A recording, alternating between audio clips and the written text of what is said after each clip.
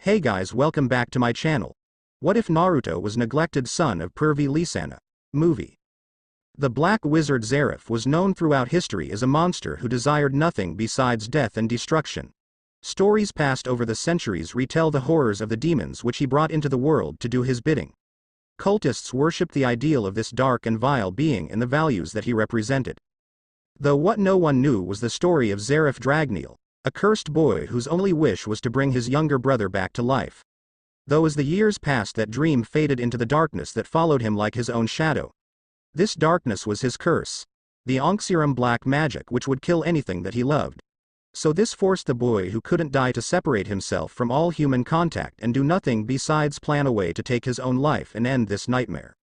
With the goal of ending his own life, he created his demons of Tartaros in the Book of End, which contained the master of Zeref's group of demons. Unfortunately, even his own creations didn't possess the power to end Zeref's life.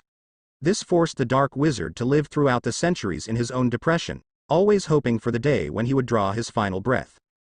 Eventually, Zeref's never-ending nightmare was brought to a momentary halt when he met a young woman named Mavis Vermilion. She was the light that brightened the darkness that shadowed him. In fact, what no one knew was that Mavis shared Zeref's curse. So in a way, Mavis and Zeref were bonded on a level beyond comprehension. This bond brought the two doomed souls together in love. They spent an entire year together away from other humans and started a life together in solitude. However, Zeref was destined for a life of misery when one night his curse overpowered Mavis's own, causing the first master of Fairy Tail to fall into a state close to death. Though Zeref believed that she was lost forever, so he returned her body back to Fairy Tail. This was when the second master of Fairy Tail, Precht, took Mavis away and sealed her away in a crystal with hopes of bringing his friend back in the future. Though as time passed, Mavis remained trapped inside the crystal, with her curse being the only thing keeping her somewhat alive. However, Mavis wasn't the only one inside the crystal, as there was a tiny spark of life within Mavis. One that was half dark and half light, a perfect balance of yin and yang. This was her unborn child and, due to Mavis's predicament, her body could only focus so much of her remaining life force to keep the child inside her womb alive. Precht, being the brilliant man he was, placed runes onto the crystal when he discovered Mavis's fate and that she was with child. His goal was to give enough power so that Mavis could stay alive and the child would be able to grow inside her like a normal pregnancy. Though instead of the usual 9 months, this method would take years, even decades, for the child to be born. Precht didn't care, he just wanted to help his friend any way he could. So with that, Fairy Tail's ultimate secret was born, and it stayed a secret until the day Precht decided to hand the title of master over. He showed Mavis to his successor Makarov Dreyar and told the man of her condition. This caused the now third guild master to do everything in his power to not only keep her a secret, but to try and save her. He tried his best to save the woman, but her condition was far beyond his understanding. Soon the years passed by and Makarov was unable to do anything for Mavis.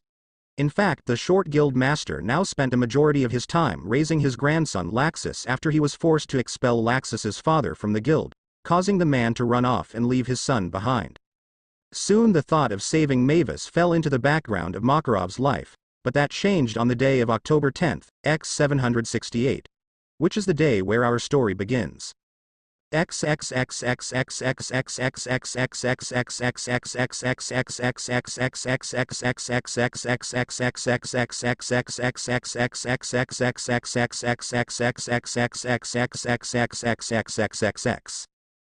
Makarov sitting alone in his office with nothing besides his work and thoughts, Makarov worked diligently on his paperwork for the guild. His thoughts, though, were constantly being shifted to his 8-year-old grandson Laxus. It has been 3 years since his father had experimented on the small child, causing Makarov to expel his son from the guild. So for the past 3 years the short master has spent most of his time raising Laxus. Currently his grandson was at their home asleep, while Makarov worked on some important paperwork regarding a few missions his mages had been on. While he worked, he thought more and more about Laxus. His grandson had been an official member of the guild for 2 years now and already showed great promise in power. This made Makarov extremely proud, and he hoped his grandson would turn out to be a wonderful man in the future. Well, that should be enough work for today. Makarov mumbled in exhaustion while moving his papers together in a neat stack. I swear that damn Guildarts is going to be the death of me. 6 more reconstruction fees from towns he's demolished. "Oh, I don't have time for this, it's getting late, I should go home and check on Laxus." Makarov jumped out of his chair and walked towards the door of his office. However, before he could grasp the doorknob he heard an unfamiliar cry. "What in the world?" The aged wizard mumbled in confusion before taking a moment to listen in closer. "That sounds like a baby crying, but that's not right. No one is at the guild besides me." Following after the sound, Makarov quickly found himself heading towards the fairy tale basement.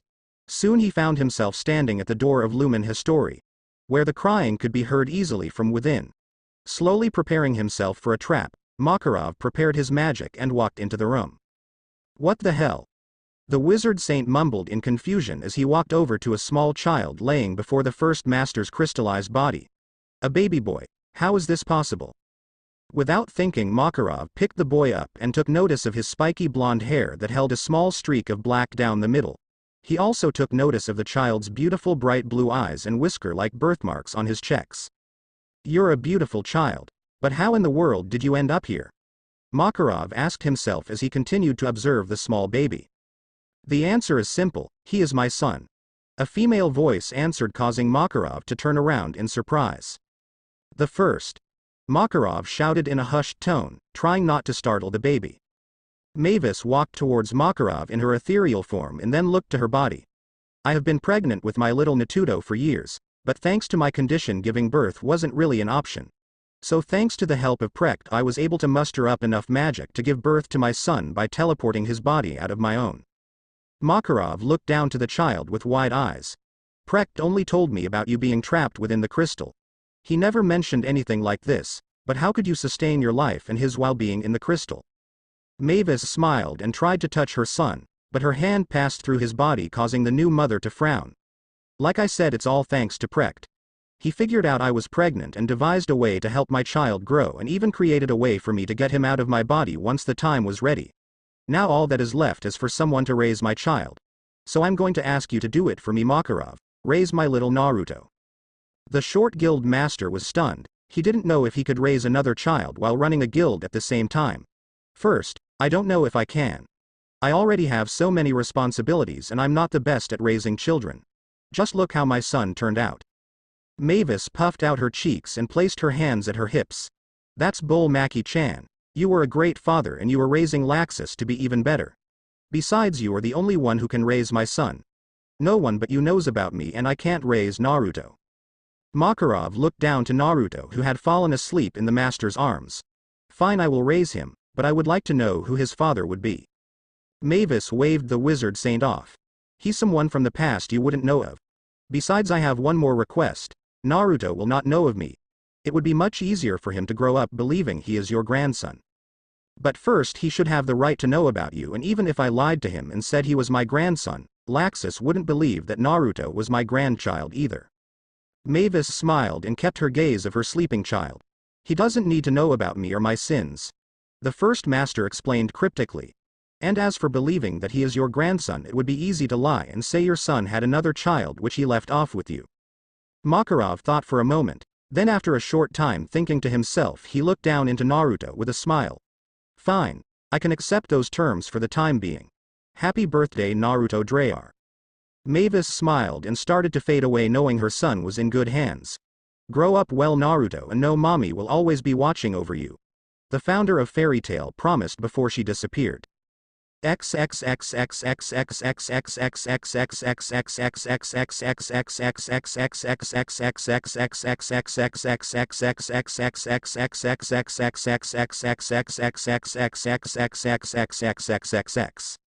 Five years later.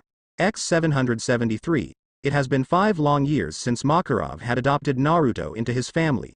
Since that time, all of the current members of the guild bought into the lie of Naruto's origin, considering leaving a child behind would seem like something Ivan would do. And since he wasn't around to deny being Naruto's father, everyone accepted Naruto as the master's grandson. After all, everyone believed that Makarov wouldn't gain anything from lying, so why would he even try to? Even Laxus, who was now 13, accepted his little brother and was not only protective over Naruto, but was the small 5-year-old's role model. The two blondes were inseparable, and this brought a change in Laxus that made Makarov beyond glad. This change started around the time Laxus took up his role as older brother. Instead of the traumatized boy angry at his father, the eldest grandchild became strong and caring. Traits that Makarov hadn't seen in Laxus since his father left, causing the aged wizard to believe having Natuto in their lives was a true blessing. Speaking of Natuto, the child was a true marvel. At 5 years old he could already speak and write perfect English. A feat that many people well beyond his age never master. He also had a very mature mindset, but for some reason never asked about his parents. Something that Makarov found off, because what child wouldn't want to know about his parents? Even if the master promised he would lie and keep Mavis's identity as Naruto's mother a secret, it was still odd.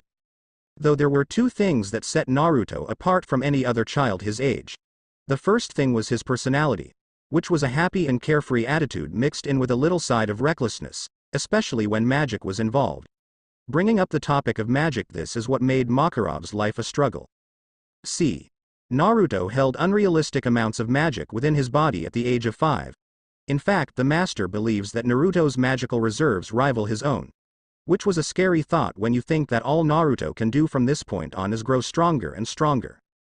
Makarov chalked up these impressive reserves as a byproduct of the first master's magical power and how she was pregnant within the Lumen history for years. Though Makarov was half right, the rest of the truth stemmed from Naruto's true father, Zeref. Though regardless of his lineage, Natuto was a true genius who was already learning magic. Currently he was learning advanced lightning magic from Laxus and has been reading dozens of books over wind, water, fire and even earth magic. He even asked one of Fairy Tail's older members Mikao Kanbolt to help him with his fire magic. Though the blonde was disappointed in the lack of wind, water and earth mages in Fairy Tail, as he really wanted to master the 5 basic elements, and having a teacher made things much easier. But not having a teacher didn't deter the small child. He trained every day he could. Already he was starting to show remarkable progress and something else as well. See, the master took notice to some odd occurrences when he would supervise Naruto during his training. Whenever Naruto would focus hard enough or show intense moments of anger and happiness, Makarov would notice the area around the blonde would undergo certain events. Sometimes Naruto would become so mad that he would unknowingly push rocks and dirt away from his body by using some unknown force. And when the blonde would mediate and focus, Makarov noticed again he would cause objects to levitate in the air. This made the master wonder if his adopted grandson has the natural ability to control gravity. This wasn't a rare occurrence, as most people are naturally attuned to learning one time of magic without much work. So the master theorized that Naruto had the ability to use some form of gravity magic. But he wasn't going to pursue this theory and help train Naruto just yet. First he was going to help the boy learn the magic that he sought after to learn in the first place. So joining Naruto and Makarov, we find the two walking down the streets of Magnolia with Laxus following close behind. You showed real progress today, Naruto-chan. I am very proud of you. Makarov revealed with a large cheeky grin. Keep up the hard work and you will be Fairy Tail's ace one day. Naruto's eyes lit up with excitement at his grandfather's compliment and started to jump up and down. Do you really think so, Gigi-chan?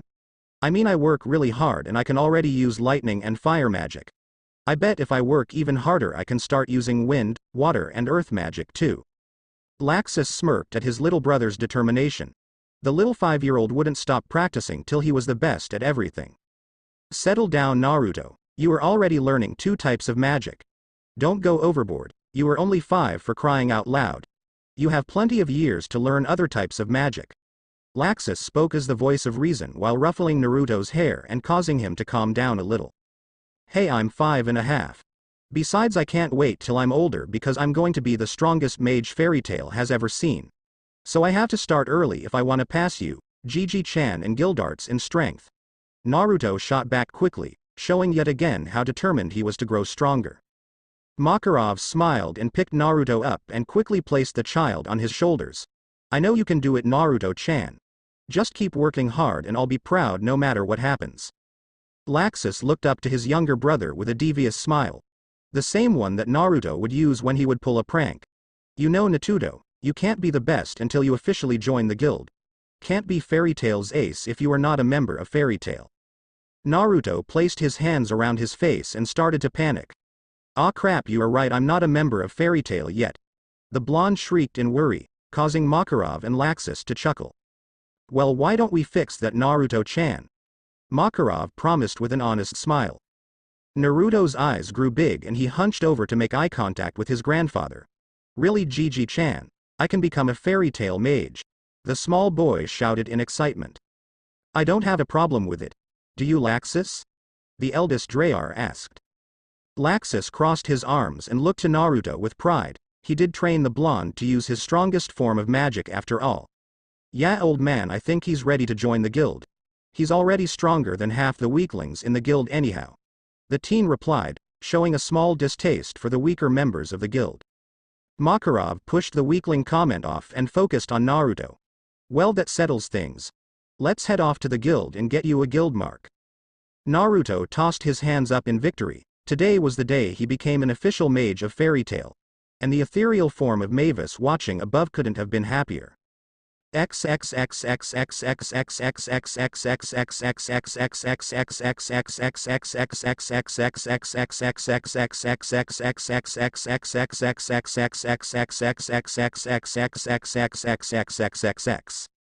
One year later.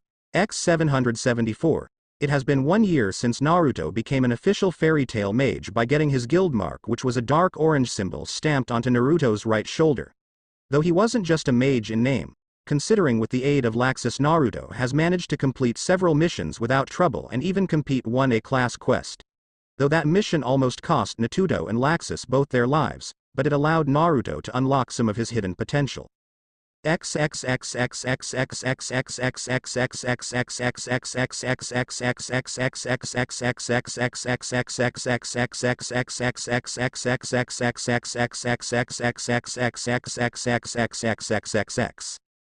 Flashback.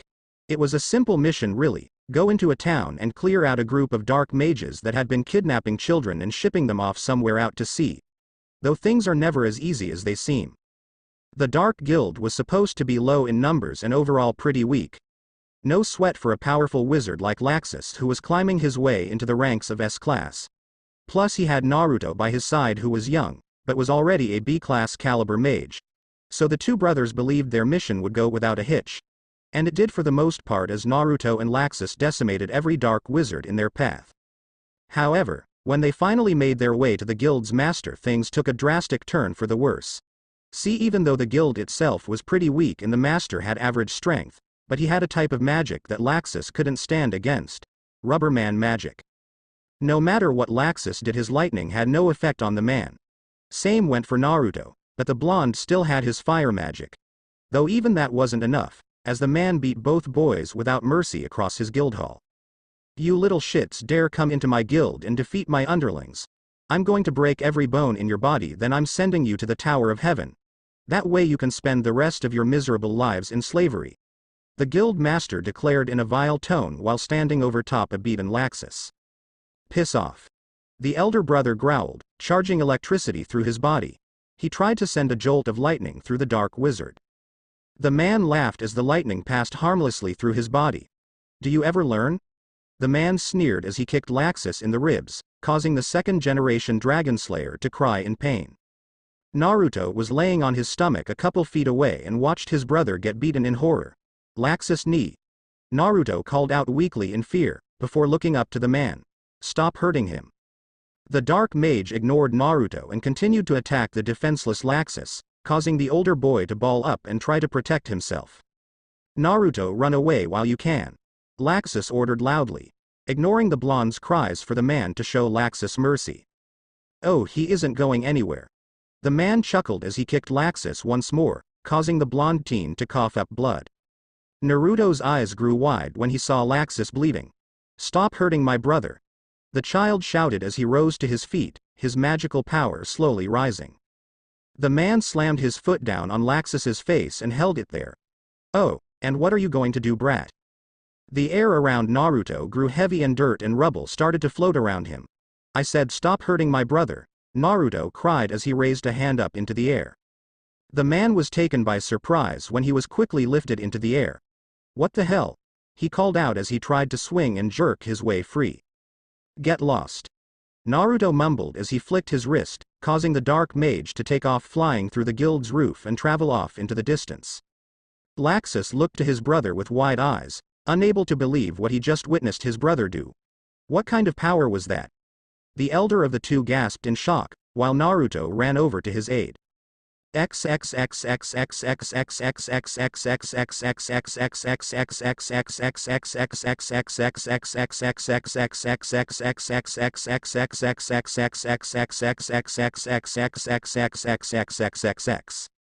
Flashback end. After that incident, Makarov refused to let his two grandchildren take another mission for an entire month. Though eventually he cracked and allowed the two to take missions again. However, Makarov learned about what Naruto did and he was rather happy about being correct about his suspension of the blonde having some kind of gravity magic. So he spent a vast majority of the time helping his grandson master his abilities. And the stuff the now 6-year-old Naruto could do with gravity magic was a little frightening.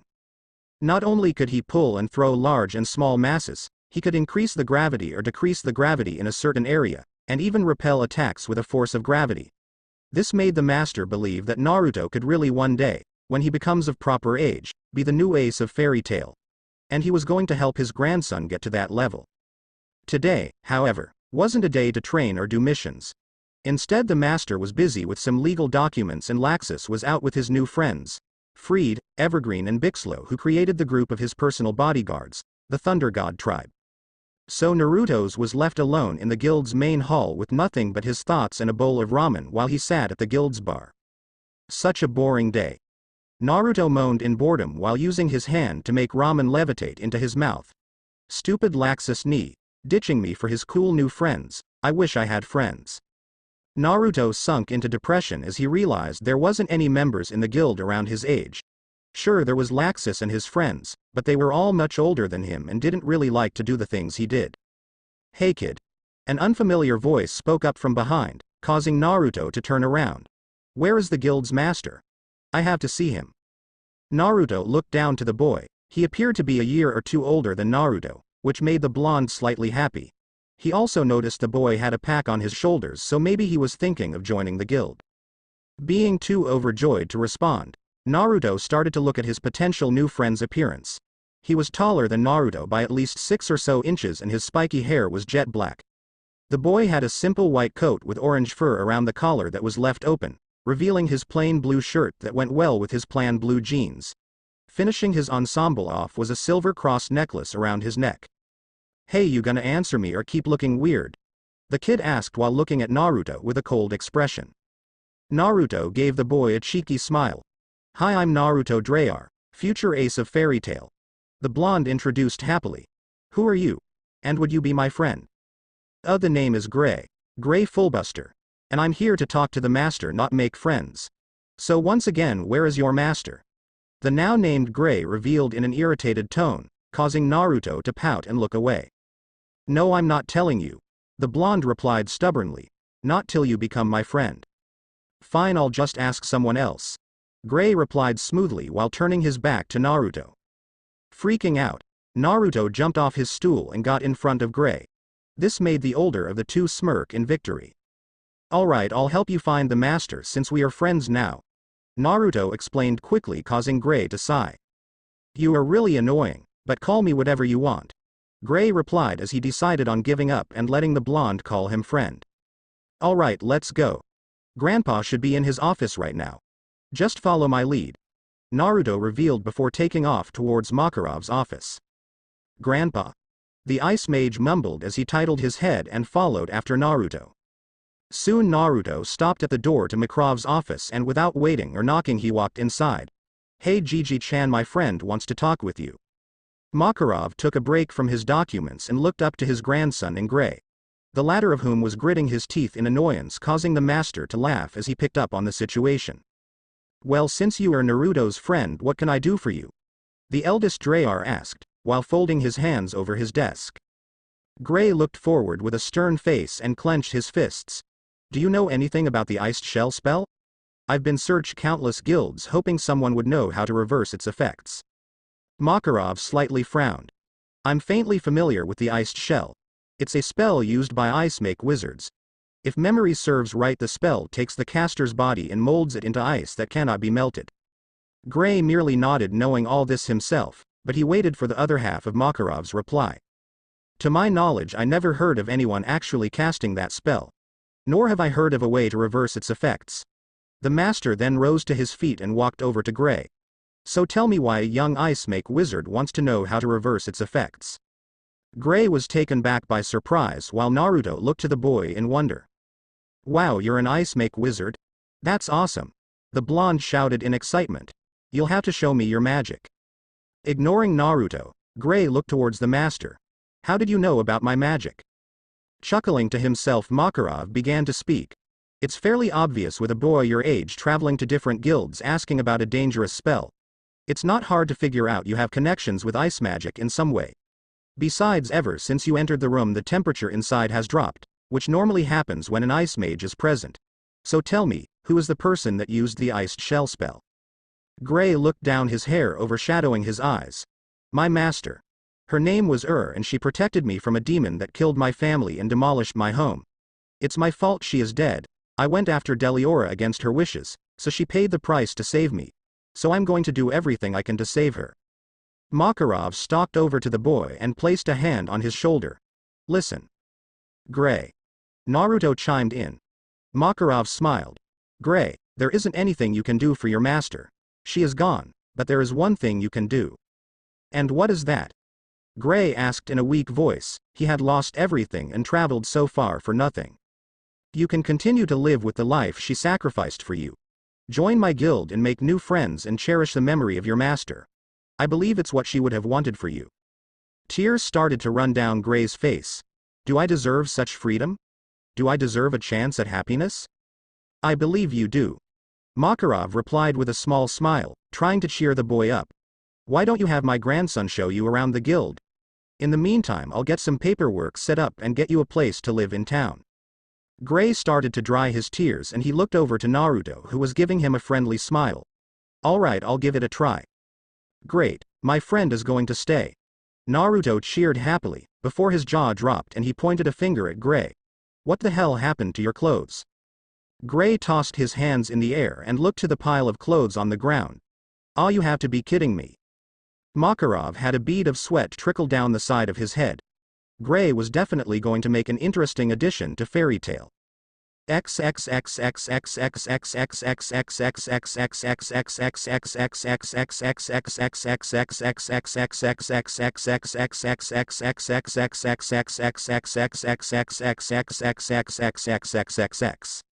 Two years later.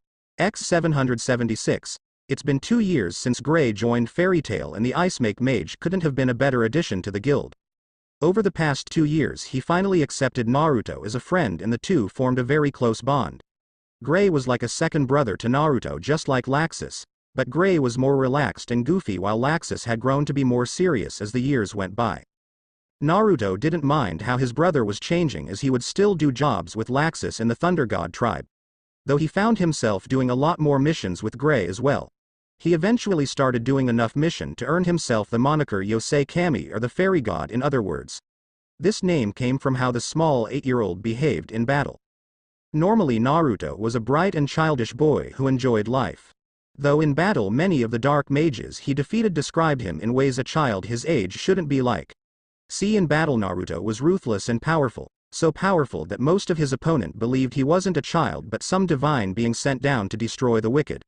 Of course this wasn't true, but his name grew quickly in fame as he was the grandson of a wizard saint.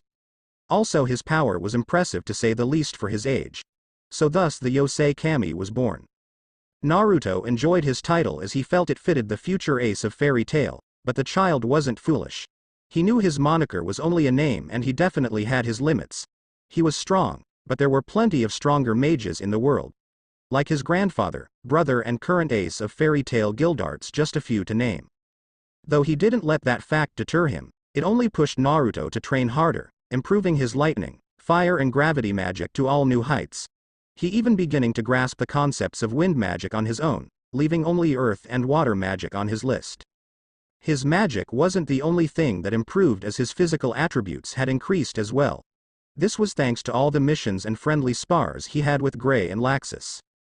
Though at the moment, Naruto was returning to the guild with Gray. They had just finished a mission which involved clearing a small band of dark mages out of a small fishing village. A mission which was a cakewalk for the two young mages. Man, Gray, that mission was a real letdown. I mean, it took us 3 days of traveling for what? A 20-minute fight where the leader started to cry like a baby. Naruto whined in annoyance while he walked by Gray's side. Laxus gets all the good missions since he is S-class. Gray remained calm as always and placed his hands into his pockets. Yeah, I'll give it to you, Whiskers. This was a waste of time. Maybe the master will let us take the S-class exams soon. I know I'm up for a new challenge. Beating on weak dark mages is getting old. Naruto deflated at his 10-year-old friend's remark. Yeah, I know. It's like they want us to kick their asses or something. It's just gotten too easy, but I doubt Gigi-chan would let us take the exams. Laxus is 16 and he became S-class a year ago. I'm only 8, so there is no way he will allow me to take them. And I would bet that places you in the same boat as me. Gray gritted his teeth as he saw the approaching guild in the distance. Shit, that could mean it would be at least 5 years before I could move up. Maybe even longer than that. After all, the exams aren't held every year. Naruto interjected, causing the mage to slump over. You have a good point. Naruto held a finger up. Also, even if one is held and you are chosen as a candidate, who is to say you won't get beat out by someone else? Gray shot a glare towards Naruto. Now you are just bumming me out, jerk. Naruto laughed as he placed his hands on the guild's doors. Hey, I'm only making valid points here. Yeah, well, the only people in the guild who could have a shot against me is you and your brother's little groupies. The Ice Wizard replied as he and Naruto walked into the guild. As they walked, they noticed Makarok talking to a girl with scarlet-colored hair and an eye patch. She was dressed in worn-out dirty clothes, causing Naruto to take instant notice of her. Hey Gigi-chan, who is that you're talking to? The Yosei Kami asked, while Gray followed up behind, already stripped down to his boxers. Yeah, master, who is she? The Ice Wizard asked. Naruto sighed without even looking at his friend. Gray, your clothes. The blonde pointed out, showing he was accustomed to this happening. Aw, damn it, not again. The black-haired stripper yelled in embarrassment. The unfamiliar girl brought a hand to her lips and couldn't help but smile and let a small laugh pass through, causing Makarov to smile wide. This was as much emotion as the girl has shown in the past hour. Naruto, Gray. This young lady is Erza Scarlet. She is a friend of an old buddy of mine. Rob. She has come to Fairy Tail to become an official Fairy Tail mage. And Erza, I'd like you to meet my grandson Naruto Drayar and his friend Gray Fullbuster. Gray tossed his hand in the air and muttered a yo. Naruto, on the other hand, acted a little different. He ran up to the girl at surprising speeds and held a hand out. Hi Erza, it's nice to meet you. Since we already know each other's names, let me show you around the guild. After all, we are friends now. The blonde offered nicely, while not giving her a say on the ladder. Friends? We just met. Erza mumbled weakly, showing she was still traumatized by something. Gray slipped by Erza and whispered into her ear, causing the girl to go on edge by his closeness. Something that Naruto and Makarov both picked up on. Just be his friend. Trust me, he's a persistent little guy. But a good friend when you get to know him. Naruto grabbed Erza by the arm and started to drag her off. Come on Erza, we have places to be. Naruto shouted happily as he walked off, leaving the master and Gray behind. Erza removed her arm from Naruto and retreated back. I'm perfectly capable of walking on my own. The one-eyed girl replied before continuing to walk. Naruto shrugged his shoulders and started to point different areas out. There is the bar where you can get food and drinks, like ramen and strawberry cake. Erza looked over to the side and titled her head. Strawberry cake? The girl murmured in confusion. She never had anything like that before, thanks to the old life she lived. Yeah, it's pretty good, but nothing beats ramen. Naruto explained happily before pointing over to where Nab was standing. That's the mission request board where you can take a job for money. And that bastard over there is Nab, he never does a single job. Hurry up and decided on something already, Nab. The blonde called the last part out towards Nab. Turning around, Nab waved the blonde off. I'm coming close to finding one. Naruto mumbled a yeah right, and continued his tour. Above you is the second floor, which is reserved for S-class mages only. So don't even think about going up there unless you have passed the S-class exams. Erza nodded in understatement. And now for my favorite part. Naruto chuckled mysteriously as he took off towards the guild's back door, walking outside and running towards a small river bank. They arrived at just the right time to see the sunset. What is this? Erza asked as she walked up from behind. Naruto took a seat by the water and smiled. This is where I come to train and clear my head. So I figured this would be a great place to end the tour. And an even better place to find out what pain is within your heart. Ezra's lone eye grew wide. What are you talking about? The girl asked in a weak voice. Naruto patted his hand against the ground. Take a seat and I'll tell you. Erza hesitated for a moment, but eventually did as she was asked. I might be young, but I can easily tell something is wrong. You act all depressed and alone, while your trust for others isn't the best. I mean you about attacked Gray when he got too close. So tell me Erza, what happened to you? Erza looked away. I can't, Erza-san, you need to open up to someone. Naruto shot back quickly, causing Erza to look towards him and take a deep breath. I was a slave. She began weakly, as she started to zone out and remember all her pain and hardship. I've never had anyone to call a friend or family until I met my fellow slaves, who experienced the same hardship as me. Though during a rebellion one of my friends changed, he turned, I just don't know. Naruto looked over to Erza and noticed her tears. Shush Erza, you don't have to say anymore. We can talk about this in time when you are ready. The small child explained while moving a hand to brush her tears. Though as his hand passed Erza's eye patch it began to glow a luminescent green. Then before Naruto or Erza could even make a proper response, the green aura flew onto Erza's eye patch, before quickly disappearing. What in the world? Naruto mumbled in shock as he jerked his hand back to inspect. Erza on the other hand slowly brought her hands trembling to her eye patch. Then as she removed the patch, she gasped in surprise. You healed my eye. I can see again. Erza revealed before barreling into Naruto and giving him a hug. Thank you. Then as she backed away Naruto saw her healed eye flash red, before shifting to its normal color. Naruto was still too surprised to even think of a response. He didn't know any type of healing magic. Epically one that could restore a fully damaged eye. All the blonde knew was that he needed to speak with his grandfather immediately. Excuse me Erza, I have to go find my grandfather. Naruto explained as he rose to his feet. Please keep what happened to your eye a secret for now. He added in before running off, leaving a confused Erza behind. Well, this is an interesting twist. Mavis mumbled to herself, as she was watching her son the entire time. What other surprises does my son hold within himself?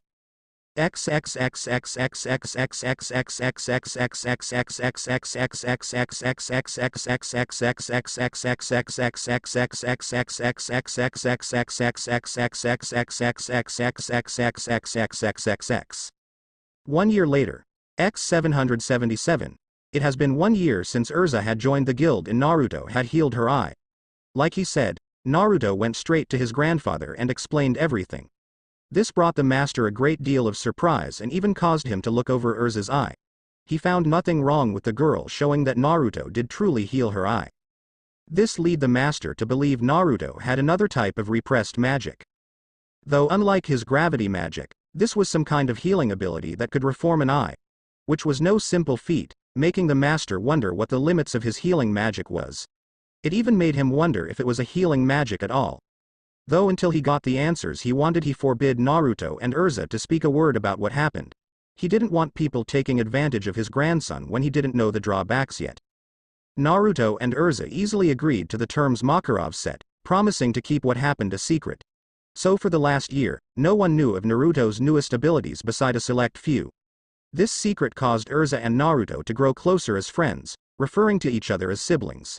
This relationship grew even further when Erza revealed her full past to Naruto and Naruto only, causing the blonde to swear that he would always protect his older sister.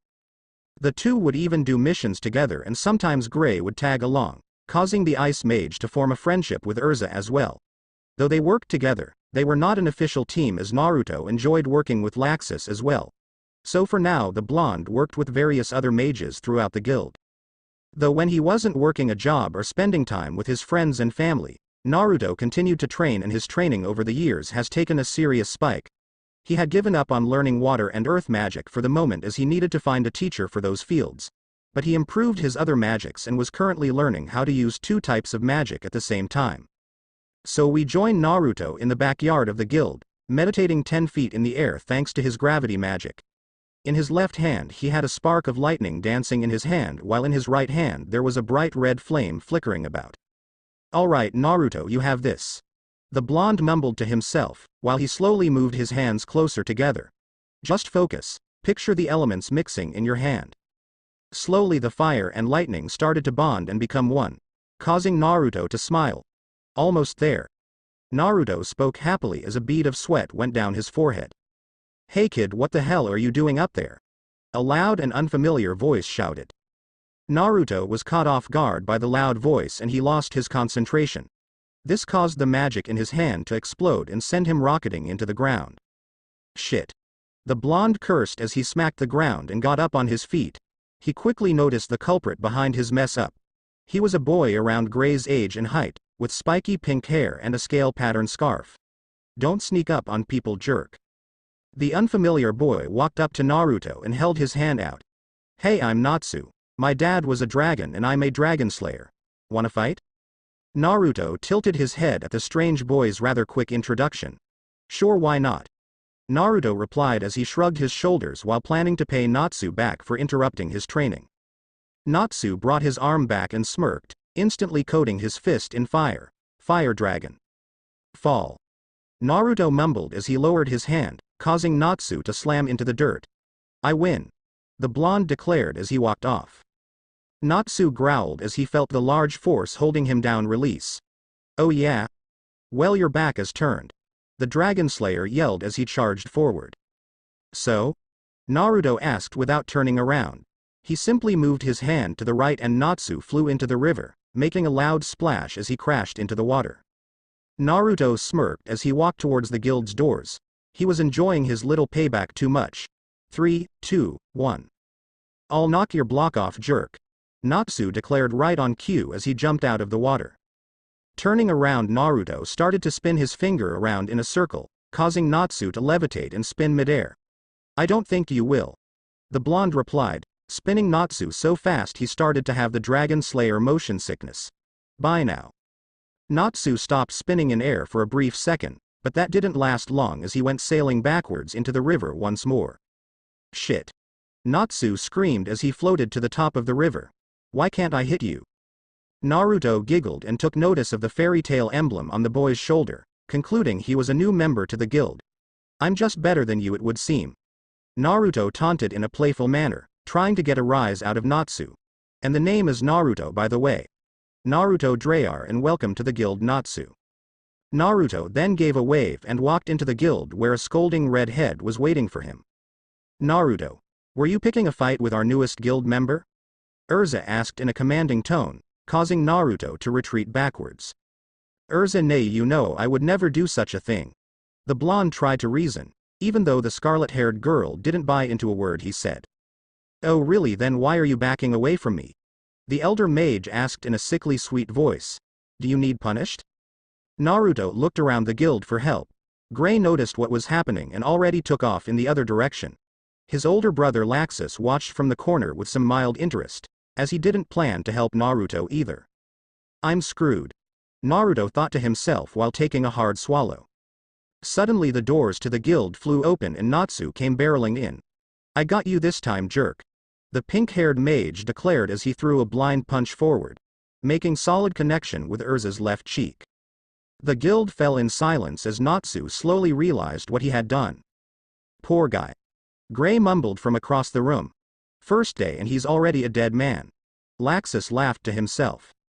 "Well, looks like I'm off the hook. Thanks, Natsu," Naruto mumbled in a low voice while sneaking away. Natsu slowly moved his fist back and gulped. "Sorry." "Oh, you will be." Erza growled with fire in her eyes as she dragged Natsu off by his scarf. "I'm going to teach you some manners." "Someone help me," Natsu cried out, but everyone looked the other way as hell had no fury like a pissed Erza Scarlet. A fact Natsu was about to experience firsthand. "Hee hee, you'll fit in just fine here, Natsu," Naruto mumbled to himself as he watched the boy be dragged off in horror. "That is if Erza doesn't kill you first."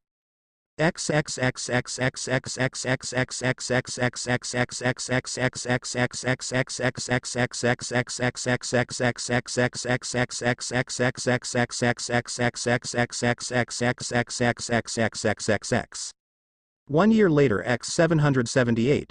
It has been a whole year since Naruto and Natsu had first met.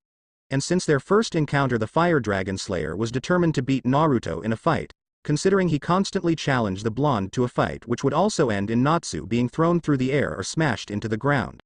Well, that is what would normally happen if Erza didn't intervene before most of their fights could start. She was the buzzkill of the guild and always tried to enforce people to behave better, doing so in a way that struck fear in every single guild member. Well, besides Laxus. But he just really didn't give a shit about most things unless it involved his brother or the guild's reputation. Though back to Erza, she kept Natsu, Gray and Naruto under a close watch and would punish any of the three boys if she saw them fighting. This caused them to act rather nervous and too friendly around her, even though Naruto could easily dispatch Erza by holding her in the air with his gravity magic. He was too afraid of his surrogate sister to do anything like that. Regardless that Naruto and Natsu had their fair share of scuffles, as did Gray, deep down the three were best friends and grew extremely close over the past year. Though Gray and Natsu were too prideful to admit their friendship. At times Naruto would refer to Gray and Natsu as older brothers, and then other times he would call them annoying bastards. Truly they had an interesting relationship, but the three of them never once took a job together. This mainly due to Natsu and Gray's pride once again, as they didn't want to say they needed one another's help. And speaking of jobs, currently the guild's favorite blonde-haired 10-year-old was busy traveling down a long dirt road with one of his favorite people, his older brother Laxus, who he hasn't done a job with in months. So Laxus are you excited for this mission? Naruto asked with a large smile, looking up to his older brother. Laxus, who was well within his teens and established as a powerful S-class mage, shrugged his brother off. This mission seems pretty boring to me. Not like the usual mission I'm accustomed to. Naruto deflated. This is why they haven't done any missions together recently, as all the missions Naruto can do, Laxus views as weak and a waste of his time. So Naruto had to practically beg for his brother to go on an A-class quest with him. Come on Laxus, we are hunting down a demon. Doesn't that sound exciting? Naruto asked again, trying to make his older brother enjoy the mission a little more. If this demon was anything special, we would be the ones being hunted, not the demon, so I feel like you should have had this one on your own. You are not weak like the rest of the guild, you are a Drayar. Laxus replied in a disappointed tone. Naruto ignored the comment about weak members of the guild and frowned. It's not that I need your help. I just want to spend some time with my big brother. You are always too busy to train with me or do a job with me like when we were younger. Laxus looked down to his brother and sighed. No matter what kind of front he put up trying to act as if he didn't care or he was too good, he truly cared for Naruto, as he was Laxus's only weakness. Well, that and transportation. Hey, don't be so down, Whiskers. Laxus spoke with a small smile while ruffling Naruto's hair. You and me have a demon to catch. Naruto smiled and looked up. His brother always came through for him in some way. The blonde wished that other members of the guild would see the mage like Naruto did. And maybe Laxus would see the guild the way Naruto sees it. But for now, Naruto was going to enjoy his time with his brother. Yeah, we do need Chan. Naruto walked cautiously behind Laxus, constantly checking their surrounding for anything suspicious. The elder brother on the other hand snorted and looked over his shoulder. Why are you so on edge, Naruto? We haven't even made it to the village or met with the client, the lightning mage pointed out. Naruto continued to check his surroundings while he and Laxus descended down a hillside towards the town. According to the job request, the demon is somewhere in the outskirts of the village. I'm just trying to observe our surroundings and see if I notice anything that is off. What is that supposed to mean, Naruto? It's a straightforward mission. We go in, get the demon's location from the client and then kill said demon. Which ends with us getting paid the reward. Naruto walked to his brother's side and placed a hand to his chin. Still, the closer we get to the village, the more my gut is telling me something is off. It's like the time me and Gray took a mission that was a trap set by a dark guild. Sure, they were no threat to me and Gray, but you can never be too safe. The younger brother explained honestly. So you think this mission is a trap? Laxus asked in a bored tone, as he really didn't care if it was, since he was a little overconfident in his own abilities.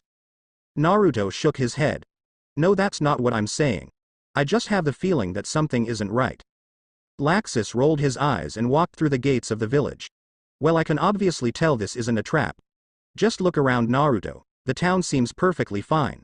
There are shops booming with business and look over there. A playground with kids happily playing about. Don't you want to help keep this peace? That's the thing, Laxus nee, everyone is too happy. Naruto replied, causing the older mage to groan. Just listen to yourself, Naruto. Everyone is too happy. Face it, you are just being paranoid. The eldest Draar sibling accused as he took the lead once again and walked off. Naruto frowned, his gut was never wrong. And add the fact that the town looked untouched and perfect only increased the blonde's suspicion that something wasn't right. Regardless, he followed his brother into town and was occasionally greeted with a friendly hello by townsfolk passing by. Soon the two Draar siblings found themselves at the town hall where the mayor who set the job request up was located. Laxus looked over his shoulder to Naruto and noticed his brother was still scanning the area. Listen, Whiskers, I'll do all the talking, you just hang back and follow my directions. Laxus ordered in a stern voice, causing Naruto to pout and cross his arms. Is that a problem? Why do you get to be in charge? It's my mission. Naruto grumbled in an annoyed tone. Laxus pushed Naruto's head back with a poke to the forehead. Because I'm the older brother, so what I say goes. He explained before walking into the front door of the town hall. Naruto mumbled something about an annoying older brother under his breath before following Laxus inside. As they arrived in the interior, they were greeted by a friendly woman seated behind a small reception desk. Greetings. Do you two have any business with the mayor? The woman asked in a sweet voice. Laxus stepped forward and held out the job request. We are mages from Fairy Tail. We are here in regards to the mission of eliminating a demon. The lightning mage explained before rolling the job request up. So would you show us into the mayor's office? The woman gave the two a warm smile. That's wonderful news. She cheered happily before looking down to Naruto. Oh my, you look awful young to be fighting a demon, young man. Naruto's eyebrow twitched. He was plenty capable of protecting himself regardless of his size and age. Hey, trust me, this kid is fine. He's my little brother after all. Laxus said proudly while crossing his arms and giving Naruto an approving smile. But we are wasting time talking about trivial things. Where is the mayor's office? Just head down the hall and it should be the fourth door on the right. The woman instructed before giving a bow of respect. And thank you for helping our town. Laxus nodded and walked off, making a gesture for Naruto to follow. The small blonde followed after his older brother and quickly made their way to the office doors. Wasting no time, Laxus knocked on the doors to the office. Hello, we are mages from Fairy Tail. We are here to fix your demon problem. The S-class mage spoke through the door. Ah, excellent, please come in. The door is unlocked. The elderly voice of the mayor replied. Laxus placed his hand onto the doorknob and walked into the office with Naruto lagging shortly behind. As the duo entered the room, Naruto was reminded of his grandfather's office back at the guild, since the mayor's office was rather plain, but had seats for guests and a large desk where the mayor would sit and do his duties. Speaking of the mayor, he was a fairly old gentleman, with large circular glasses, no hair and an all-black suit. Honestly, Naruto wasn't too impressed with the man so far. So you are the ones that accepted our job request. Well, you look capable, but, the man took a pause and looked over to Naruto. Could a child his age deal with a demon? Yup. Naruto already decided he hated the man. Don't worry about my brother's ability. He is young, but he is already one of Fairy Tail's most promising wizards. Though I've done enough talking about my brother. Tell me about this demon we are here to eliminate. Laxus demanded in a firm tone. The mayor nodded. Well, it's a straightforward explanation. A mile northwest of the town, you will find a small cottage. The demon uses that as its home. Also, I should warn you, this demon will try to take the form of a young girl and try to trick you. Don't buy into its lies, it must be eliminated. Laxus placed his hands in his pockets and walked towards the door. He had all the information that he needed. Alright, we should be back in an hour or two. Have our reward waiting for us. The lightning mage instructed before leaving the office, leaving Naruto temporarily alone with the mayor. Need anything, my boy? Or are you afraid to go after the big bad demon? The mayor asked, talking down to Naruto, who merely narrowed his eyes. Part of him didn't trust what the man said. Hurry up, Naruto, Laxus shouted from the hallway. Naruto gave the mayor one final look before leaving the office, quickly making his way over to his brother. Sorry Laxus ni I was deep in thought. The gravity mage explained while taking his place by his brother's side. Whatever Naruto. Let's just kill this demon so we can get paid and be done. Laxus replied impatiently, already walking off. Not leaving Naruto any time to voice his concerns with the mission. Instead the blonde just slumped slightly forward and sighed. Yeah let's go Ni-chan. The blonde mumbled unenthusiastically.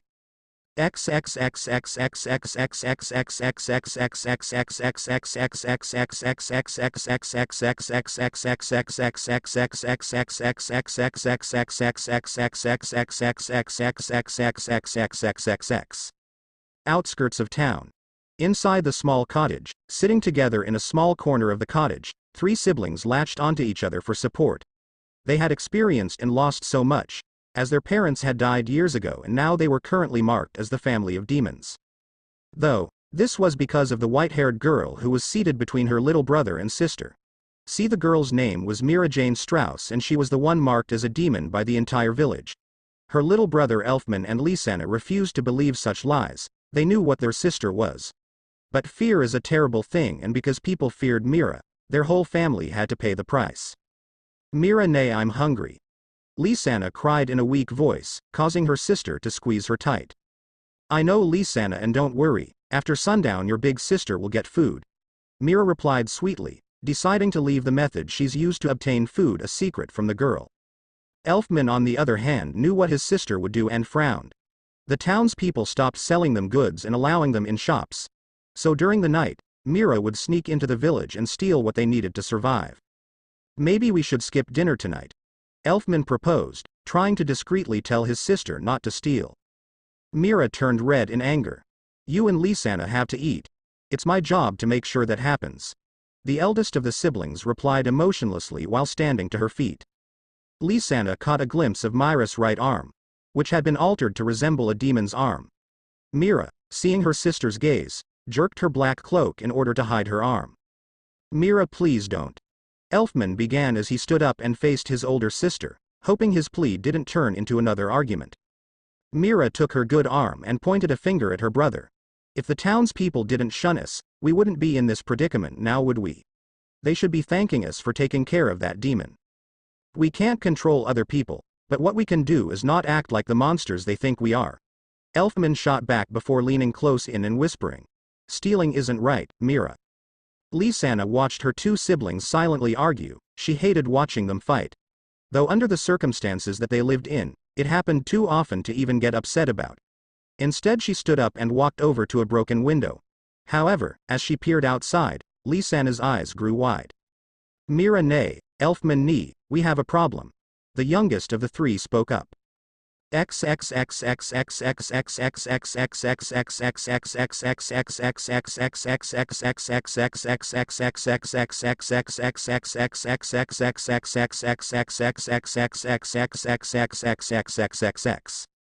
Outside the cottage. I don't like this. Naruto admitted honestly as he looked over to the house.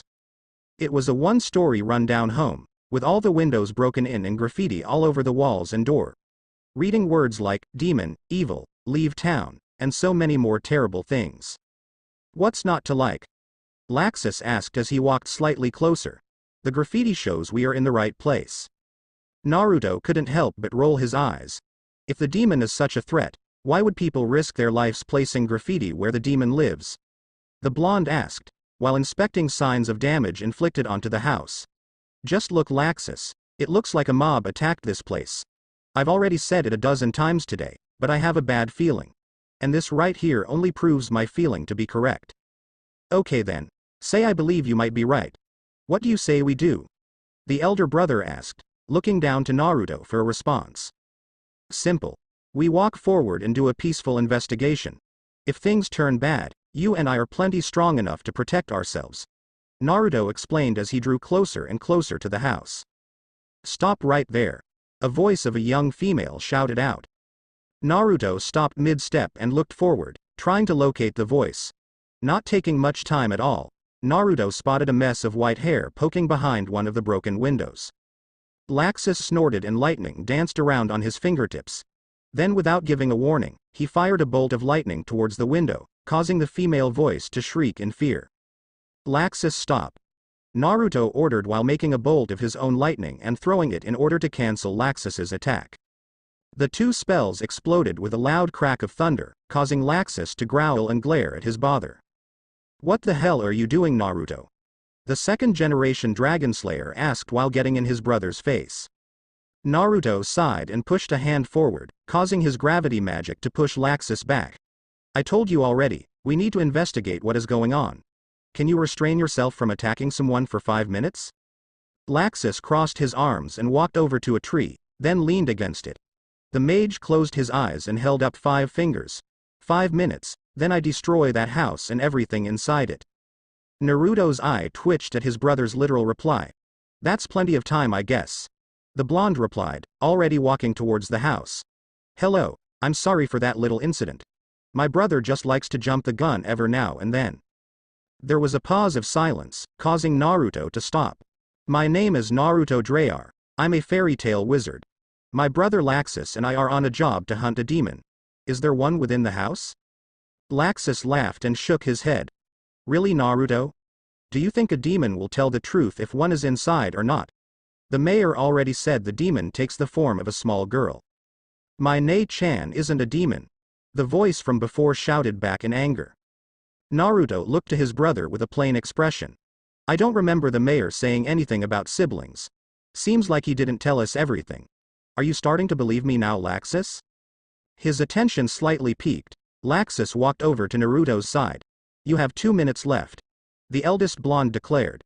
Everyone within that house come out now, or I will make you. Naruto looked at Laxus with disappointment. His brother wasn't helping at all. Laxus. Will you leave me and my family alone? An older female voice shouted, as a white-haired girl wearing a black cloak walked out of the cottage. She seemed to be around Erza's age and had the same lifeless eyes that the scarlet-haired girl had when Naruto first met her. Why do the townspeople want us to come here to hunt a demon? Naruto asked, trying to figure the situation out. Who are you? My name is Mirajane and there is no demon here, so leave. Mirajane replied with venom in her voice. Suddenly a small wind blew by, opening Mira's cloak and revealing her arm, causing her to freak out and quickly hide her arm. Seeing this, Laxus instantly charged lightning in his hands, causing Mira to retreat in fear. So you are a demon. The eldest Draar sibling growled. Well, in that case you're going to die. No. A voice of a boy and the girl from before shouted. Before two child ran out of the house and stood in front of Mira. Leave our sister alone. Mira's eyes grew wide when she saw her siblings in danger. Elfman, Lisanna, what are you two doing? Get out of here, it's dangerous. We are not leaving you alone, Mira. Lisanna replied, glaring at Laxus and Naruto, though she was too afraid to move any further. None of her family knew magic, unlike the two standing before her. Yeah, big sis, the three of us have to stick together no matter what. Elfman explained, as he was slightly shaking in fear, just like both his sisters were. Naruto walked forward and held his hands out. Will everyone just chill the hell out? Laxus, she is not a demon, her arm is just an incomplete takeover. And you three, we are not going to hurt anyone. The youngest of all the people present spoke up, showing his superior intelligence and his maturity when handling such a situation. Laxus lowered his hand and turned around. That stupid mayor. The eldest sibling growled in anger the moment her realized Naruto was right. He wasted both our time. He's going to pay for that. Suddenly Laxus disappeared in a bolt of lightning, leaving the four children behind. Naruto looked off towards the town and chuckled. Don't worry about him. When Laxus Nee gets pissed off, it's best to let him blow off some steam. None of the siblings said a word. Instead they stayed still and looked fearful at Naruto, who was smiling wide while bolts of lightning were firing down onto the ground near the town behind him. You said something about an incomplete takeover. The girl known as Lisanna spoke up, earning Naruto's attention. What does that mean for my sister? Well, did your sister seem to absorb any animal, monster, or even possibly a demon? Naruto asked while taking a seat on the ground. The three children looked between each other and nodded. Yeah, I think she did. A demon tried to attack the village a few months ago, but we ran into it on accident. Mira jumped in the way to protect us and the demon disappeared into her body. Elfman replied, explaining the situation for Naruto. Yeah. And ever since then Mirane's arm has looked all weird and demon-like. Lisanna added in, causing Naruto to nod. Yup, that's an incomplete takeover, but unfortunately I don't know how to help you. Though my grandfather is really smart, he is Fairy Tail's guild master. If anyone could help you fix your arm it would be him. Naruto pointed out while giving the siblings a wide smile. So why don't you come back to the guild with me and my brother? Even if you don't want to join the guild, wouldn't you want to be normal again? Mira looked to her demon arm, then to her siblings. What do you guys think? I don't think it's up for debate. We can't pass up a chance like this, Lisanna reasoned. Yeah, and besides there isn't anything left for us here. We could all join Fairy Tail and start a new life for ourselves. Elfman spoke happily, as the prospect of getting out of their current situation was too good to pass up. Mira nodded and brought her siblings into a hug. All right, we shall go together, as a family. The eldest sibling mumbled happily, causing Naruto to smile. All right then. Why don't I help you guys get everything packed? Magnolia is quite a trip away. Naruto explained as he walked over to his three new friends.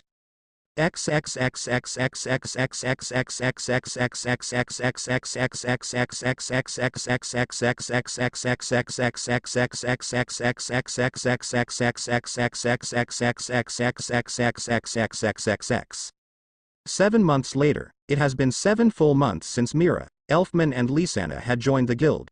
And the three siblings were a perfect fit for the guild. Over the first couple weeks of their time at the guild, Makarov helped Mira master her demon form and even showed Lisanna and Elfman how to do their own takeover. Once Mira became able to control her magic she was a lot more social. Though this wasn't the best thing as she would typically butt heads with Erza, causing the two to fight. Elfman would always try to calm his sister down, but he had very little success calming his sister down once she got started. He was too bashful and reserved to have the guts to tell his sister when she was out of line. Then finally there was Lisanna, who over the last 2 months became Naruto's best friend. She owed a lot to the blonde for what he did for her family, and she chose to repay him by being the best friend she could be. This was a friendship that slowly turned into something else for Naruto. See, even though Lisanna was his best friend and they spent all their time together, Naruto slowly found himself having feelings for the older girl. This growing to a point to where his older brother Laxus had taken a notice, but no one else did as no one truly knew Naruto like his brother did. Though Naruto never said anything because he knew his feelings were not returned the same way, he just hoped in time something might change. So that is where we join in on Naruto, as he is currently enjoying his favorite dish ramen while Lisanna sat beside him and observed him eat away. You know that stuff is bad for you, Lisanna warned, but the blonde didn't seem to care. It has too much salt. Naruto placed a mouthful of noodles in his mouth and waved the girl off. Then by swallowing he smiled. Well, if it kills me, I'll die a happy man. Lisanna rolled her eyes. Idiot, don't say stuff like that. I'd be lost without you, you're my best friend. Naruto looked to the side and stirred his noodles. He really needed to find a way to get Lisanna to understand his feelings. Yeah, sorry. I'd be lost without you as well. You are very precious to me, Lisanna. The gravity mage replied, turning back to the girl with a soft smile. Though when he looked towards her, he instantly frowned. Her attention had been moved over to Mira and Erza, both of whom had started another one of their little scuffles. I better stop Mira before it's too late. Lisanna began before taking a deep sigh, for the 4th time this week. Naruto watched as the girl hopped off the bar stool and walked off, leaving Naruto alone with nothing besides his ramen and thoughts. Why do I keep thinking things are going to change between us? Sure, we are best friends, but I think that is all we will ever be. Naruto thought to himself as he sunk into a depression. Hey, would you mind if I sit here? A female voice asked, breaking Naruto from his daze. Looking to his left, he saw a girl around Gray's age with long brown hair and a yellow dress. She was holding a small glass of juice and she standing beside the seat where Lisanna was moments ago. Naruto motioned for her to sit and nodded. Knock yourself out, the blonde replied, while placing his attention back to his ramen. The girl took Lisanna's old seat and looked to Naruto. I've only been here for a week and I thought it's time I introduced myself to someone. So hi, my name is Kana Alberona. Naruto raised an eyebrow. Didn't know we had a new guild member. The blonde commented back. The name is Naruto, by the way, Naruto Drayar. Kana nodded and shot a sideways glance towards Lisanna. You're always so preoccupied with your little friend over there. I'm not all too surprised that you were unaware of my presence. Naruto looked away as her words held a lot of truth. He had been spending a lot of his time with Lisanna and maybe it was time to give the girl some space. Guess she doesn't see how into her you are. Kana added in, causing Naruto to nearly slip out of his seat in surprise. Slowly recovering from his surprise, Naruto looked over to Kana. Did Laxus tell you? The blonde thought with a small amount of anger. The older brother would always threaten to tell people about his crush, but he never thought Laxus would do so. No, I don't even know who this Laxus is. I've just observed a few people inside the guild. And I've noticed the way you look at her, it's a look that she doesn't return. Kana explained, causing Naruto to deflate in depression. Hey, don't get so down in the dumps on me. I came over here to have a nice conversation. Naruto nodded. Sorry about that, but I'm curious, Kana. What brings you to Fairy Tail out of all the guilds in Fury? This time it was Kana that turned slightly depressed. I've been looking for someone, she admitted. Naruto waited in silence for a moment, but she never elaborated further. This caused the boy to tilt his head. Who are you looking for, Kana? Kana gazed down to the liquid in her glass. Someone that doesn't know I exist, she replied cryptically, before turning towards him. Listen, I really don't want to talk about it. So could we change the subject? Maybe talk about our magics or something. Naruto nodded, but made a mental reminder to remember this conversation. He wanted to help every member of the guild and Kana just made his list. Well, I know lightning, fire and wind magic, but my main magic is my gravity magic. Then there is Naruto took a pause and rubbed the back of his head. Sorry, can't talk about that one, Gigi-chan's orders. Kana looked at the younger child with surprise. Wow, I just started learning card magic and you already have over 4 types of magic. The girl replied in an unbelieving voice. Naruto gave the girl a cheeky smile. Yeah, I'm trying to learn more, but Gigi-chan and I think it's best I hold off on learning more magic. I mean, I'm only 10 and people already call me the Yosei Kami. Kana's mind was going in overdrive.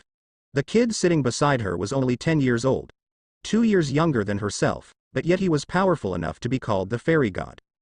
You must be very powerful. Kana commented, trying to hide her surprise. Though you've mentioned your Gigi-chan. Who is that? Naruto smiled and noticed a small elderly man walking across the guild. Hey grandpa. The boy shouted out as he waved to the short guild master, causing Kana's jaw to drop. Hey Naruto. Glad to see you're making new friends. Makarov called back as he went on his way. Kana snapped her head over to the giggling blonde and pointed a finger at the retreating Makarov.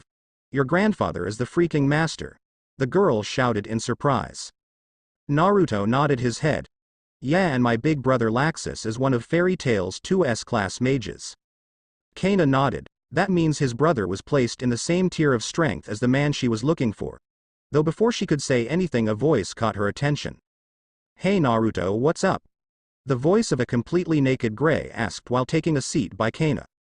Naruto sighed. Kana, this is Gray Fullbuster, and Gray, this is Kana Alberona. And while I'm at it, Gray, Naruto stopped and shook his head. He didn't have the patience to tell him this time. Nice to meet you, Kana. Gray spoke coolly before looking to Naruto. What is it, Whiskers? Your clothes are gone. Kana yelled before Naruto could even say a thing. Aw shit. Gray yelled loudly while finally noticing his situation. Naruto held his hands out and used his gravity magic to grab Gray's clothes from across the guild. Then at blinding speeds he threw them in the mage's face, causing him to fall and crash on the floor. Don't go streaking around girls, you pervert. Naruto scolded, showing a little bit of Erza coming out of him. Speaking of the armor-clad girl, she walked beside her favorite blonde and ruffled his hair.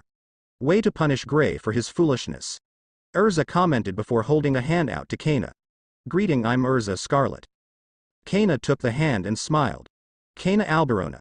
She introduced with a slight hint of nervousness. She wasn't expecting to talk to so many new people yet.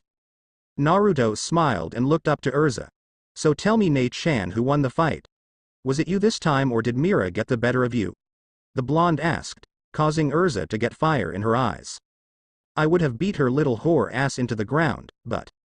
Nate-chan, calm down. Naruto laughed calmly, knowing his surrogate sister's rivalry wasn't a pleasant one at times. Kana just blinked at Erza's shift of mood and noted to herself, Never piss Erza off.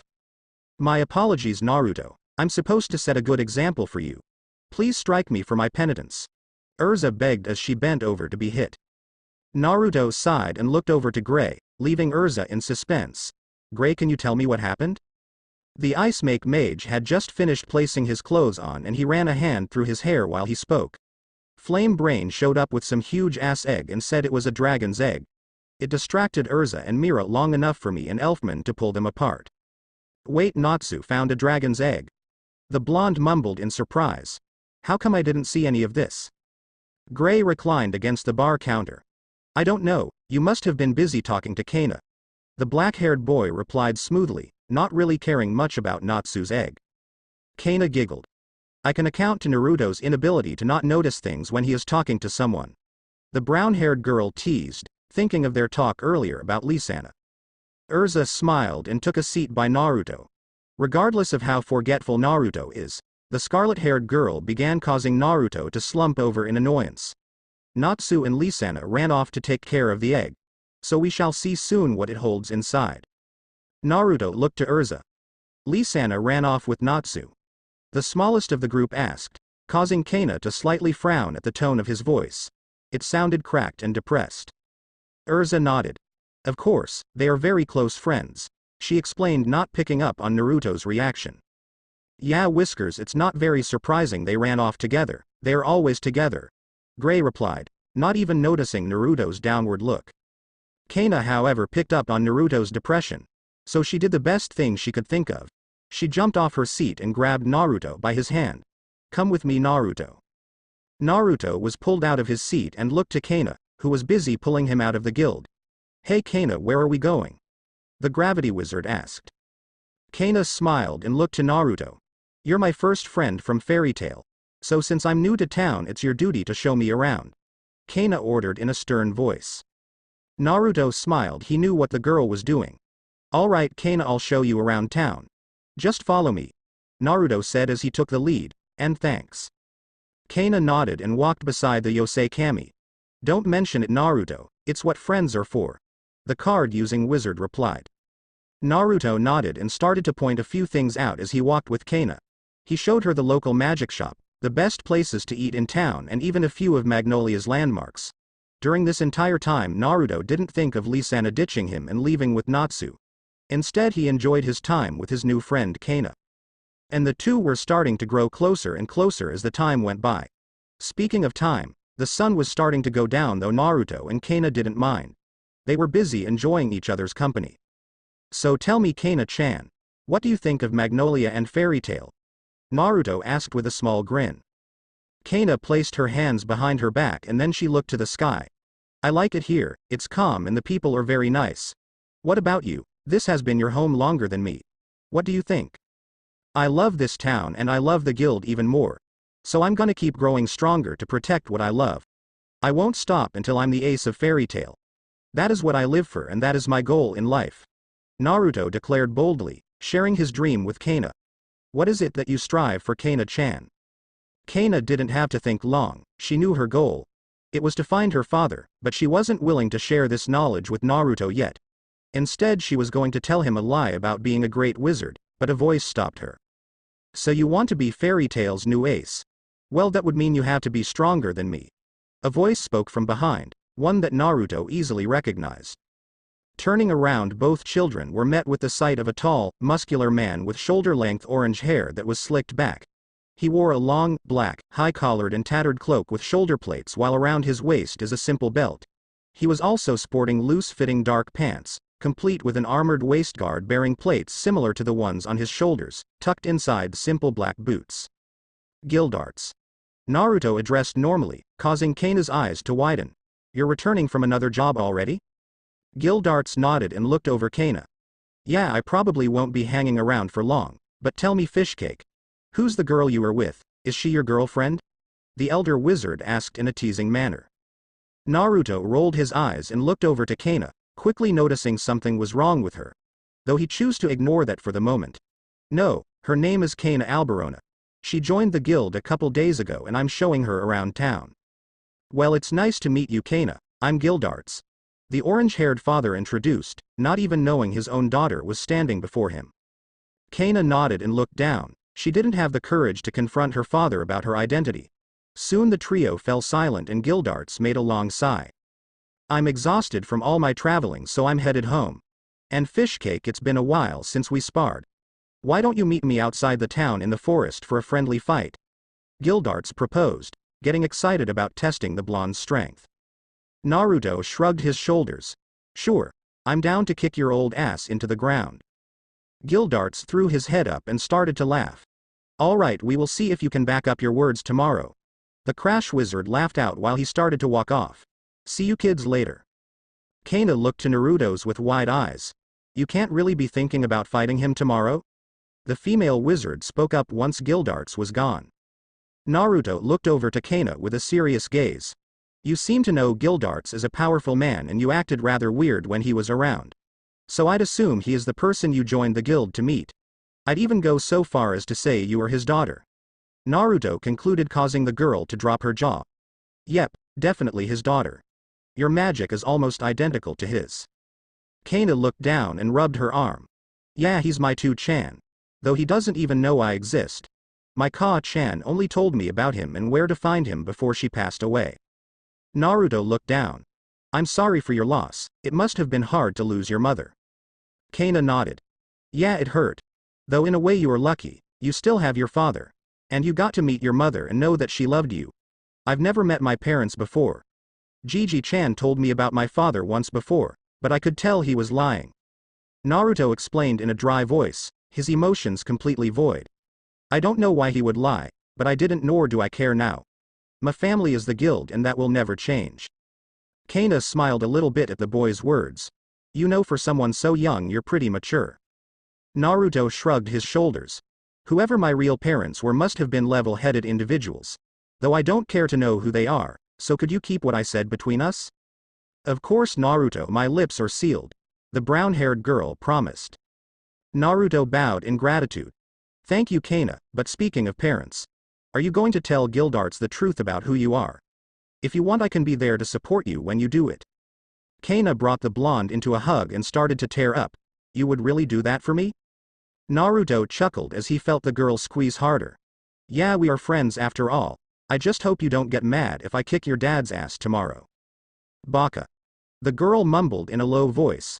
Thank you.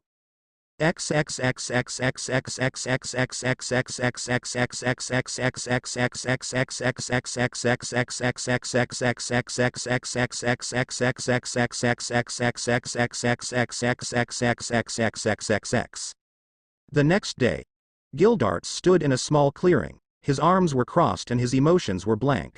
Standing across from him was Naruto, who seemed on edge and ready to fight. Off to the side was Kana and the Master Makarov, the latter of whom wanted to supervise over this spar the moment he heard about it yesterday when Naruto came home.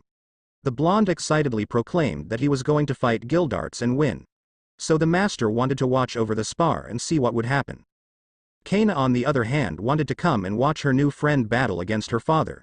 She had never seen either of the two in action and she was slightly interested to see what would happen. So Naruto, are you ready to begin? Gildarts asked in a calm voice as he slowly cracked his neck. Naruto punched his palm and grinned. Yeah old man, let's go.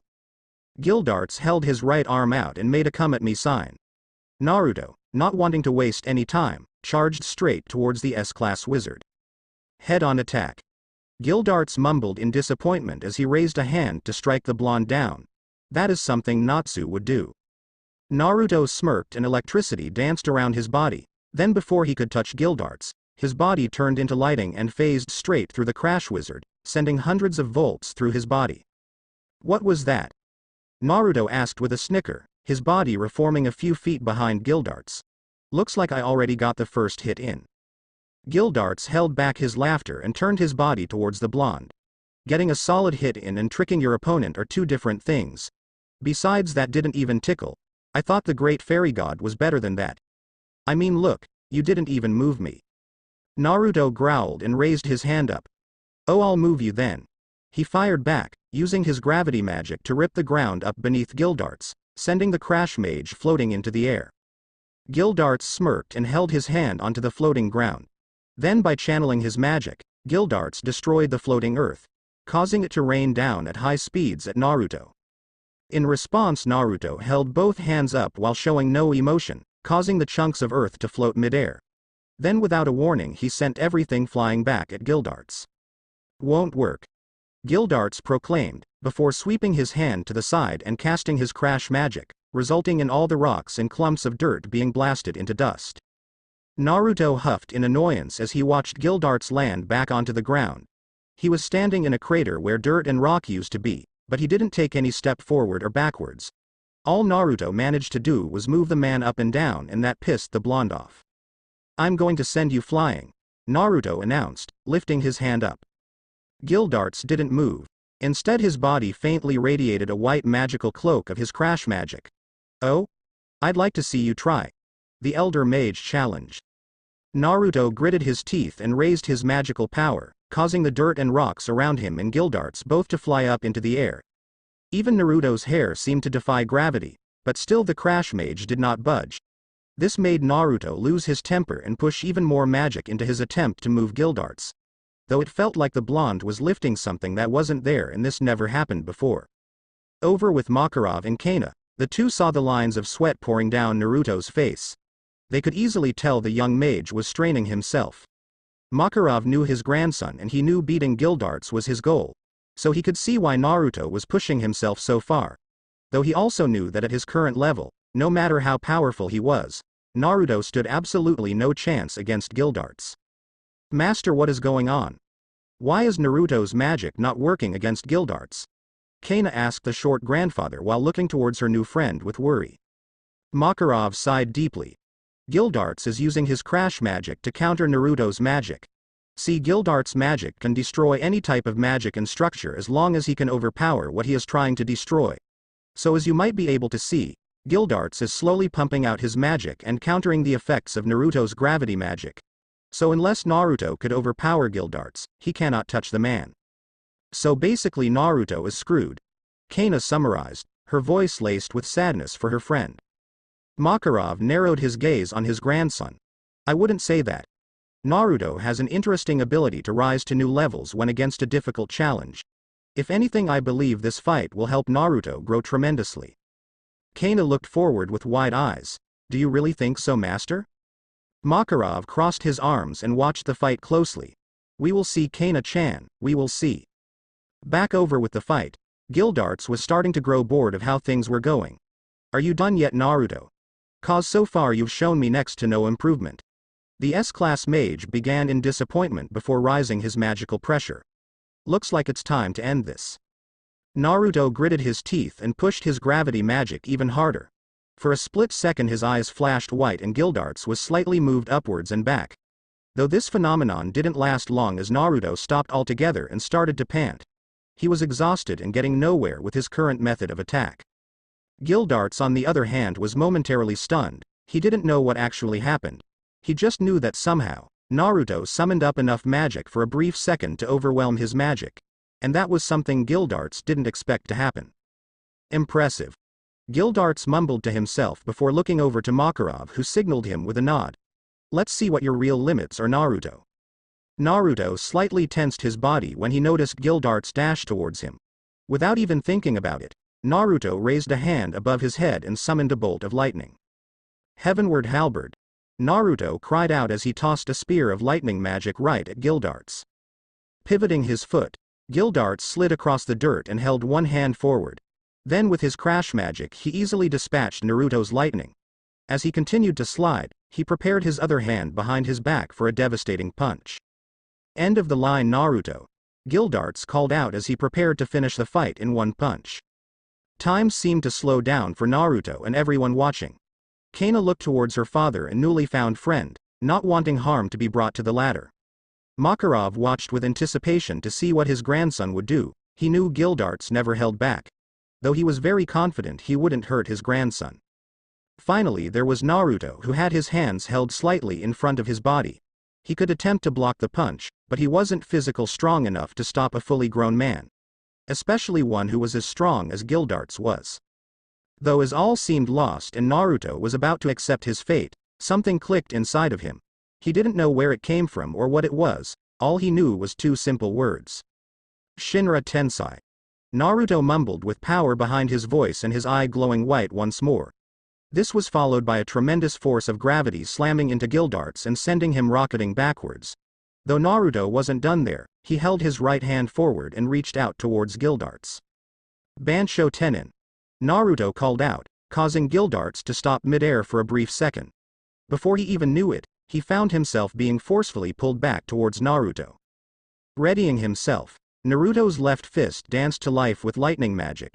Though it was not the normal yellow lighting like Laxus had taught him. This lightning was a pure white color and it radiated unreal amounts of magic. Enough amounts of magic to even cause Gildarts to sweat.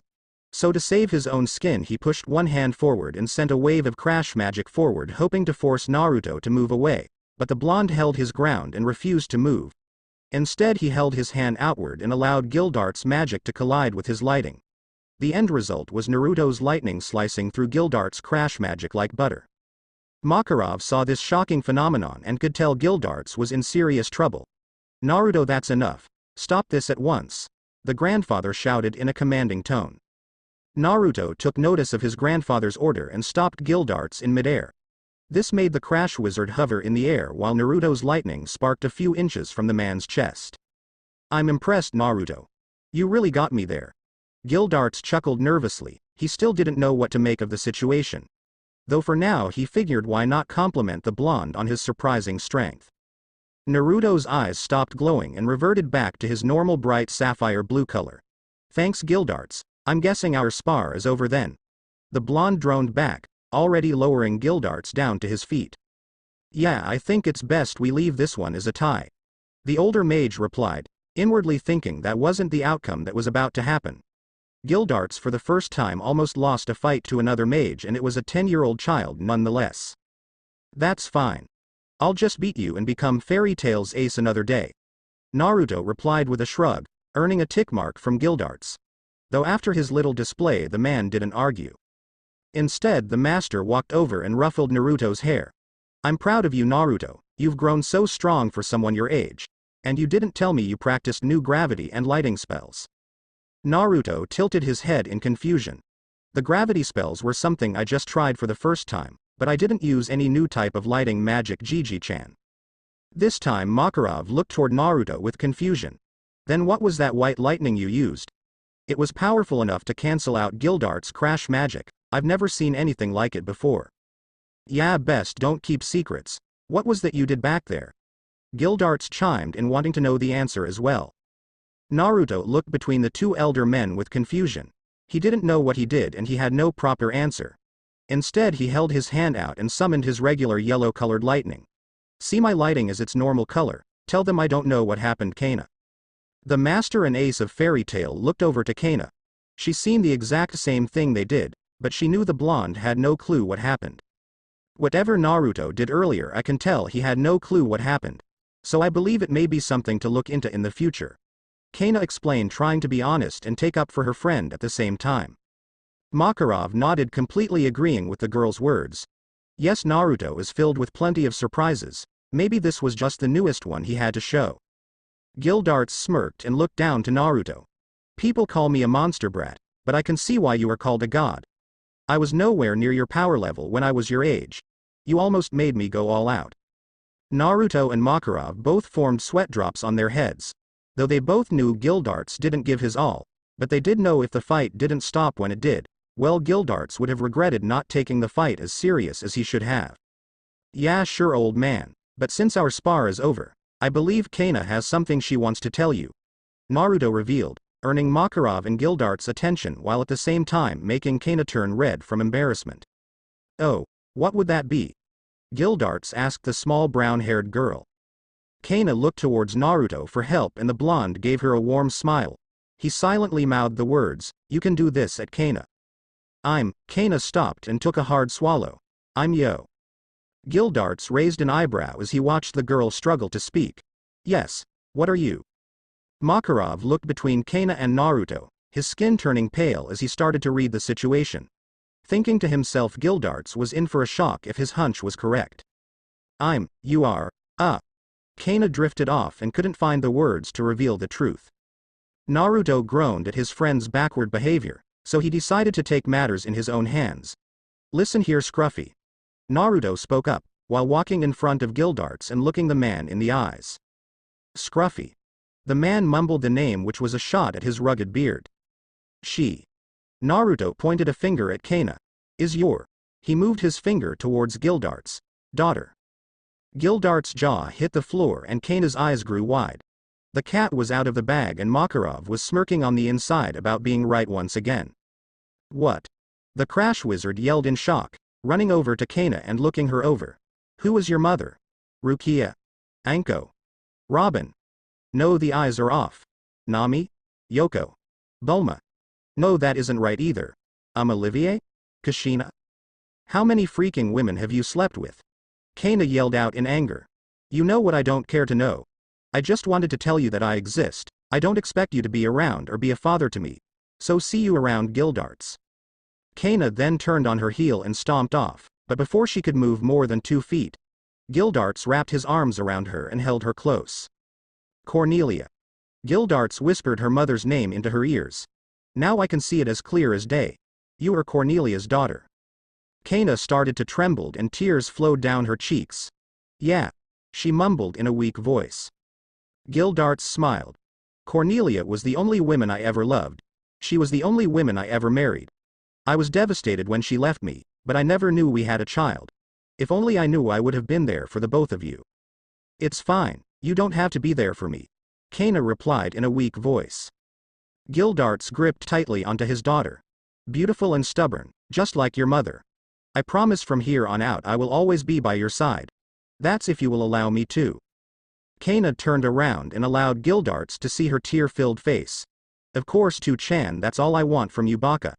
The girl cried before latching onto her father. Naruto smiled at the father-daughter moment, but he quickly found his grandfather's hand on his shoulder. Why don't we give them some time alone? The short man proposed. Naruto nodded and turned away. Yeah, let's head back to the guild. I'm sure they will catch up to us later. The blonde replied, sending one more happy look at his new friend. Natsu was in a panic. He was kicking tables over and spewing fire out of his mouth every chance he got. Where is it? The young dragon slayer yelled in anger. Lisanna followed Natsu around the guild and tried to stop the young boy's rampage. We will find it, Natsu-kun. Just please stop tearing everything apart.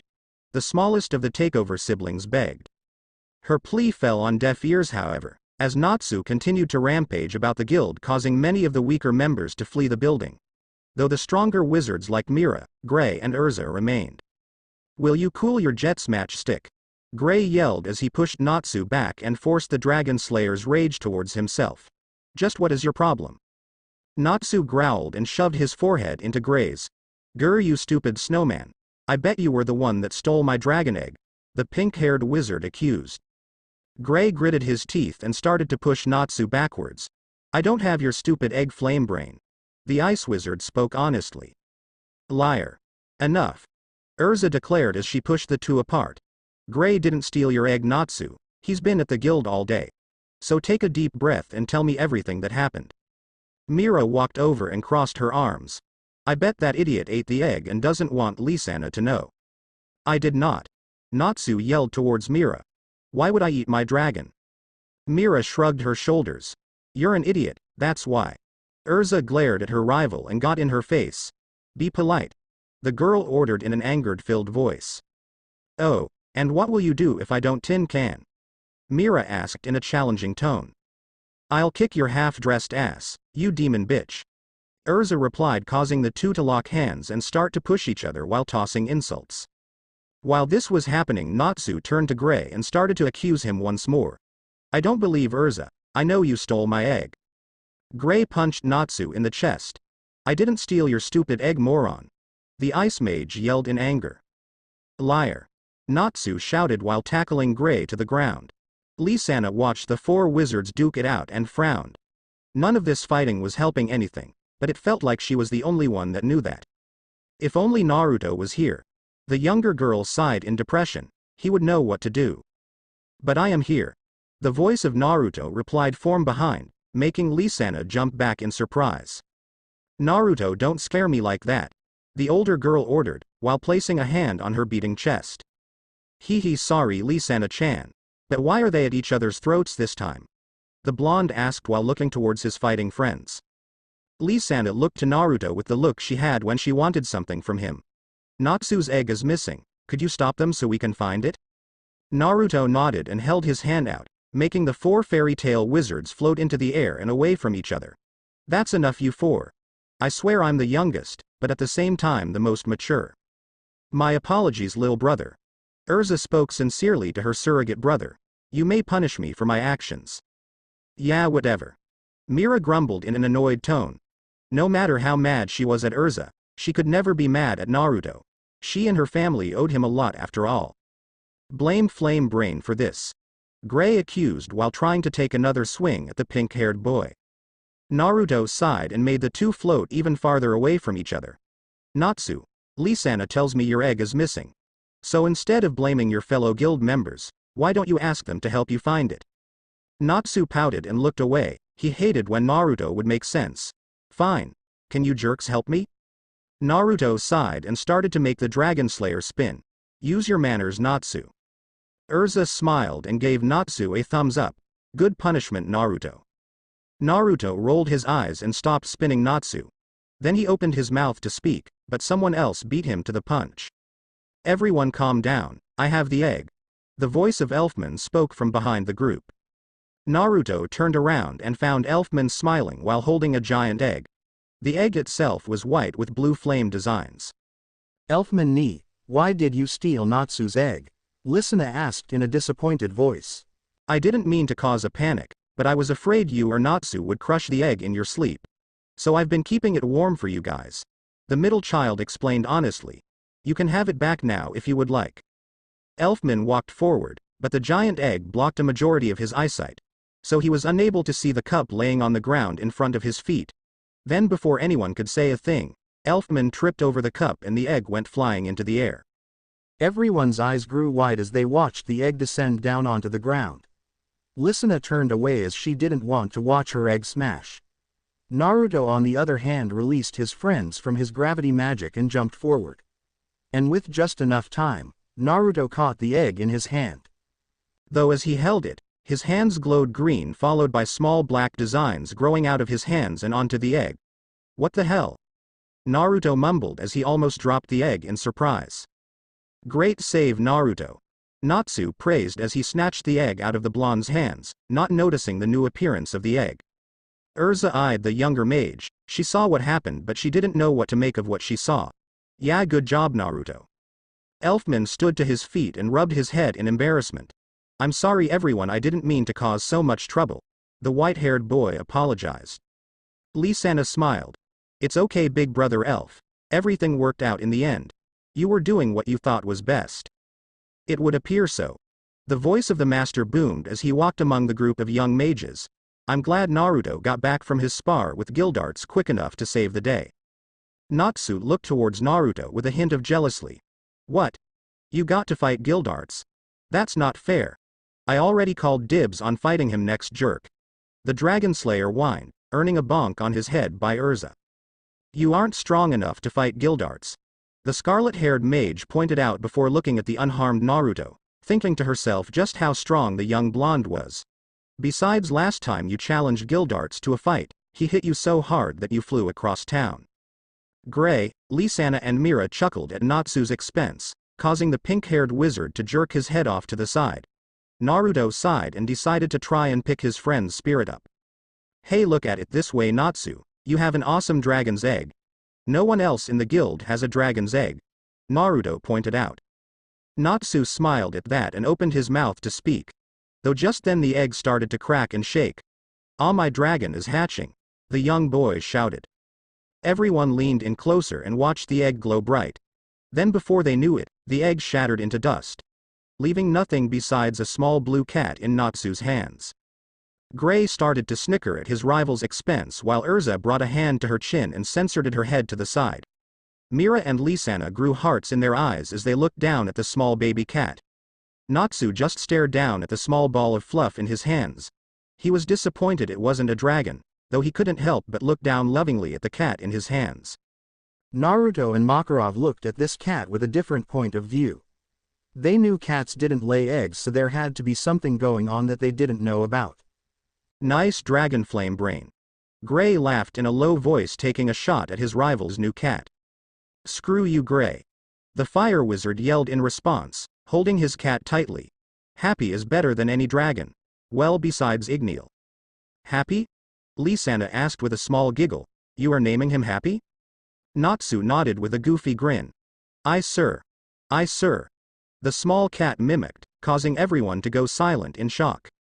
Did that cat just talk? Naruto asked, hoping he wasn't going crazy. Yeah, I think it did. Erza replied, not believing what her own ears heard. Makarov folded his arms and looked the cat over. It was a complete mystery. Though so was his own grandson, and Naruto was harmless enough. I don't know what kind of cat little Happy is, but I'm sure he will fit perfectly into our guild.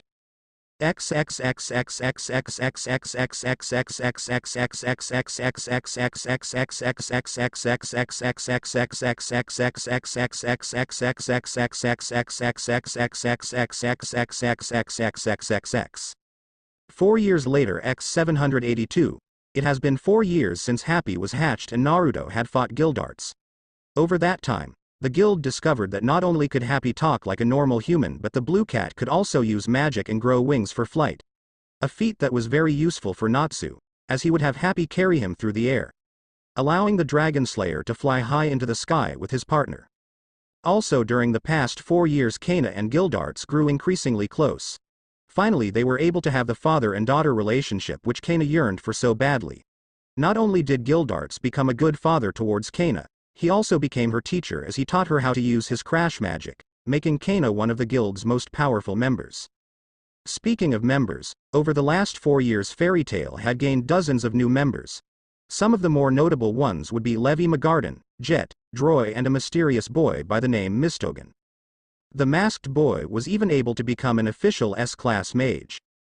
That's of course after Erza, Mira and Kana had already joined their ranks, leaving other mages like Gray, Natsu, Elfman, and even Naruto as regular wizards.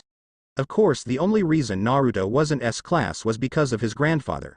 He felt letting his grandson compete would be unfair for some of the other members, so after he asked Naruto to sit out, the blonde agreed to not take the exams until he was 16. Then he would defeat anyone that got in his way. Though for now, Naruto was happy with life. Over the past 4 years he has only gotten stronger and has already completed multiple S-class jobs by helping Laxus, Erza, and Kana. In fact, many started to wonder why the blonde wasn't S-class, considering no one knew of his and Makarov's deal. However, the biggest change for Naruto over the last 4 years wasn't his magic. It was his feeling towards Lisanna that changed. He no longer had a silly crush towards his best friend. Instead, he was completely in love with her, doing everything he could to earn her love. Which explains why the Yosei Kami was seated at a table alone. His eyes in focus towards the beautiful girl with short white hair talking to her older sister. Over the years Naruto had grown quite well. No longer was he a small child. Now he was a confident 14-year-old who was slowly working his way towards manhood. Already the teenager was taller than his grandfather, as his height was only a few inches under 6 feet tall. Though his height wasn't the only change that Naruto underwent. He completely discarded all his baby fat and traded it in for lean muscle.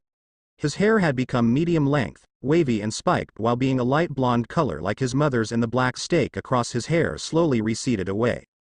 Naruto also found an old picture of his grandfather's father, Yuri Drayar. In honor of the man, the boy modeled his appearance after him. So he donned a black turtleneck, over the top of which he wore a leather jacket with a folded, fur-trimmed collar and censored pockets on both sides. He also wore simple black pants and matching black shoes. Are you going to look at her all day? A female voice asked in irritation. Or are you going to finally tell her how you feel? Naruto looked up to see one of the 2 girls he saw as an older sister, Kana Clive. She had grown over years as well and filled out nicely into her young female body. She wore a black tank top with a small leather jacket that left her abdomen exposed. She also sported tight capri pants and black high-heel shoes. Oh hey Ne-chan. Naruto replied in an offhand tone before shifting his attention back to Lisanna. Kana grew a tick mark and took a seat by Naruto. Don't play me off like that. The eldest warned while digging her knuckles into Naruto's head. When your big sister comes to give relationship advice, you take it. Naruto rubbed his head. OWW. Alright, you have my attention, Ne-chan. Kana smirked in victory. Good, now here is my idea. Since my little brother is too much of a wimp to confess in person, write her a letter and give it to her. She can read it in private and give you a response later. But what? No buts, mister. Kana cut in sharply. Do as your big sister says. Besides, when have I ever steered you wrong? Naruto held his fingers up. Well, there was that time you convinced me to take some of Gigi-chan's alcohol. Then the time you convinced me to steal Myra's panties because you said you left yours in her room by accident.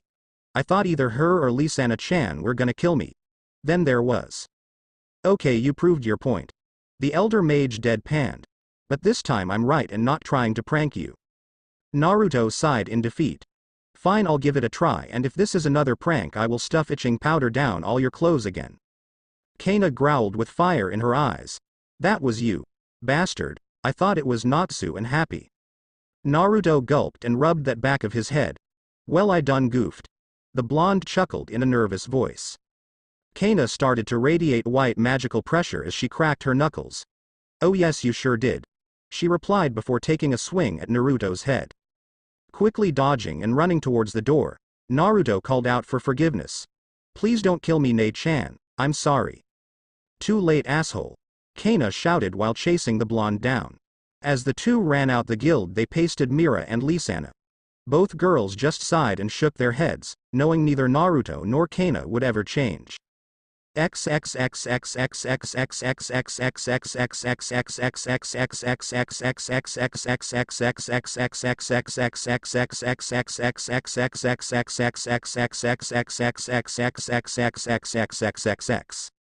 With Makarov. At the meeting of Wizard Saints, currently Makarov was away from the guild, he was off on important business. Said business was meeting with the other 8 members of the Wizard Saints in hopes of finding a 10th member. The 9 most powerful men in Fury were gathered together at a large round table. In the center of the table was the emblem of the Wizard Saints. Starting off with the weakest member, his name was Jura Nikis, or more commonly known as Iron Rock Jura. The ace of Lamia scale. He was a tall and massive man with a heavily muscular figure, distinguished by his bald head. His chest was bare, being only covered by a series of dark belts crossing diagonally and around his neck. He donned a short mantle covered in horizontal blue and white stripes and sporting edges decorated by numerous short, yellow strings hanging from it. On his arms were tight-fitting green armbands almost reaching up to his shoulders. Around his waist there was a long loincloth, held up by a simple belt and sporting a motif composed of several arcs. The next member was Jose Porla, the current guild master of Phantom Lord.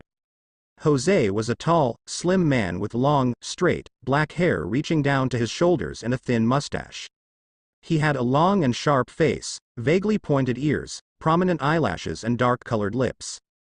His attire consisting of a flamboyant coat with a high collar that sported a jagged mantle and jagged lower edges, as well as intricately decorated borders and inners featuring 2 prominent wings similar to a bat's, with a matching witch-like hat bearing Phantom Lord symbol, complete with an extremely long, bent top hanging down on Jose's left. A plain shirt which sported his Wizard Saint's medallion around the neck, with 2 light ribbons falling down from it, paired with long socks, and a pair of pointed shoes each bearing 2 furry balls, one on the front and one on the back of the foot. While donning this attire, his left hand's fingers were adorned by a pair of rings, with one of them sporting a spherical gem. After Jose there was the youngest of the group, a teenager by the allies Seagrain. His real name was Jelil Fernandez, but no one besides a select few who worked beside him knew his true name. His most prominent features were his spiky long blue hair and the red tattoo under his right eye. He dressed himself in elegant yet simple robes, consisting of a long white frock coat with black stripes across the edges and on the upper part of the arms, a decorated standing collar, large straps connected to decorated buckles closing the inducement on the front over a dark shirt, and matching pants and shoes. Finishing his attire with his Wizard Saint medallion around his neck. Next was Naruto's adoptive grandfather and master of fairy tale, Makarov Drayar. He was dressed in his formal attire, wearing a white tunic with the fairy tale symbol on the left collar, and black pants, all in which was covered by a formal white coat with white fur around the edges and with the Wizard Saint's emblem proudly placed on his back. Then after Makarov came the man ranked as the fifth most powerful man in Fury. Hideaki Fujikawa. A man who wasn't as well known as the previous members mentioned before him, but he was incredibly powerful regardless. Hideaki was a tall muscular man with shoulder-length black hair that was slicked back to reveal his pale white face. His attire consisted of a long dark green leather overcoat and matching pants and boots. His shoulders, knees and wrists all sported a gold-plated armor covering over his clothing. On his chest he had his wizard saint medallion hanging loosely down his neck. Finally he had a long golden spear gripped tightly in his right hand. Makarov always got chills down his spine when he looked at the man. For some reason the short master didn't trust the man. Though moving away from Hideaki and towards the four gods of Ishgar. The first one to look at was the weakest of the four, Warid Sequin. Warid was an incredibly old individual as he was one of the founding members of Fairy Tail. He was an old friend of Mavis and Makarov's father Yuri. His appearance resembled that of an aged tree trunk and his hair seemed to be replaced by a leafy treetop. Warid was dressed in a high-collared kimono tied together with a belt, loose trousers, a coat, and a pair of boots. After Warid was the third strongest Wolfheim, who was a very short, older man who sports a long beard. He was dressed in a dark-colored shirt, a light-colored vest with large buttons and stripes towards the bottom of it. For pants he wore dark slacks decorated with diamond shapes and on his head he wore a large hat, glasses, and a gemstone earring. Seated beside Wolfheim was a man by the name Hyberian. He was an older gentleman with clean-cut dark hair, a well-groomed mustache, pointy ears, and a tattoo on his forehead that is reminiscent of a cross. He was wearing a button-up dress shirt, a lightly decorated vest, dark-colored slacks, and a bow tie. He covers his ensemble with a dark-colored cape that sports light-colored crosses towards the midline. He also wears a large ring on his middle finger. All the while elegantly sipping wine from a large chalice. Finally sitting at the largest chair at the table was the strongest man in Fury, God Serena. He appeared to be a middle-aged man with medium-length wavy and spiked light-colored hair that juts out at the top in a shape similar to rabbit ears. He has thick eyebrows and bears a scar over the bridge of his nose. He was garbed in a very well-decorated high-collared white kimono with golden designs covering his entire outfit. So now that everyone is here, let's get down to business. God Serena spoke loud and commanding. The Magic Council has been on my ass to find a 10th member to bring the Wizard Saints back at full strength. Wolfheim snorted. And are we not enough? The short man asked. His temper was on a very short fuse. Oh, don't be like that, Wolfie. The council is just worried about looking powerful towards the other countries. Warid pointing out while using his nickname for Wolfheim. Wolfheim's eyes changed into beast-like pupils, showing he possessed some form of takeover magic. A magic he was on the verge of using. Don't call me that, Warid. The short man warned. The plant-using wizard laughed. I didn't call you anything, Wolfie. The man replied innocently. Wolfheim started to radiate magical pressure in anger. Warid looked towards the man with a sudden serious face and matched his magical pressure. Would you two fools stop bickering? We have important things to discuss. Hyberian spoke up, breaking the tension between the two. You can fight after this meeting, but right now you are wasting my time. Both men dropped their magical power and caused everyone from Makarov to Jura to take a deep breath. Even though they were wizard saints, the four gods of Ishgar were on a completely different level. Well, I'm glad that is settled. God Serena spoke in a monotone voice before looking to Makarov.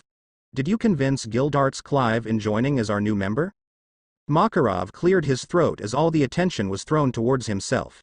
I tried to convince him, but I had no success. The master explained in a disappointed tone. God Serena nodded. That is unfortunate, but does anyone have any recommendations for a 10th member? The room remained momentarily silent, no one spoke a word. However, the newest of the saints decided to voice his opinion. I would like to nominate Makarov Dono's grandson Laxus Drayar. Jura spoke up, earning eyes on him and a glare from Jose. The boy shows a lot of potential and as a relative of Makarov Dono is bound to have great strength. Bah. Another fairy tale nominee. I'll pass. Jose replied, showing his hatred for fairy tale. Warid gave a warm smile towards Jura. I believe Laxus would be a great addition. He isn't exactly my first pick, but still a great one at that. My vote is yes. Well, in that case I'm voting with Jose. 2 fairy tale idiots is enough. Wolfheim declared. his decision made on his anger towards Warad. That makes the vote 2 against 2. God Serena announced to the group. I place my vote in as yes. Hyberian took a sip of his wine before speaking. I've heard of the boy's rash nature. No offense Makarov, but unless he does some growing my vote is no. Makarov nodded his head. It's fine, I actually agree with your statement. I vote no as well. This surprised many of the men inside the room. Most would think Makarov would vote yes. Not only was it his own grandson, but it was a chance to bring another wizard saint into fairy tale. Well, if Makarov is voting no, then I will as well. Seagrain revealed, completely ruining Laxus's chance of being a wizard saint. Warad frowned, but shrugged his shoulders. Oh well, can't win them all, but I believe my candidate has a better chance of joining our ranks. The plant mage explained cryptically before speaking with some power behind his voice. I nominate Naruto Drayar. Hell no. Jose cried in anger. What is with all these fairy tale nominations? First there was Gildart's last meeting and now both of Makarov's brats. Why not offer the position to one of my mages? Because Makarov's brats, as you call them, and Gildarts are stronger than any mage in your guild. God Serena spoke up, making Jose retreat back into his seat. In fact, comparing those 3 to one of your mages, well, it would be like comparing my strength to yours. In other words, I vote yes with Warad. Wolfheim glared at Warad with anger. Still not voting with this bastard, so no. Hyberian shook his chalice around, disappointed that he was out of wine. The boy is too young and foolish. The only reason someone young like Seagrain is here is because he was mature enough to earn a seat on the Magic Council. So my vote is another no. Jura crossed his arms over his chest. Young or not, that boy is remarkably strong for his age. I believe in the years under the proper guidance he could become something beyond comprehension. So I place my vote in as a yes. Makarov opened his mouth to speak, but he was cut off. If I may speak, I didn't get to vote last time. Hideaki began slowly, earning all attention on himself. I believe the recommendation for the 10th member of our ranks as Naruto Drayar is a wonderful choice. I've followed the boy's achievements recently and I'm impressed by his skill. So that is 4 people for Naruto Drayar and 3 against him. Seagrain, Makarov, what is your answers? God Serena asked, hoping a yes could be met so he could leave. I vote no, Makarov declared, shocking the room once more. Neither of my grandchildren are ready to join the ranks of the wizard saints. Laxus for the way he behaves, while Naruto just hasn't had enough time to grow into the proper wizard I want him to be. Well. Seagrain spoke in a calm voice. I vote yes. God Serena nodded. That settles things. Naruto Drayar will be offered the position to join the wizard saints. Absolutely not. Makarov shouted in anger. I've said it already. Naruto isn't ready for such a responsibility. It's too late, Makarov. Dono, the vote has been made. If you don't approach the boy about the offer, one of us will. Hideaki explained, showing the way everyone else besides a few felt on the subject. Actually, I have a solution to Makarov's problem. Warad spoke up towards the group. We will write Naruto's name down as our unofficial member. That will keep the Magic Council off our backs. That's if you don't say anything, Seagrain. My lips will be sealed. The blue-haired teen replied in a calm voice. Good, then I will take young Naruto-kun for 2 years and train him. By the time I am done with him, he shall be plenty strong enough to join our ranks. Warad finished before allowing the idea he gave to sink in. Actually, I remember last time me and Makarov Dono spoke. He explained his grandson was looking for a teacher who could show him earth magic. So I would like to take Naruto for a year as well and show him my magic. Jura revealed, causing Warad to nod. That's acceptable. I'll take him for a year and then you can have him. The plant-like man agreed. What do the rest of you say? God Serena folded his hands over the table. The yes has already been made. Right now the only person who has to agree to this is Naruto and Makarov. So what do you say? Makarov closed his eyes and reclined back. Knowing my grandson, he would quickly agree to these terms. And as his grandfather, I shouldn't hold him back. I will agree to Warad-sama's idea. Good, then our meeting is concluded. God Serena announced to the group. Warad smiled in victory while Wolfheim, Jose, Hyberian, Seagrain, Hideaki and God Seagrain disappeared, showing they were all nothing but thought projections. However, Jura, Makarov and Warad stayed behind. They had some talking to do. So now that the crowd is gone, let's talk for real, Makarov. Warad began in a serious voice. Makarov looked between the two men and sighed. You planned this, didn't you? The short guild master grumbled. Jura nodded. I'm sorry we didn't tell you, friend, but Warad-sama said you wouldn't agree. Got that right. Makarov mumbled while looking off to the side. Makarov, I need to know something before I train Naruto. Warad explained in a serious voice. How is he the son of my dead friend Mavis? Makarov and Jura's eyes grew wide. Both of them were shocked for much different reasons. They really did have some serious talking to do. Let's start with when I first found Naruto. Makarov began as he started his story of Naruto's origin.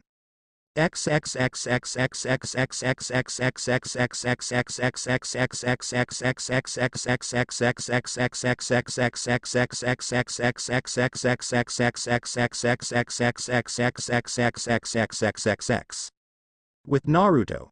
Naruto was walking with Kana towards the backyard of the guild. He held a small freshly written letter in his hands while he sported a large lump on his head. Nei-chan, did you really have to hit me so hard?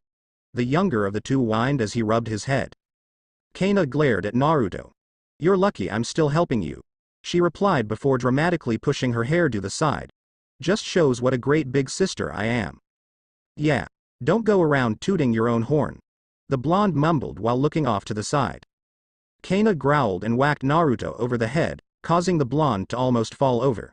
What was that? The girl asked, challenging him to say something stupid.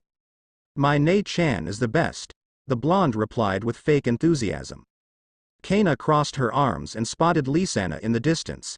She was standing under a tree and giving Natsu and Happy a talking to. Well, if you're done being an ass, your little girlfriend is right over there. She is not my girlfriend. Naruto deadpanned. Kana giggled and started to push Naruto towards his crush. Not yet, she isn't, after all, who could resist my little brother? Naruto saw Lisanna giggling happily while looking down at Natsu. The latter of whom wasn't even giving her attention. I don't know if I should do this, Nei-chan. The blonde began, his nervousness taking over. So many things could go wrong and... Quit being such a baby. Kana ordered while pushing her surrogate brother forward. Just go over there and be yourself. She won't even know what the letter is about until she reads it later anyway. Naruto turned around to face his sister. I guess you are. Kana, where did you go? The blonde mumbled while scanning the area for the brunette. After a moment he found her hidden off to the side behind a tree. Once she noticed she was spotted, she made a go-ahead sign with her hand. Though Naruto remained still, causing her to groan. Hey Lisanna! Kana yelled out before hiding away. Her attention being grabbed away from Natsu. Lisanna looked over and noticed her best friend. This of course caused her to smile and wave the blonde over. Hey Naruto, haven't seen you since Kana chased you out of the guild. Naruto walked over towards the group and rubbed his head in embarrassment. Oh, you saw that? The blonde laughed out. Lisanna giggled. Yeah, I did. I swear you two will never change. You both always fight about something. You'll never get a girl to like you that way. The girl teased playfully. Naruto let out a fake laugh. Yeah, I guess you're right about that. Natsu raised an eyebrow. He knew Naruto's laugh and that one he used was clearly fake. Though he decided to keep that bit of information to himself. Hey Naruto, what's in that envelope? Happy asked while floating on Naruto's head. Is it fish for me? Naruto's groaned. Everything was always about fish with Happy. No, Happy, it's a letter. Naruto explained while holding it up for the cat to see. A fish wouldn't be able to fit inside. Happy pouted at the blonde's response. He really wanted a fish. Natsu on the other hand moved up on his feet and took interest in the letter. It looks blank. Who is the letter from? Natsu asked. Lisanna laughed and snatched it out of Naruto's hands. I bet Naruto's got a secret girlfriend he isn't telling us about. The girl theorized before acting like she was upset. And to imagine you wouldn't even tell me about her. Naruto sighed in exhaustion. He didn't even try to take the letter back. It was for Lisanna to have after all. I don't have a girlfriend, Lisanna. The blonde explained. Ah, don't be like that, Naruto. I know it must be hard talking about girls with me. After all, I know how you feel about me. Lisanna began, causing Naruto to go tense. We are like brother and sister, but since we really are not related, it must be hard for you to talk about these things with me. Just know I'm here to help you. We are best friends after all. Naruto looked down in depression. Yeah, I guess I should be more open with you regarding my feelings. The blonde admitted. Though that letter isn't for anyone else, but for you. Lisanna was actually surprised. Who would send her a letter? If you don't mind me asking who sent this letter? The girl asked, her hand slowly opening the envelope. Stop, don't open it yet. Naruto instructed, cashing Lisanna to stop. Like I said, the letter is for you and only you. So I would assume you should read it in private. Lisanna nodded and tucked the letter away, but her question still wasn't answered. She didn't know that the letter was from Naruto, though Natsu on the other hand was starting to get an idea. Before any of the three could speak, the voice of Mira called out to her sister. Lisanna, it's time to go. The eldest sibling yelled out. This beast isn't going to sit by and wait for us to take care of it. Elfman pumped his fist in the air. Yeah lil, sis, let's go be men. Naruto frowned. You have a mission? The blonde asked in a disappointed voice because missions usually took a couple days to complete. So Naruto would have to wait for an answer from Lisanna, and that wait would drive him insane. Yeah, since Mirane is S-class now, she is taking us on an S-rank mission. The white-haired teen explained, causing Naruto to get worry in his eye and Natsu to grow jealous. What, no fair? Take me too. Natsu cried out childishly. Sorry Natsu, the only man on this mission will be me. Elfman declared, shutting the Dragon Slayer down. Natsu growled and jerked his head to the side. Whatever. The pink-haired teen mumbled. Sorry Natsu-kun. I promise I'll do a mission with you another time. Lisanna vowed as she walked off, but she was stopped as Naruto grabbed her arm. Please be safe. The blonde mumbled in a weak voice. I've been on enough S-class jobs to know how dangerous they are. I can't imagine something happening to you. Lisanna smiled and placed her arms behind her back. Don't worry Naruto, I will be safe. The girl replied, already making her way towards her siblings. Naruto watched the three mages walk off inside. He didn't know what to do now. Not only was he going to worry about what Lisanna would say about the letter, he also was going to worry about her safety as well. You like her, don't you? Natsu spoke up in a low voice, making Naruto tense up. Yeah, more than you or she would know. The blonde admitted honestly. How did you know? It's obvious the way you act around her. Though she seems too oblivious to notice it. Natsu explained, causing Naruto to laugh. That's pretty bold words coming from you, Natsu. The blonde joked, trying to hide his feelings. Yeah, maybe that's why it took me so long to figure it out. But now that I know you like her, I'm going to help you win her heart. Natsu declared with a cheeky grin. Aye sir, you just have to give her fish. Happy spoke while still perched on Naruto's head. That's not how things work, Happy, but thanks for the idea. Though Natsu, with all the time you spend with her, I thought you had a thing for Lisanna. Naruto admitted, while letting a hint of jealousy shine through. What, me and Lisanna? Hell no, I don't like her like that. And now that I know how you feel, me and her will never be a thing. Natsu replied, giving Naruto a sense of relief. But let me guess, that letter was from you? Naruto nodded. Yeah, it was. Kana made her presence known and placed Naruto in a headlock. And you have your big sister to thank for such a wonderful idea. Natsu smiled as he noticed Kana. Oh hey Kana, heard any news on your father? The pink-haired teen asked, his mind quickly placed somewhere else. I want to fight him already, I mean he has been gone for a whole year. Kana looked down. She and Gildarts were finally acting like father and daughter, though when he left a year ago it felt like he was out of her life once more. I talked to him a month ago, he hasn't made any progress on his 100-year quest. To be honest, I'm just glad he is still alive. No one has ever lived through the mission he underwent. He will be back before you know it, sis. Naruto spoke softly, trying his best to comfort his sister. Aye sir, Gildarts is super strong, there isn't anything he can't do. Happy chimed in before growing wings and floating into the sky. Yeah, he has to come back soon so I can fight him. Natsu chuckled loudly, punching his palm with a flaming fist to show his point. Kana smiled at the comfort her friends gave her. Even though her father was gone, she wasn't without family. Thank you guys. Naruto and Natsu smiled an identical wide smile. He don't mention it. The two boys spoke in unison. Kana was surprised. She didn't notice how similar the two boys were until now. Their smiles, facial features, and even the way they talked. It was almost like they had some kind of relation to one another. Hey Naruto my boy, we need to talk. The voice of the master yelled out, breaking Kana from her thoughts. Naruto looked over to his grandfather and raised an eyebrow. Is you meeting over already, Gramps? The blonde asked. Makarov nodded and signaled for Naruto to follow him before walking back into the guild. Looks like you have to go, Kana pointed out. Naruto chuckled and rubbed the back of his head. Yeah, Gigi-chan seems serious, I better not keep him waiting. The gravity mage replied before running off. Catch you guys later. Kana, Natsu and Happy waved goodbye to their friend and watched him run into the guild. Hey Natsu, wanna get a drink? Kana asked as she now had no one to spend time with. I bet you're a lightweight like Naruto. No way. I can outdrink that bastard easy, the Fire Dragon Slayer declared. Ain't that right, Happy? Well, you haven't beat Naruto in anything yet, the blue cat pointed out, causing Natsu to fall on his face and Kana to laugh.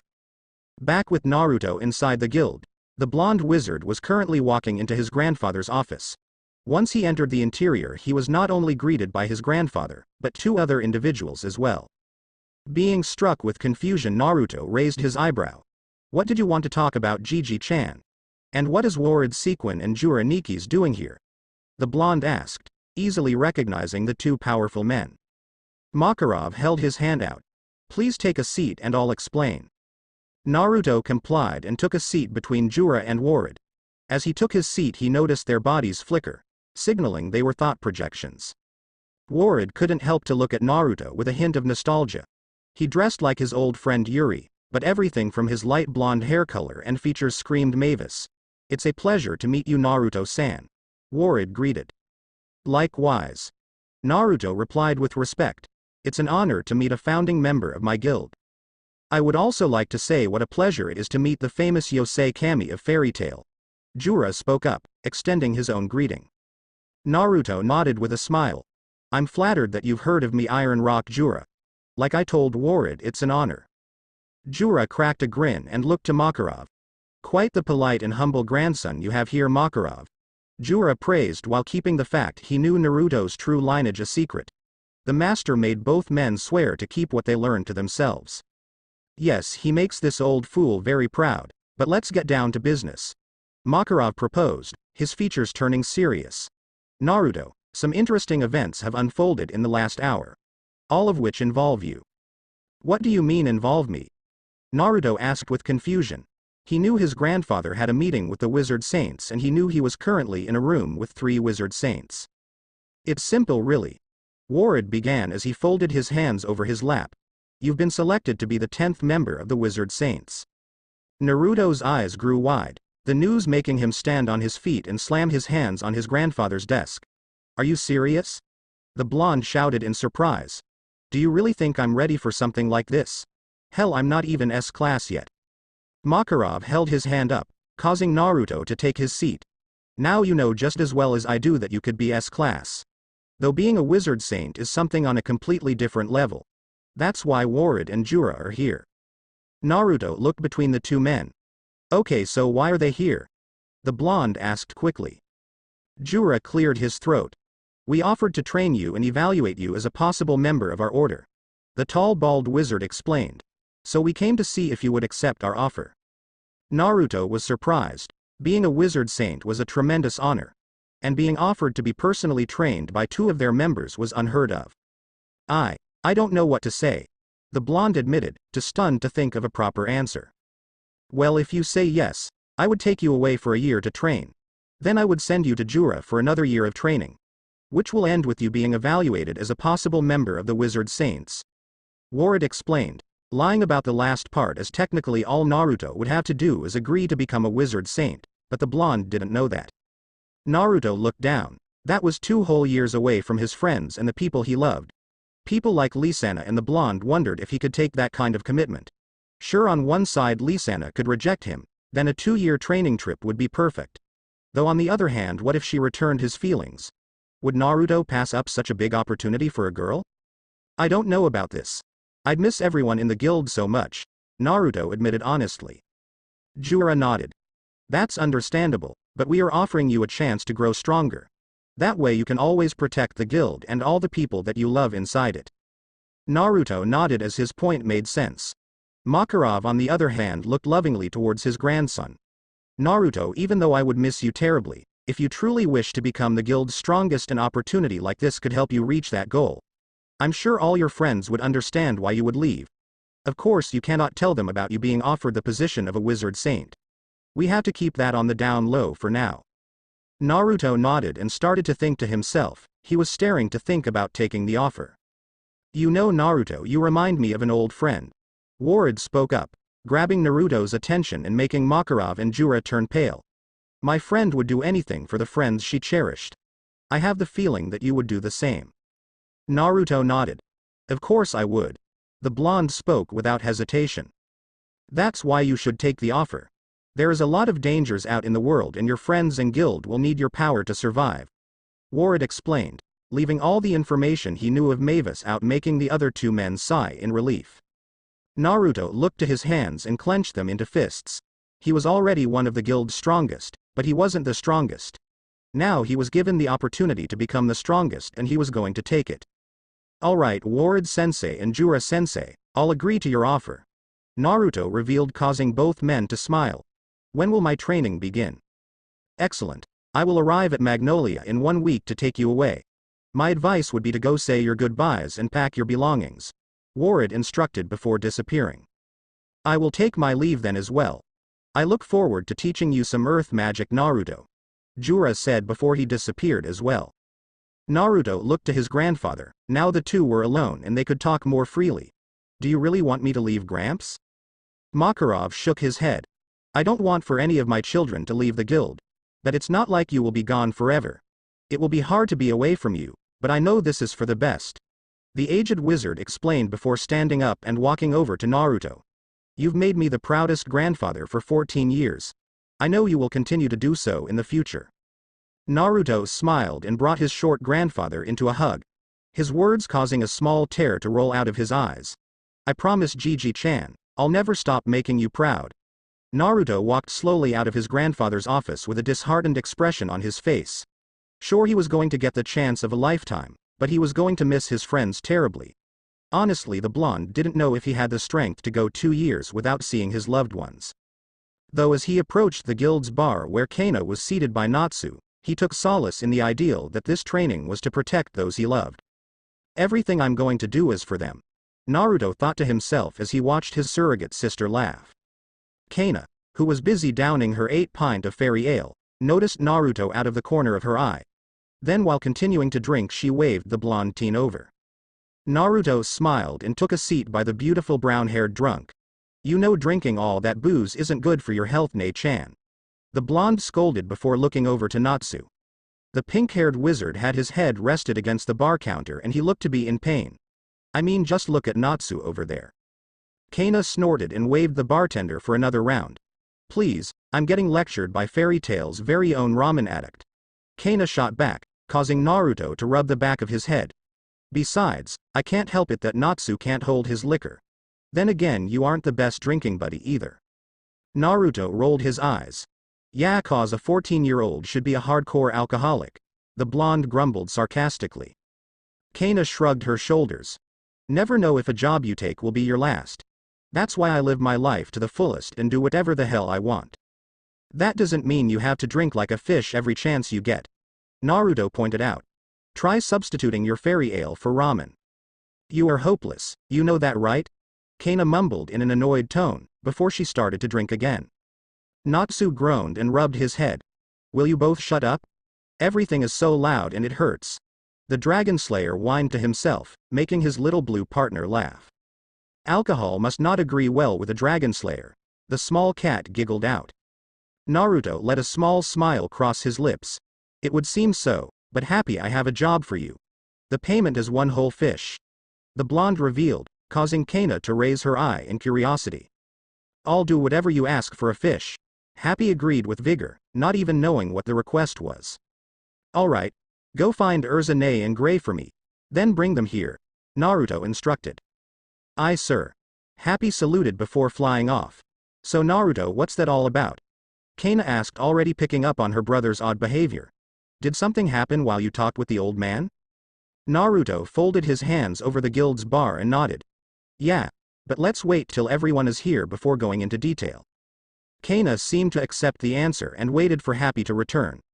Natsu seemed to finally recover from his headache and like Kana decided to wait as well.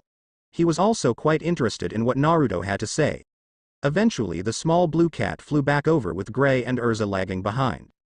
Naruto, I found them now, give me a fish. Happy spoke quickly as he really wanted a fish. Naruto smiled and tossed a small fish over to the cat. There you go Happy, you earned it. The blonde chuckled out as he watched the cat devour his favorite food. So Whiskers, what did you want? Gray asked in a calm manner before taking a seat over by Natsu. Naruto rubbed the back of his head. Hey, how'd I say this? Erza folded her arms and gauged Naruto's behavior. What mischievous actions have you done this time? The scarlet-haired knight asked in an intimidating tone. Naruto tossed his hands up in defense. I didn't do anything, Nei-chan, I promise. The blonde cried out in fear. Erza narrowed her eyes. Well, that's good, but if you haven't done anything bad, what did you want to talk about? Yeah, Naruto, spit it out already. Kana added in, as her curiosity was getting the best of her.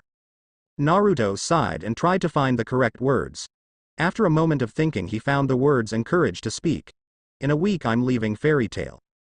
His words were followed with silence. No one knew how to react with the news.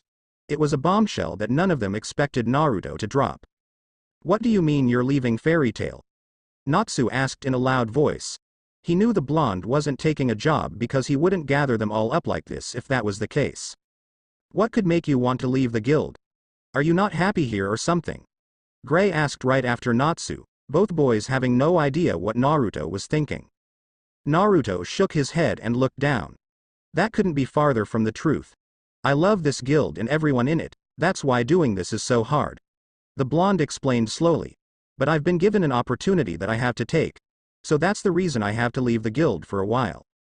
Alright, what's this opportunity then? Erza asked with a critical eye. I've been offered to be trained personally by 2 members of the Wizard Saints. Naruto revealed in a calm voice, trying not to make a big deal of the news. What? 2 Wizard Saints?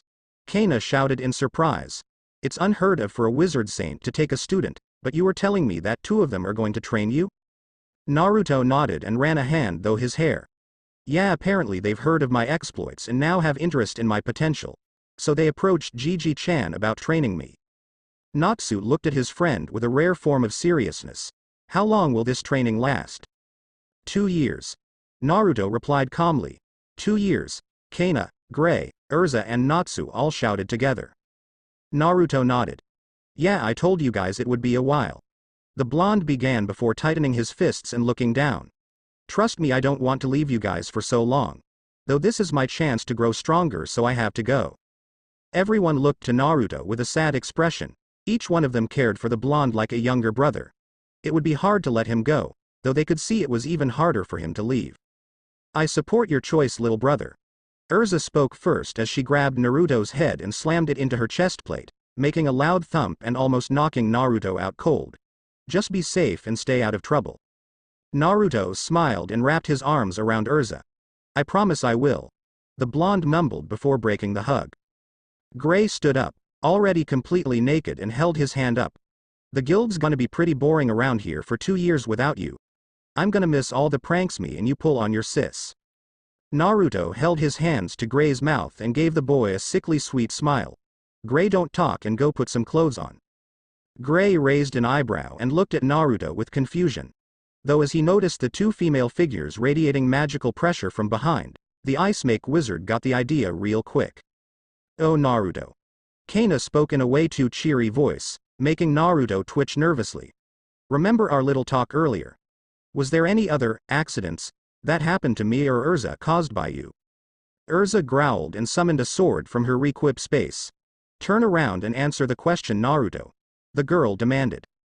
Naruto gulped and turned around, flashing his sister figures a large toothy grin. Whatever happened, I can promise Natsu did it. The blonde accused, pointing a finger at the Dragon Slayer. What the hell, Naru? Natsu was silenced as 2 fists buried into his face and flipped him over the bar counter. Naruto and Gray flashed smiles of relief towards each other, neither believing the lie actually worked. That will show you, Natsu. Kana grumbled as she dusted her hands off by clapping them together. Oh, and Naruto. Yes, nay. Naruto was silenced as Kana placed another fist into his face, sending him over the bar counter with Natsu.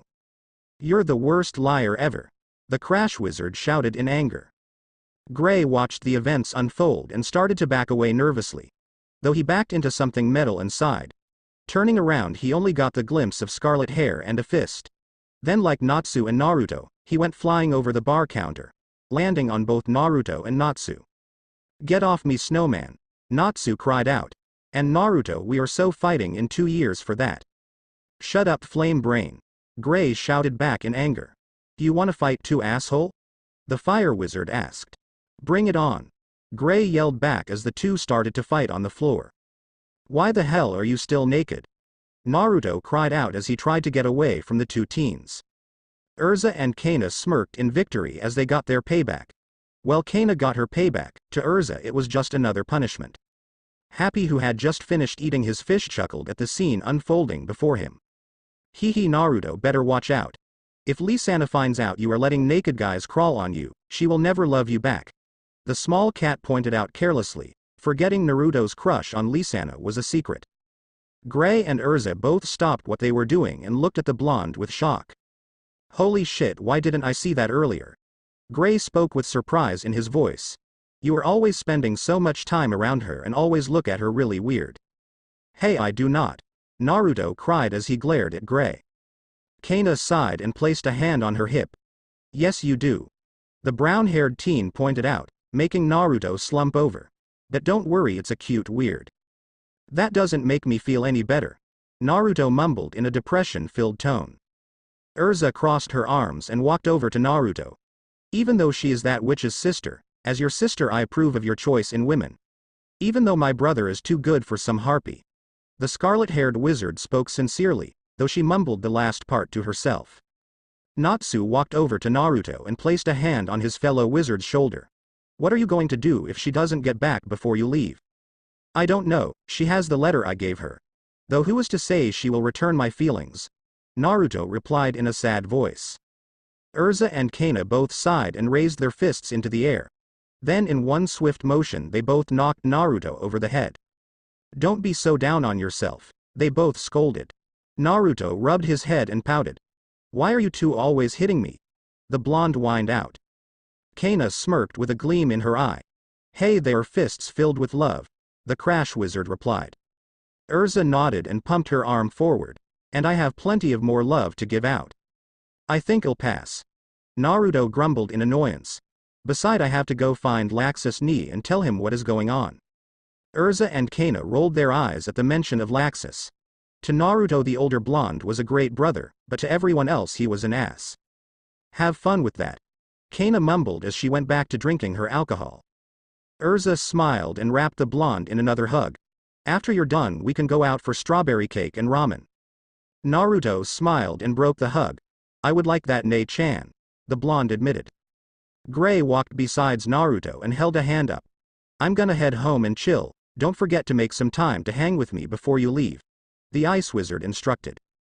Naruto reached up, gave Gray a high five, followed by the boys bumping their forearms together. You got it, snowman. The blonde chuckled out before Natsu stepped in between them. I'll see you around, Naruto, and don't worry about Lisanna. I'll make sure everything works out, that way you will owe me a fight in 2 years.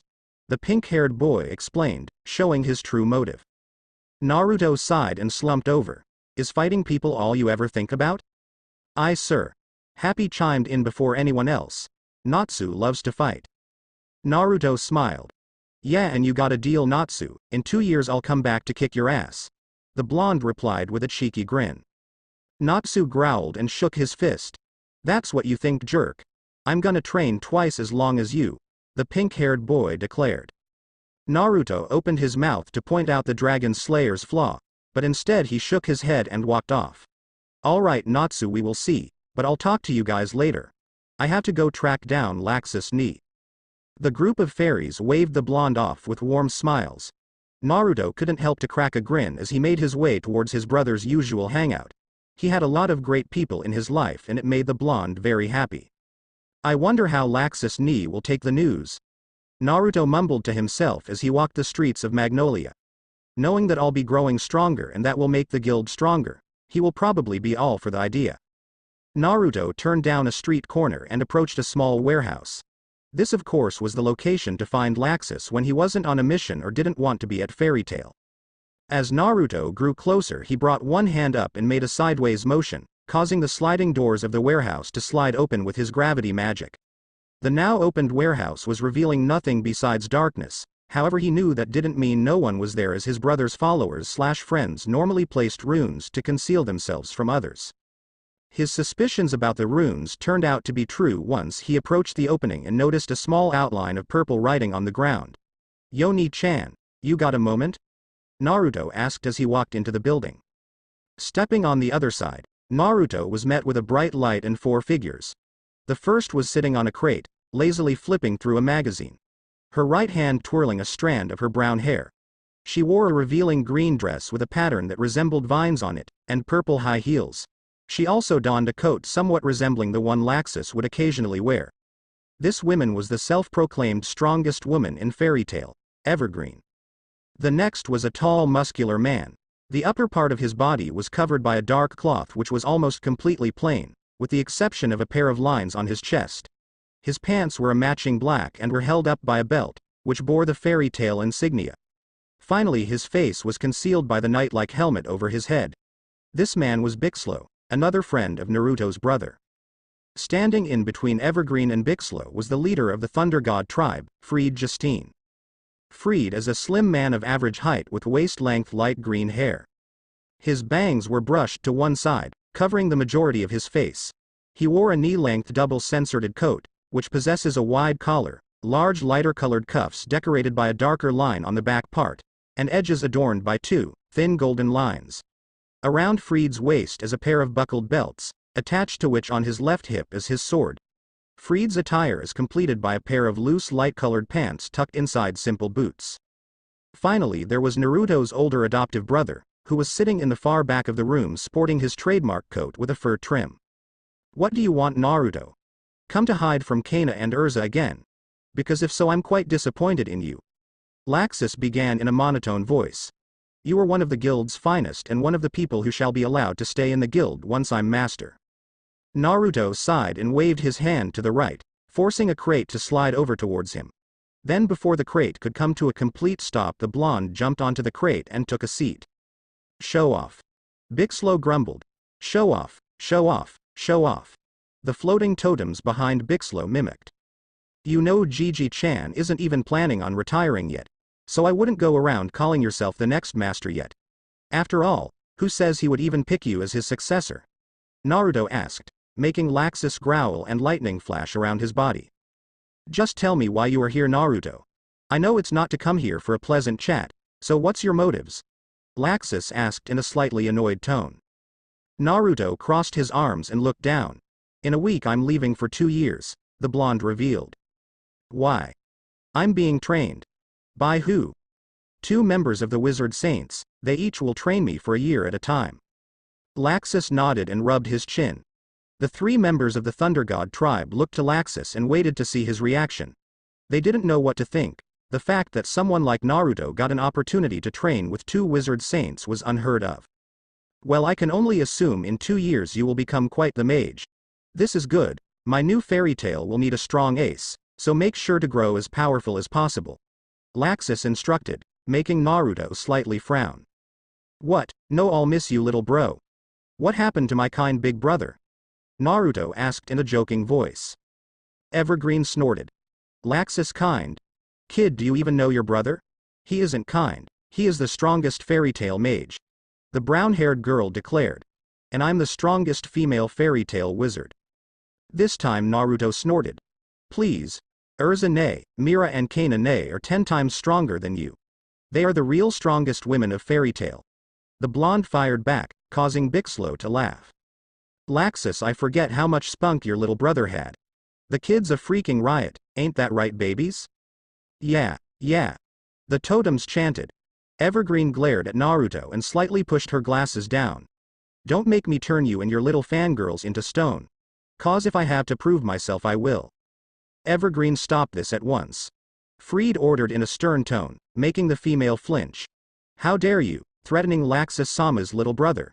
That's a new low even for you. Screw you, Freed. Evergreen shouted back, throwing her magazine at the mage. Will you idiots quit bickering? Laxus asked in an annoyed tone.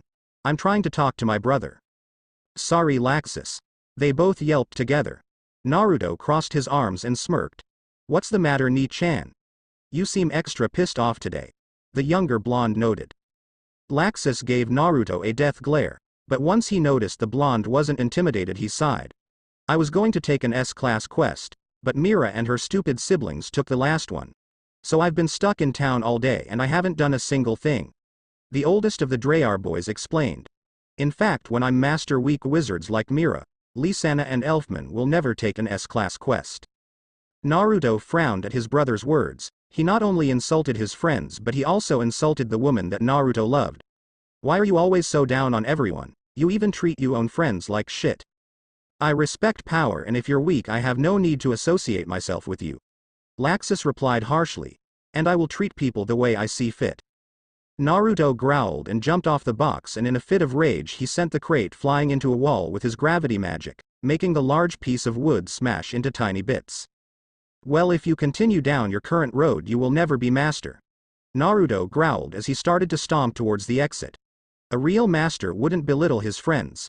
He would do everything he can to help them. Since you don't care, I guess I'll see you in 2 years, Laxus. Laxus gritted his teeth and watched Naruto leave. He was slowly losing his little brother and he was too blind by his own ambition to see that.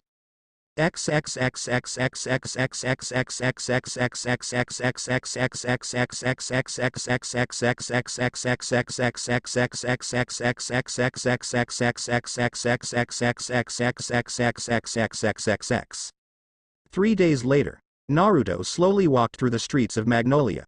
His head was throbbing as he had gotten next to no sleep recently, thanks to all the late nights he was having with his friends.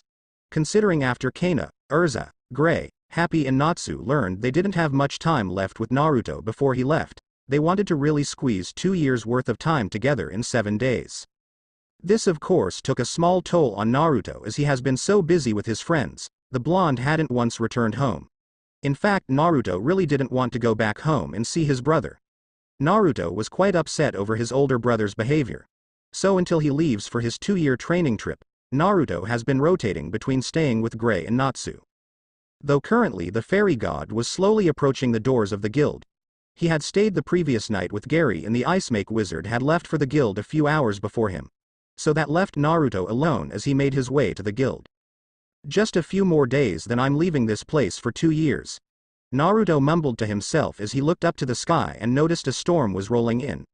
I'm going to miss this place, but I should probably hurry to the guild before the storm hits.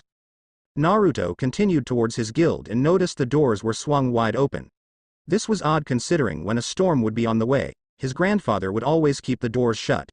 His curiosity slightly piqued. Naruto walked through the doors, allowing him to see the group of fairy tale wizards huddled in a circle. Scanning the area, he spotted his older sister figure, Kana.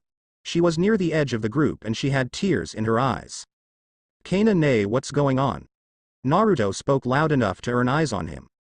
The crowd parted as Kana walked over towards him. Naruto, I'm sorry. She croaked out while holding her arms out. Naruto stood still and let Kana embrace him, his focus placed on Mirajane and Elfaman, both of whom were in the middle of the crowd of wizards. Though he couldn't see a certain someone and his heart dropped. Where is she? I don't see her. Naruto asked in a weak voice, though deep down he feared he knew the answer. Where is Lisanna? Kana closed her eyes and squeezed the blonde. She's gone, Naruto. The elder wizard sobbed into his ear. Lisanna is dead. Naruto zoned out, his whole world crumbling in one instance. He couldn't believe it, his best friend and the woman he loved was dead.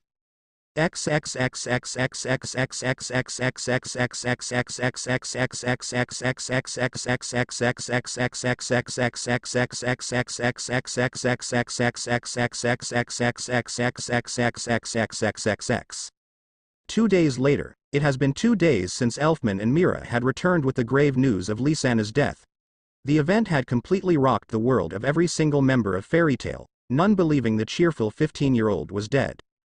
Though not a single person was as heartbroken as Naruto. He had lost not only a dear friend, but someone who he loved. And now he will live his life never knowing if she loved him back. In fact, Naruto was affected by Lisana's death so much that he skipped her funeral. To him they were just burying an empty casket for closure and he didn't want that. He decided to pay his respects in his own way. So he headed to the place outside Magnolia where he and Lisana used to play. It was peaceful and a good place for Naruto to clear his head. You loved looking at the sunset, but even something so beautiful is empty without you. Naruto mumbled to himself while floating some stones around his hands with his magic. I shouldn't have let you go. Naruto then sent a stone forward with his magic. It hit a tree in the distance and used enough force to send the rock straight through the tree. I could have at least tried to go with you. Naruto sent another stone through the tree. I could have protected you, he shouted in anguish as he sent 3 more rocks forward. Why did you have to die? Naruto asked himself as he let the other rocks fall harmlessly to the ground. Naruto stood in silence for a moment. The only sounds that could be heard was the wind passing through. Though soon he found tears trailing down his face and he fell to his knees. You shouldn't have even been on that mission. The blonde sobbed as he punched the ground, thinking to himself about what Laxus said the last time they spoke. Does Ni-chan make a good point about members of the guild? Naruto shook his head and rubbed his eyes with his sleeve. Now wasn't the time to think of things like that. He was too emotionally unstable for that. Naruto, are you okay? A male voice called out to the blonde. Naruto recognized the voice and didn't turn around. Instead he stiffened up and finished drying his tears. Hey Elfman. The blonde replied in a soft voice. Elfman gripped his fists. It was common knowledge that he was the reason Lisana died. This was because he failed to accomplish a full-body takeover and ended up killing his baby sister. Though it was even better known that Naruto and Lisana were close friends. We missed you at the funeral. The large white-haired man began. The master said some kind words about her. That was nice of him. Naruto replied in a dry tone. Elfman looked down. He came here to check on Naruto though he found it hard to speak to the blonde. Listen, I know how close you and Lisana were. She was your best friend and losing her was like losing your own sibling. Elfman quickly got onto his hands and feet. Please, I need you to forgive me for killing her. No one else blames me, but it is my fault she is dead. I need to be held responsible and you are the next best person besides Mirane to hold me responsible. You have it all wrong Elfman, she wasn't just my best friend. I was in love with her. Naruto explained as he turned his head to the white-haired wizard. And I'll never know how she felt about me. That makes the pain sting even worse. Elfman felt a buildup in his throat and the tears started to flow. He didn't even know how deep Naruto's feelings went. Naruto, I'm so. Just shut up. Naruto cut in sharply. You didn't kill Lisana and she would be pissed at me if I blamed you for her death. Naruto then rose to his feet and walked over to Elfman. Then as he came within inches of the man he held a hand out. Elfman held a hand out to the blonde weakly, but Naruto didn't accept the hand. Instead he pushed his hand against Elfman's chest. I can't blame you, but... Naruto stopped speaking and his eyes glowed white. Then in a fraction of a second, he jerked his hand away from Elfman, forcing a large mass of black magic to come out of Elfman's chest. Then just as quickly as it came out, it shot to the side and started to form into a solid form. One that Elfman thought he wouldn't ever see again. I can blame that beast that took Lisana away from me. The beast unleashed a loud roar, causing Elfman to stumble backwards in fear. Naruto on the other hand remained still and held his ground. Get out of here Elfman, I need some time to vent. Naruto mumbled in a low voice, as a thin layer of white magical power outlined his body. Naruto, forget how you did that, are you crazy? Mira, Lisana, and I together were no match for that thing. Don't get yourself killed too. The takeover sibling cried out, but his cries fell on deaf ears. Just go back to fairy tale Elfman. Naruto ordered in a stern voice. Elfman stumbled to his feet. Naruto wasn't listening and he needed to go get help. He wasn't going to let someone else die. So he took off in a sprint towards the guild, hoping the master was around to help. Naruto looked over his shoulder and noticed Elfman quickly running off. Good, he's gone. Naruto mumbled as the beast dropped his arm over top the blonde, trying to smash and kill Naruto. Though without even looking, Naruto lifted his left arm slightly up and stopped the beast with ease. Now I can go all out. The beast unleashed a loud roar and tried to push Naruto down into the ground. Though the blonde smirked as he wouldn't budge. Was this the arm you used to kill Lisanna? Naruto asked, as he channeled more gravity magic than he ever had before, using enough force to completely rip the beast's arm off its body. He sent it flying and crashing into the ground. The beast shrieked in pain and held the area where its arm used to reside. Oh, don't worry. I have an interesting ability to heal pretty nasty wounds. So I'm going to tear you to sherds and piece you back together just to rip you apart again. Naruto began as his hand sparked to life with lightning. I'm going to make you feel the pain my heart is going through. The beast backed away. It was actually afraid of the approaching blonde-haired wizard. So afraid that it actually turned away and started to run away. Naruto smiled and raised his hand up, making the beast float into the air. Oh, you're not leaving, that I can assure you. The blonde explained, before sending the beast crashing into the ground, followed by a large bolt of lightning striking its backside.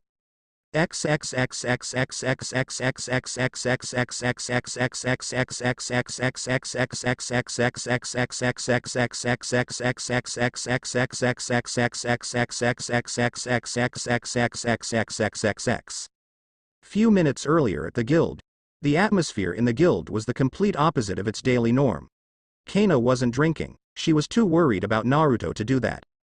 Erza was faring similar to Kana, except she decided to sit beside Mira and comfort her longtime rival. Even Gray and Natsu weren't their usual selves, the latter was understandable considering his friendship with Lisanna. Though as everyone sat in silence, a loud roar pierced through the silence of the guild, making Mira's eyes grow wide and place her hands to her ears. No, no, make it stop. Mira shrieked in terror as flashbacks of Lisanna's death went through her head, though her mind clicked and she searched the guild. Where is Elfman? Erza placed her hands on Mira's shoulders and attempted to calm the wizard down. Shush, Mira, relax and take a deep breath. If you tell me what got you so upset, I can help. By now the entire guild had their eyes zoned in on Mira as they were all trying to figure out what made the girl so upset. The beast that took over Elfman, I'll never forget the sound it made. I think it has taken over Elfman again. Mira explained as she clutched her head. I can't lose my brother too. Erza scanned the guild and spotted Natsu and Gray over at a table. Gray, has either you or Natsu seen Elfman? The scarlet-haired wizard asked. Sorry, Erza, I haven't seen him since the funeral. Gray admitted as he looked down. Things just haven't been going good recently. Natsu frowned and punched the table. Same here. Natsu mumbled in a low voice. I can't even smell him. Erza looked around the room and tried to find any sign of the takeover wizard. Though she couldn't spot anything, however, a weak voice managed to grab her attention. I saw Elfman head out towards the forest after the funeral. Levi revealed, earning all eyes on her. But I don't know why he would do that. Kana looked at Levi with dread. Levi, what direction did he leave? Did he head to the forest west of Magnolia? Levi nodded. Yeah, I think so, but why is that important? Everyone looked to Kana, who was rubbing the side of her head. I really need a drink. The crash wizard grumbled. You see, when Naruto wants to be alone, he heads to the forest west of Magnolia to train and think. Over by the wall, Makarov was sitting cross-legged on a crate. Though as he listened to Kana talk about his adopted grandson, he was filled with curiosity. That's why Elfman went towards Naruto. Mira mumbled in a low voice. Lisanna and Naruto were friends and Elfman knows how close they were. He probably wants to speak to Naruto. Kana, Erza, Gray and Natsu all looked down, all knowing the true extent of his feelings. Well, if that's the case, things could get a little more complicated. Gray began as he folded his arms. It all depends what's going through that blonde idiot's head right now. What do you mean, Gray? Mira asked, not understanding the ice wizard's words. It's because Naruto loved Lisanna. Natsu answered, making Mira's eyes grow wide. He loved her and she died before he could even tell her. Makarov closed his eyes and lowered his head. My poor Naru-chan. Why didn't I notice this before? The aged master asked himself. Mira gripped her fists, a single tear trailing down her cheek. He loved her. The S-class wizard mumbled. The entire guild looked to Mira with surprise, everyone thinking how sorry they were for Naruto, since it was common to see Naruto and Lisanna together in the guild, and it was well known throughout fairy tale how close of friends they were. Though now it was revealed that there was something more to that friendship. Kana sighed and walked over to Mira, then by taking a seat by the girl she nodded. Yeah, he did. The brown-haired girl spoke sadly. I always tried to push him into telling her, but he was so backwards. He always feared about losing her friendship. Mira started to sob silently and Erza and Kana leaned over to comfort her. Though before anything else could happen, the guild's doors swung open, revealing a panting Elfman. Elfman! Mira shouted in relief as she saw her brother. Where is Naruto? Kana asked, as she noticed her surrogate brother wasn't with him. Elfman bent over and pointed a hand behind himself. Naruto, Naruto. Elfman took a deep breath and recomposed himself. Naruto is fighting the beast by himself. Natsu nearly jumped out of his chair.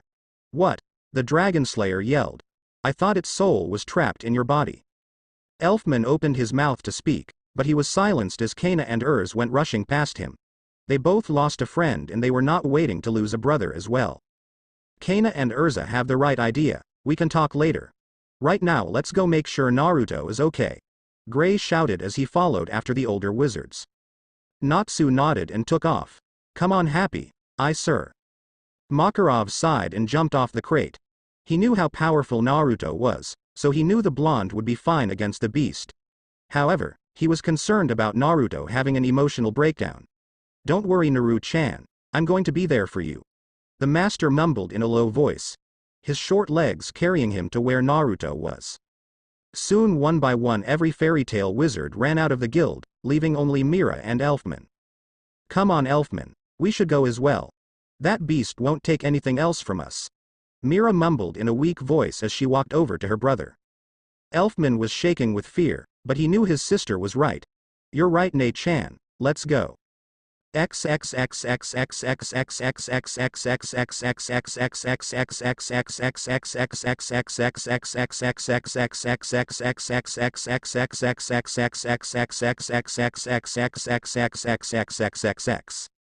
With Naruto. Naruto was walking slowly towards the beast. In his right hand was a ball of white fire, while his left hand held a spark of white lightning. The beast itself was a mess. It was covered in blood and was missing both legs and an arm. Though it was still very much alive. Does it hurt? Naruto asked in a dead voice, void of all emotion. Or can an abomination such as yourself feel pain? Naruto placed his hands together over his head and in one swift motion he threw them outwards, expelling a large stream of fire and lightning at the beast, hitting the monster right in the chest, creating a large hole. Gwa. The beast wailed in anguish. Proud with his work, Naruto held a glowing green hand up. Then within seconds, the hole in the beast's chest disappeared and its limbs grew back, filling the large creature with enough strength to stand once more. Naruto took a deep breath and clutched his chest. He never used this much magic, especially this much of his healing magic, and he didn't know the effects it could have on his body. Though at the moment he didn't care, he just wanted to avenge Lisanna. The beast bent down on all fours and stated to run off. Trying its hardest to escape the torture Naruto was placing it through. Haven't you learned? Naruto asked the beast, as he lifted the creature into the sky with his magic. You cannot escape me. Naruto then slammed the beast into the ground and walked over beside it.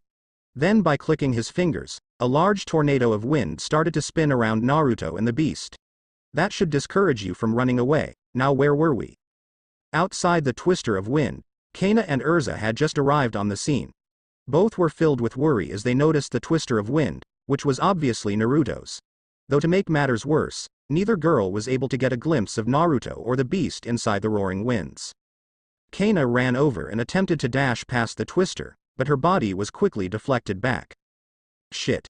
The brown-haired wizard cursed as she rolled across the dirt. Kana. Erza yelled while running over to look her friend over. Are you alright? Looking up, Kana grumbled something about annoying blondes. Yeah, I'm fine, just a few scrapes, but how are we gonna get to that idiot? Erza lifted Kana to her feet and summoned a sword. Like we always do, by force. Kana sighed and her hand started to glow white. I guess that's the quickest way, the girl replied. Erza nodded and dashed forward and took a swing at the twister, while Kana unleashed a wave of crash magic at the wind. However, Erza's sword was ripped from her hands and Kana's attack had no effect. Well, that was unexpected. Erza mumbled in a low voice. Kana gritted her teeth and gazed at the rapidly spinning winds. You're telling me, my magic had no effect whatsoever? Kana, Erza. Did you find him? Gray shouted as he ran over and finally spotted the large twister, causing him to stop and look up. Well shit, is that moron inside that thing? Yes he is. Kana answered in a low voice. Whoa, what is going on over here? Natsu shouted out as he and Happy finally arrived. Natsu, can you smell Naruto inside there? Kana quickly asked, wanting to have any information on her little brother. Natsu sniffed the air and his body stiffened up. Yeah, I smell Naruto, but the Dragon Slayer trailed off. I also smell blood, a lot of it. Erza's eyes grew wide. Is the blood Naruto's? The girl asked, lifting the Dragon Slayer by his scarf. There isn't any way to tell. Blood all smells the same. It could be Naruto, the beast, or ever a combination of them both. The pink-haired Dragon Slayer answered. Then we must get inside that wind barrier. Master Makarov spoke up, as he and the rest of the guild finally arrived. Every spell has a weakness, we just have to find it and then exploit it. Everyone nodded and started to think of a way to help Naruto and drop the wind barrier. Though back on the inside of the twister, Naruto was still fighting the beast. Take this, you stupid bastard! The blonde yelled, as he expelled dozens of crescent-shaped gusts of winds at the beast, slicing the monster all over its body and forcing it to yelp a cry of pain. The beast fell onto its knees and started to pant, but its hell wasn't finished yet. Naruto raised his hand into the air, once again lifting the monster with his gravity magic. Then by holding his hands outward and together, a cannon appeared out of thin air around his hands. Death is too good for you, but this is going to hurt. Naruto began as 3 magical circles appeared before the barrel of the cannon. Let me show you something new I've been working on. The blonde mumbled in a low voice while fire, wind and lightning started to leak from the gun's barrel. The beast's eyes grew wide as the cannon suddenly erupted in a stream of magic, consisting of the 3 elements Naruto knew. The cannon shot ripped through the beast's left side and continued into the sky and past the wind barrier, allowing everyone outside to see the enormous attack soaring into the air. What the hell is that? Natsu shouted in surprise as he felt the magical power coming from the cannon shot. I don't know. Erza replied in an awestruck tone as she shuddered. But the magical power from that blast is enormous. The master stepped forward and watched as the attack slowly faded away, allowing the hole in the wind barrier to reform. I don't know what he did, but I do know Naruto was responsible for that blast. The aged wizard explained, before looking to his guild members. Is there anyone here who has an idea of how to get within the barrier? Yeah, I have one. The voice of Laxus Drayar spoke up arrogantly.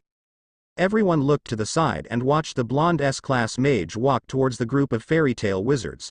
Though as he got within a few feet of the crowd, Laxus crossed his arms and looked towards the wind barrier without doing or saying anything else. Then while everyone waited in suspense, he continued to do nothing. This action made Kana growl. Well, are you going to tell us your idea or just stand there? Stand here. The lightning wizard replied in a bored tone. Kana was infuriated. She took one step towards Laxus, but the hand of the master stopped her. Laxus. The master began in a soft voice. Please, I need to know if my grandson, your little brother, is okay. If you know a way to bypass the wind barrier, tell me. Laxus closed his eyes and remained still. No was the answer he replied with. Why you? Kana seethed in a low voice, half tempted to attack Laxus out of anger. However, before she could even move an inch, one very loud and very pissed Dragon Slayer rushed Laxus. Stop being a prick and help your brother, Natsu shouted, as he tried to punch Laxus square in the jaw. Being outmatched, Natsu was easily stopped when Laxus brought a lighting-covered fist down on the teen, quickly knocking him into the ground. He doesn't need me or any of you, the second-generation Dragon Slayer replied coldly.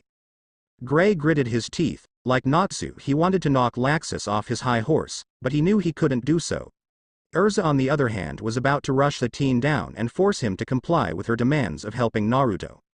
However, before anyone else could get a word in, Mira walked over to Laxus and looked up to her fellow wizard with tears in her eyes. Do you even care for your brother? The white-haired girl asked in a weak voice. Because I loved my sister and that beast stole her from me. Are you not concerned about losing your own brother, or do you just not care? Mira nay. Elfman mumbled in a low voice, while watching the 2 S-class wizards. Laxus looked to Mira with no emotion. No, I'm not worried about losing Naruto, because I know he is strong.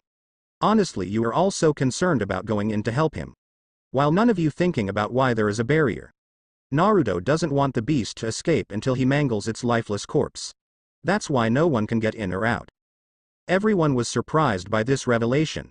Everyone besides Makarov. He was already aware of what Naruto was doing, but it was a path he didn't want his grandson going down. Laxus, I'm not concerned about Naruto's physical health. Though your brother has been through enough mental trauma as is. The master shouted as he was finally fed up with his older grandchild. Naruto needs us now more than ever, so if you're not going to help us get to Naruto, you are more than free to leave. Laxus gripped his fists and looked around the area. Everyone was glaring at him with a mixture of looks. Some hate, other disappointment, and the rest were just plain depressed. Fine, whatever. The lightning wizard growled as he jerked his shoulder and started to walk off. Though Laxus stopped as he caught a glimpse of something huge out of the corner of his eye. It was the beast, and it was flying out of the wind barrier and headed straight towards him, giving him just enough time to act on instinct and roll out of the way. What in the hell? Natsu roared in shock, looking at the beaten, bloodied and mangled beast. It was still visibly breathing, but it was by no means in good shape. It looks near death. Mira mumbled in a low, almost satisfied voice. Gray couldn't believe what he was seeing. He was expecting to find Naruto seriously injured, though he would have never thought Naruto could do something like this. Kana looked to the beast and then to the barrier, which was parting to reveal Naruto, who bore an emotionless expression on his face as he walked out. Naruto. The Crash Wizard spoke his name with a shiver in her spine. Erza looked at Naruto and didn't know what to do. She had never seen her surrogate brother like this before. Even Makarov was at a loss. His grandson looked like a completely different person than the bright and cheery blonde he was accustomed to. Naru-chan, I'm so sorry. The master spoke in a low voice, a tear trailing down his face. Naruto paid no attention to his fellow guild members. Instead he rose one hand into the sky, instantly coating his hand in bright white lightning. It's been fun, but I'm finished with you. The fairy god began as the lightning started to form into the shape of a spear. High above in the sky, unknown to everyone below, Mavis was watching her son. Her heart broke into pieces as she watched her son struggle with losing someone close to his heart. She only hoped he wasn't slowing going down the dark path his father took. Stop this, Naruto. The mother begged in a low and unheard voice while contemplating on showing herself and stopping her son herself. Though her voice wasn't as unheard as she would have thought. Naruto for a moment raised an eyebrow at the unfamiliar voice. He didn't sense anyone around that the voice would match up with. He looked to his left and right, then finally he started to look upward. However, as a hand clamped onto the blonde's wrist, he stopped and looked behind his back. That's enough, Naruto. The voice of his older brother Laxus declared. I think it's had enough. Everyone looked at Laxus with surprise, none expecting the action from the mage. Naruto frowned and tried to jerk his arm free. I'll be the judge of when it's had enough. The blonde replied in a stubborn voice. Laxus growled. I've sat by long enough and allowed you to do as you wished. Though I've had enough. The eldest of the two began as he tightened his grip. At first I believed you needed to express your anger and vent. Though I now realize that is not what you do, Naruto. This isn't what Lisanna would want. Naruto's eyes grew wide, the lightning around his hand starting to fade. I have to avenge her. The blonde tried to convince Laxus and himself. Laxus shook his hand and brought the blonde into a hug, making Naruto stop channeling his magic altogether. No, you don't, Naruto, just look at the beast. You could torture and kill that monster, but nothing would change. Lisanna would still be gone and there would be an empty void inside your heart. Then what do I do? Naruto asked in a low voice, tears slowly leaking out of his eyes. Take her memory and cherish it, use it to grow stronger. Become the great mage that I and Lisanna both knew you would be. The elder Drayar replied in a soft voice so only Naruto could hear. Train for 2 years and then help me make a fairy tale where innocent girls like Lisanna won't die. Naruto listened to his brother's words and pondered over them. You don't have to say anything, just think about it. Laxus explained in a near-silent voice, before letting go of Naruto and walking off, leaving everyone standing by wondering what the blonde had said. Though some like Kana and Erza didn't care, they instead rushed Naruto and tackled the blonde to the ground. You idiot! Kana cried as she buried herself into Naruto's chest. Don't ever do something like that again. Erza instructed in a stern tone, tears rolling down her face as she clamped Naruto's head against her armor. Naruto looked over between the two girls he called sisters. A fairy tale where innocent girls won't die. Maybe me training to protect my friends won't be enough, maybe Laxus has a point. The blonde mused in thought, thinking to himself that he didn't want to lose anyone else he loved. Makarov looked at his grandson with a soft smile. He has been through a lot, though there was a lot of love within the guild to help him. Why don't we all make our way back to the guild? The master proposed as he walked over to his grandson. Naruto nodded, but then shifted his gaze onto Elfman. That sounds good, but Elfman, I want you to reabsorb the beast's soul. It's a power you may one day need. And I feel you will have much better control over it. Because it knows if it tried anything ever again, I will be there and I won't be merciful again. Elfman nodded and went to go do as instructed, while the rest of the guild looked at Naruto with a new look. All believing that something has changed in the blonde and they didn't like it.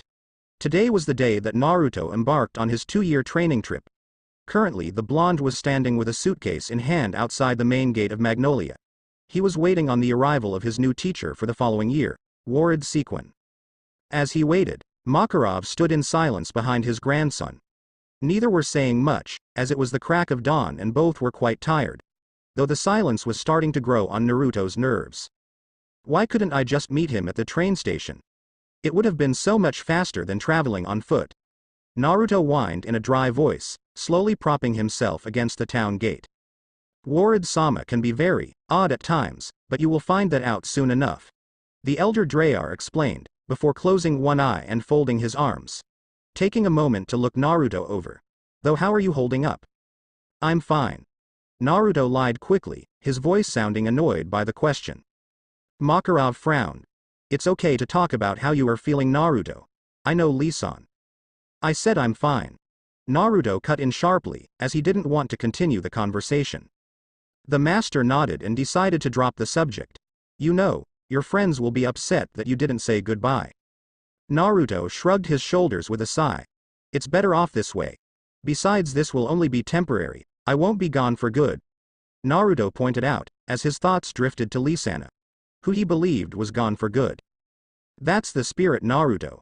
A happy voice chimed in from behind. Why say goodbye when you are never leaving for good? Naruto and Makarov spun around and were met with the sight of a smiling Warad. Both wondering how the man snuck up on them so easily. Though Makarov shrugged his shoulders, thinking to himself his old friend was a wizard saint. So with that mindset he was the first to walk over to Warad. Warad-sama, it's great to see you made it here safely. Makarov began as he held a hand out to the man.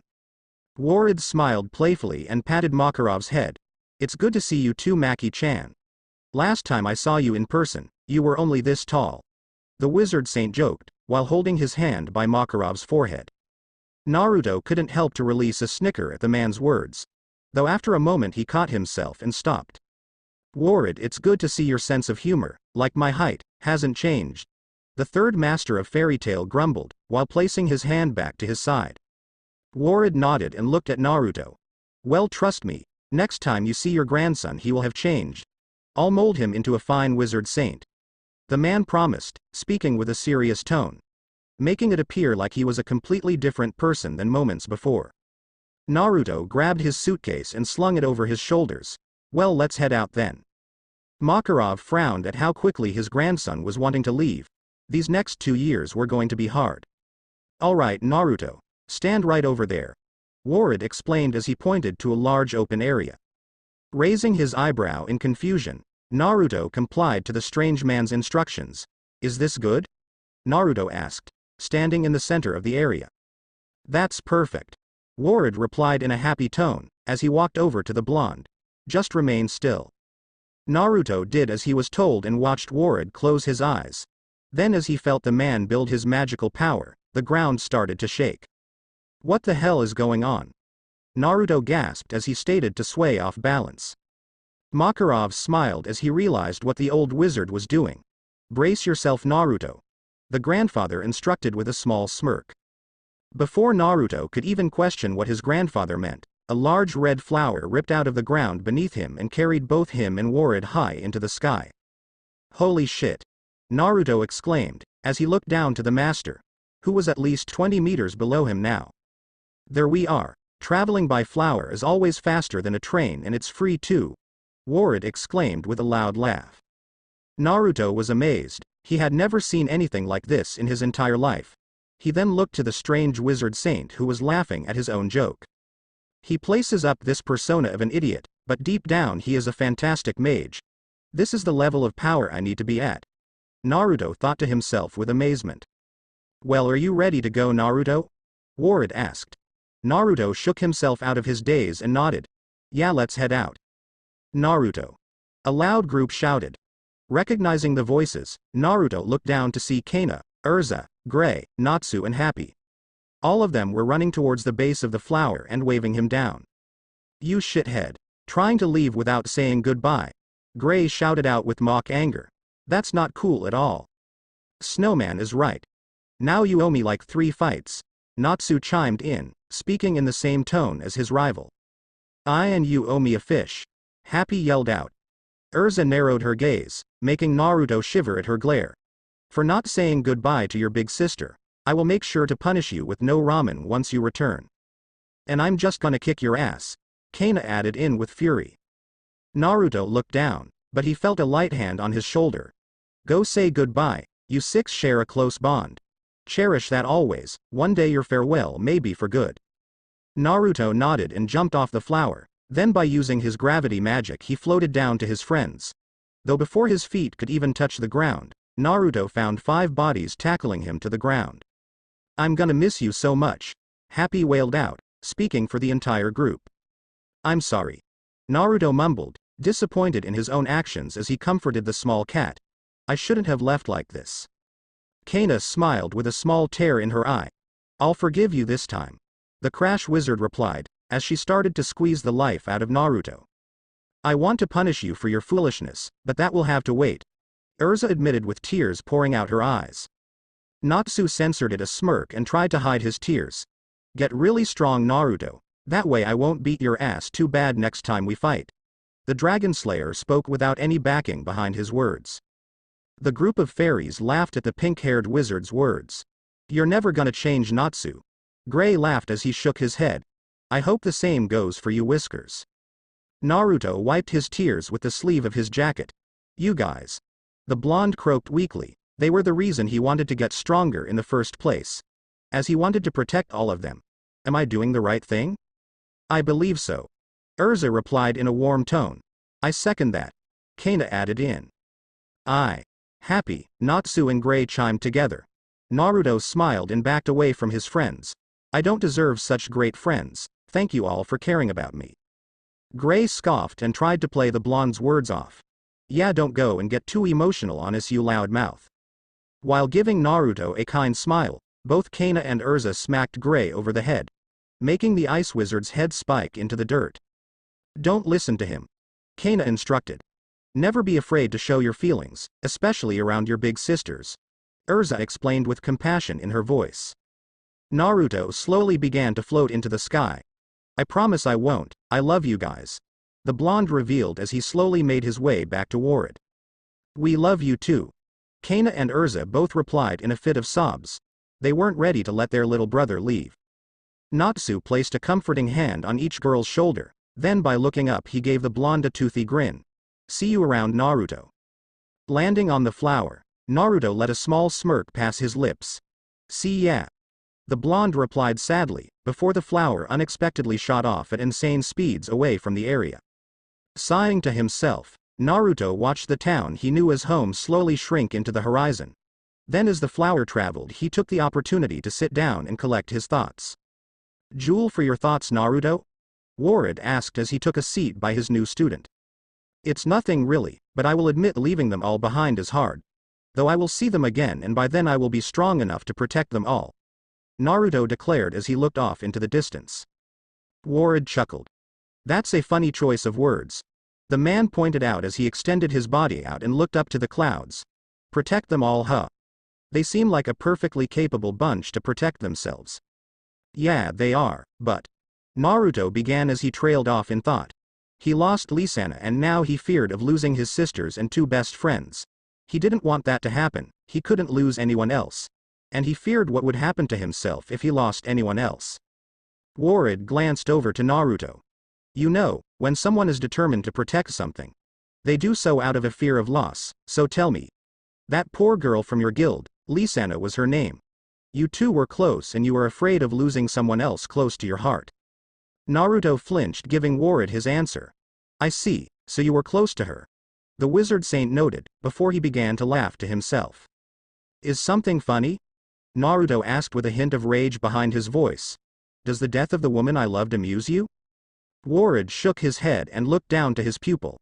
No, I mean no disrespect towards you or your loss. I was just reminiscing and got lost in thought. See, you remind me of someone very special to my heart. An old dear friend I lost years ago.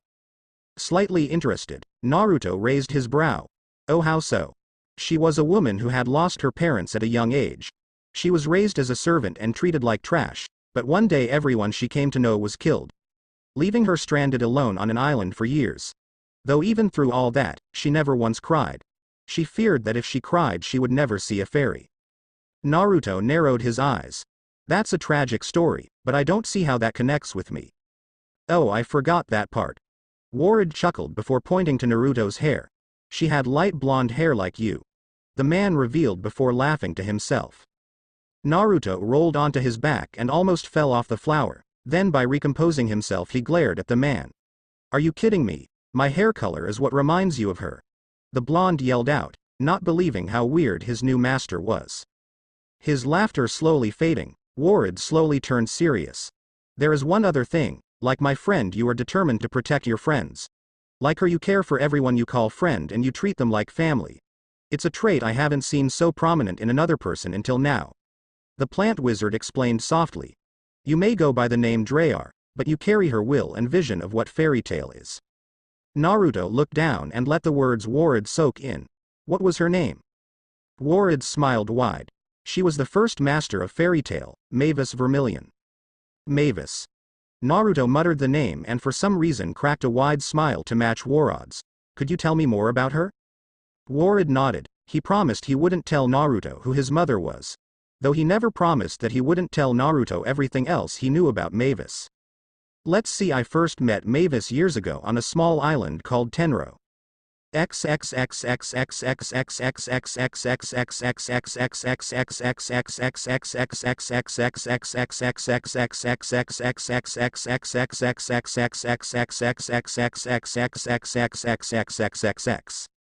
Edilus.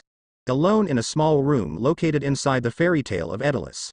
A white-haired teenager was slowly sobbing to herself. Though what could cause the girl to be in such a state? And who was this girl? The answers were quite simple. The girl was Lisanna Stratus from Earthland. While the reason she was upset was thanks to the piece of paper clutched in her hands. Over and over she read over the last few words written onto the letter addressed to her, unable to properly move past them. These words were the three simple words of, I love you. Naruto. Lisanna croaked his name weakly as she was a mess. Her entire world had literally changed and this letter was the final nail in the coffin. Why didn't you tell me before now? As she cried to herself, a voice called out to her. Lisanna, come on down, everyone is waiting on you. Lisanna dried her tears and tucked the letter away somewhere safe. I'm coming, Mirane. The girl shouted out to her sister's counterpart, before heading out of the room and pretending like she was someone she wasn't.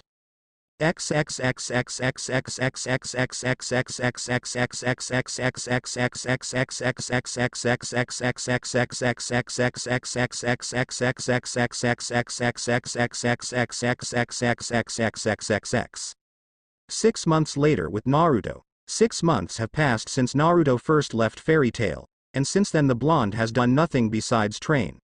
Though his training wasn't what Naruto had originally envisioned. He expected rigorous training sessions and practicing advanced techniques. However, for the past 6 months, Naruto has had the same schedule, which was meditation, followed by practicing the skills he already had, followed by more meditation. Honestly, Naruto was growing rather sick of his rather lackluster training regimen. He wanted to get strong enough to protect all his friends, not learn how to meditate. Though for now, Naruto did as he was told, hoping Warad knew what he was doing. He was a well-respected member of the Wizard Saints after all. Currently, Naruto was outside of Warad's house, floating high into the air with his gravity magic. While he floated, Naruto was in a meditative position and his eyes were closed.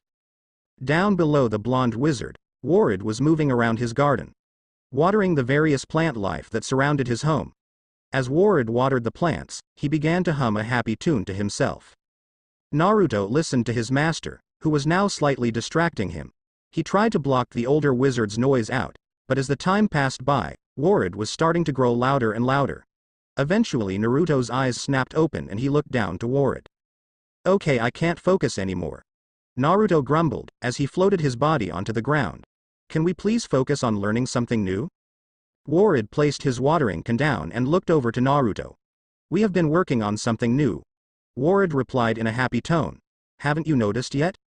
Naruto shook his head. "No, all I've done is meditate and work on the skills I've already mastered. When am I gonna learn something new, something that will make me stronger?" Warad folded his arms and sighed.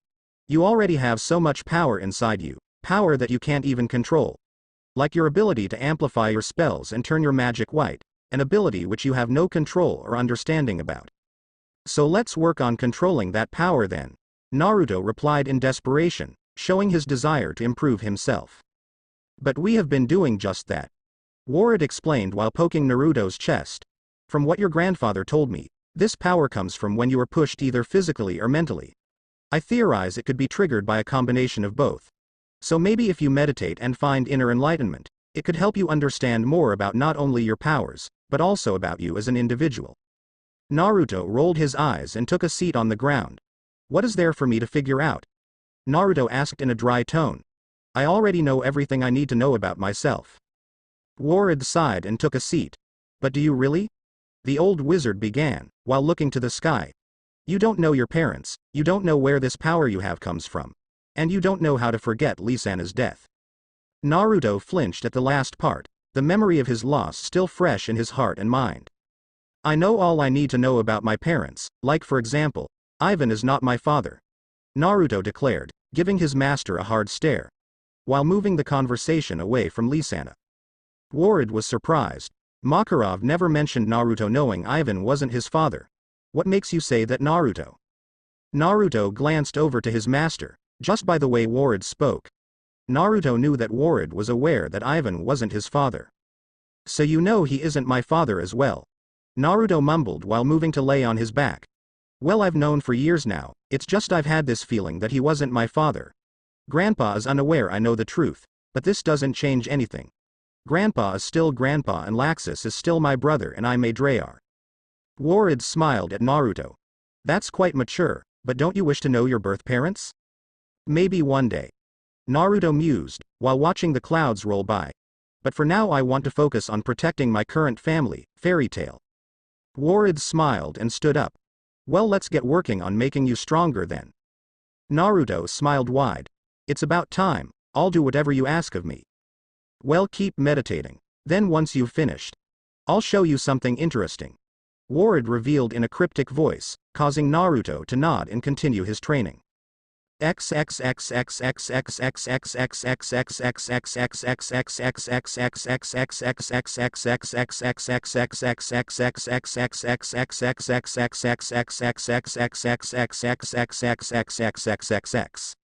One year later, it's been one whole year and currently, Naruto was in his second year of training with his other master, Jura, whose idea of training was much different than Naruto's previous master. Naruto couldn't say he preferred one over the other. However, he did enjoy Jura's method of training, since it was a little more hands-on than Warad's methods. Speaking of hands-on, currently Naruto and his master were both deep inside a nest full of wyverns. Jura felt that simple training wasn't enough to prepare the blonde. So to make sure Naruto was ready to enter the ranks of a wizard saint, Jura had been making Naruto tag along on various dangerous quests. This way, Naruto could gain experience in the new magic and skills that Jura was teaching him. In fact, during most of these dangerous missions, Jura would just sit back and observe. He wanted to allow Naruto as much practice as possible, but he never placed the blonde in harm. So if Naruto needed his help, Jura was always prepared to jump in and assist his young apprentice. However, in the 6 months they have been together, Naruto has never once needed Jura's help, and today was no different than the previous missions. Man, there is so many of these things. Naruto whined while lifting a wyvern 10 times his size into the air with his gravity magic. I'm losing interest in tossing these beasts around. Jura smirked from where he was seated. The large bald man was sitting cross-legged on a large rock, which stood over his pupil and gave him a perfect bird's eye view. What, are they too much for you? The older wizard joked, trying to get a rise from the blonde. It's okay to admit you've hit your limit. Naruto snorted. As if. The blonde mumbled, before taking his other hand and summoning 2 pillars of rock from the ground. These pillars shot up to the floating wyvern which Naruto had suspended in the air and crushed the beast like a bug between someone's fingers. I just dislike harming the weak. It's a waste of my time. Jura had a sweat drop on his bald head. These are A-class monsters, and he's already killed 20. And now he is bored and calling them weak. I swear there is nothing normal about this brat. Jura spoke in a low voice, one that Naruto couldn't hear. Suddenly a wyvern double the size of the one Naruto just killed came rushing towards Naruto from behind, causing the fairy tale wizard to leap forward before being crushed by a large claw. Oh, this one looks a little tougher than the rest. Naruto spoke in an excited voice, his right hand twitching in anticipation. Jura looked to the massive beast with a blank expression. Well, it appears to be the last one. Why not make this interesting? You have to defeat this one with only your earth magic. Naruto grinned wide and started to crack his neck. I can do that. The blonde replied, while bringing both his hands high into the air, forcing dozens of large boulders to fly into the air. The wyvern hunched over and unleashed a loud roar, causing a shockwave of sound to travel towards Naruto. However, this feat had little to no effect on the blonde-haired wizard. Instead it just made Naruto smirk, as he knew victory was assured. Let's see what you got, you overgrown lizard. Naruto yelled out, while yellow aura surrounded his body and the rocks floating beside him. The wyvern flapped its wings and sprung forward, causing its body to dash towards Naruto at high speeds. Its mouth was wide open and it was planning to snatch the blonde up in one bite. However, Naruto was easily prepared and sent all the boulders flying at the wyvern, causing the beast to stop and shield itself from the assault of projectiles coming its way, by using its wings as a way to shield its body from the full blunt of the damage. Noticing this, Naruto smirked and held a hand forward, while pointing 2 of his fingers outward. Iron rock wall. The blonde shouted out, creating stone pillars to shoot out from under the wyvern, forcing the large beast to fly up into the air. Off to the side, Jura censored a grin at his student's attack. Using one of my defensive spells for an offensive attack. You're full of surprises, aren't you, Naruto? The bald wizard mumbled to himself. Noticing that the wyvern left itself wide open for an attack, Naruto took a leap into the air and floated above the wyvern. Then by flexing his bicep, the Yosei Kami met the wyvern in midair and placed his fist over the beast's skull. This caused the wyvern's head to jerk downward from the force of the blow, showing the blonde had grown exponentially in physical strength over the years. I'm not finished with you yet, Naruto declared, while clapping his hands together and closing his eyes, trying to concentrate on the ground while floating in the air. Iron rock fist. The blonde cried, causing a gigantic stone fist to pop out of the ground. The stone fist then traveled up and past the wyvern, before redirecting itself to smash the wyvern back into the ground below, causing the beast to be smashed a few feet deep into the ground below. Naruto, seeing the beast trapped under the rock fist he made, smirked. Then by holding 2 hands out he decided to finish this little fight. Iron rock spikes. The blonde called out, creating dozens of stone spikes which impaled and killed the massive wyvern. Jura began to clap as he walked over to his student. Well done, Naruto, it's been only 6 months and you have become very proficient in using earth magic. I'm very impressed by your progress. The elder of the 2 praised. Naruto placed his hands in his pockets and smiled at the praise. There is a lot for me to learn still. The blonde admitted honestly. I'm not a master in earth magic yet, but I plan to be before these next 6 months are finished. That's a big goal, Naruto. Do you believe you're up for the task? Jura asked, while slowly folding his arms across his chest. I've mastered every other magic I've been taught so far, so earth magic shouldn't be any different than the others I have learned. Naruto replied causally. Is that confidence or arrogance? Jura asked with a slight smirk, causing his student to shrug his shoulders. Call it determination. Naruto answered with a serious face, one that left Jura surprised by Naruto's words. What makes you say that? Jura asked, while studying his student's facial features. Because I want power. Naruto revealed, as a mixture of two auras surrounded his body. Power to protect those I love, and destroy those who try to take away that which I love. Jura blinked as he tried to figure his student out. His emotions were a mixture of both light and dark, love and hatred, happiness and anger. Honestly, Jura was afraid of his student's behavior. Because his emotions were like a scale, his dark hatred seemed to be perfectly balanced by his love and lighter side. Though if something were to happen to tip that scale in one direction, Jura feared what could become of Naruto. You've already lost one person you cared for. And your friends, grandfather, Warad and myself have tried to keep you from your own darkness. Though I fear if you lose someone else you love, there will be no saving you from your darkness. Jura thought to himself, while slowly zoning out. Naruto tilted his head and looked up to his master. Jura-sensei, are you still paying attention? The blonde asked with a confused voice. Jura shook his head and looked down to the blonde. My apologies, I was lost in thought. Jura replied while getting an idea in his head. You know, let's collect the mission reward and then go get some ramen to celebrate your performance today. Oh hell yeah. Naruto agreed with a large smile. Jura matched his student's smile and started to walk off. Well, let's head back towards town. I know the best place in Fury to get some ramen. Walking beside his master, Naruto never once dropped his grin while he began to think to himself. I've never had a real father, but when I'm with Jura-sensei, I feel like I know what having a father is like. The blonde admitted only to himself, happy that he finally had a bond of a father figure.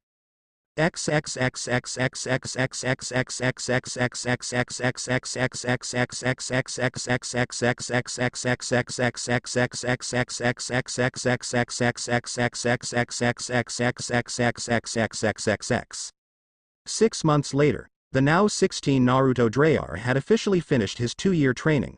Over the last 6 months Naruto had in fact mastered earth magic, which had left Jura both proud and stunned by the blonde's accomplishment. Though considering the level Naruto was at after finishing his first year of training with Warad, Jura knew there was something incredibly special about Naruto. Speaking of the blonde-haired mage, Naruto after 2 long years had finally returned to Magnolia. However, not a single person was aware of his return. Since Naruto asked Jura to keep his return a secret, because he wanted to surprise his friends and family upon his unexpected return. So currently, Naruto was casually strolling down one of the streets of Magnolia, while on his right side was one of the water canals that ran through the town. Not much has changed around here. Naruto mused, his eyes floating around to different landmarks which he recognized.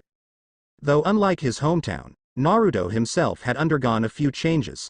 His form of dress still stayed the same, as he chose to keep dressing like his great-grandfather. However, the blonde had grown quite a bit in size, showing that his body had matured over the last 2 years. Another thing that grew along with his body was Naruto's hair, which was quite long but didn't touch his shoulders, but did slightly overlap his eyes and covered his ears. Hopefully the old man never told everyone why I was actually gone. Naruto mumbled, while pulling a hand from his pocket, revealing a wizard saint medallion, which he quickly placed back into his pocket. I'd rather they not know about this for a while. I want things to just go back to the way they were before I left. I'll tell everyone I'm a wizard saint another day. Naruto sighed and looked to the sky. Though the guild's probably completely different from 2 years ago. I just hope everyone is still the same. The blonde spoke in a low hopeful voice, before looking forward to a blonde woman. She was walking alongside the canal and looked as if one wrong step could send her into the water. Though what caught the blonde's eye was the pink fairy tale guild mark on her hand. Seems like things have changed. Naruto spoke softly, a small grin on his face as he watched the girl balance herself. Hey Lucy, don't fall in. A passing-by fisherman called out to the named Lucy. Naruto watched Lucy wave to the man, while muttering something about being fine. However, Lucy quickly started to sway back and lose her balance. Then before she knew it, Lucy found herself plunging towards the water. Crap! Lucy shrieked, as she closed her eyes and waited for her body to hit the water. Though after a moment, there was no splash or feeling of wetness. What's going on? Lucy shouted, as she looked to the water which was inches from her face. Though before Lucy could get an answer, her body was quickly hoisted into the air and carried back onto solid ground. Better be more careful, miss. Naruto spoke to Lucy, as he was already a couple feet in front of her. Next time I might not be around to catch you. Lucy looked to the stranger's back and narrowed her eyes. She could spot a traveling bag on his backside and a suitcase in his left hand, showing that he was either leaving town or returning home. However, she had no idea who he was, but she was grateful to him. Thank you. Lucy called out, while waving to the blonde. Naruto held his right hand up, and waved to Lucy without looking back or speaking. Then while placing his hand down, Naruto turned to his left, which was the opposite direction of Fairy Tail. In fact, Fairy Tail wasn't Naruto's first stop. No, there was a place he had avoided for 2 years. At first he refused out of pain and stubbornness. Though after all Naruto's learned over the past 2 years and how far he's matured, now seemed like the perfect time for Naruto to make a stop at Lisana's grave. So as he entered the local graveyard, that's exactly what he did. He knew well that her body never got a proper burial, but he still felt that he should at least visit her grave once. Soon Naruto found himself standing over top of her headstone, which had her name, birth date, death date and finally the insignia for Fairy Tail. Hey Lisana. Sorry I haven't stopped by to visit yet. Naruto began, as he kneeled down. I'm sure Mira and Elfman have already told you all about what I've been up to. Naruto dug into his pocket and pulled out his Wizard Saint medallion. What they don't know is that I'm a Wizard Saint now. Isn't that awesome? Naruto asked, and waited in silence. Jura-sensei was so proud when he gave me this. Oh, that's right, you don't know who Jura is. Well, he's a Wizard Saint too and he's super powerful. You would have loved him, and I'm sure he would have loved you. He's a great man and he's been like a father to me this past year. Naruto placed his medallion away and smiled, a tear going down his cheek. I've been thinking about you so much over these last 2 years. I even helped a girl a little bit ago that reminded me of you. She seemed like a total klutz. I bet she gets into all kinds of trouble just like you did. She's even a member of Fairy Tail, go figure, and her name is Lucy. I just hope she doesn't hang around Natsu. You know how much trouble he can cause. Naruto smiled and started to laugh, while tears went down his face. I still remember having to save you too from a Vulcan you pissed off in the woods. Geez, come to think of it, I was also bailing you out of messes. Naruto's lips started to shake, causing the blonde to ball his fists. Though as he looked down to the dying flowers on Lisana's grave, he used that to distract the emotions he was feeling. Looks like your siblings have been leaving flowers, but they look dead. Naruto began, while placing his hand onto the ground by Lisana's grave. Let me show you something my other teacher Warad taught me. Closing his eyes, Naruto focused his magic into the ground, causing hundreds of multicolored flowers to sprout out of the ground around her grave. I'm not as good as Warad-sensei, he makes flowers much more beautiful than I do. However, you always loved the nice little things I would do for you. You just never knew why I would do them. Naruto stood up and gave Lisana's grave one more look over. I'm going to promise on your grave, I will never lose anyone again. I'm strong enough now to protect everyone, and I will. Naruto declared as he started to walk away. Goodbye Lisana-chan, I hope you continue to rest peacefully.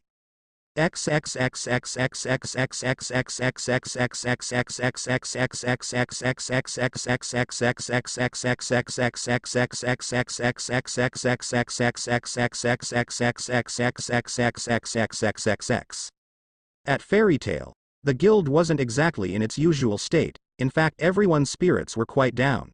See, a few days ago, Natsu along with Lucy, Happy, Gray and Erza had saved every guild master from the creation of Zeref known as Lullaby. However, in the process a lot of collateral damage accrued and someone had to take the fall for the blame.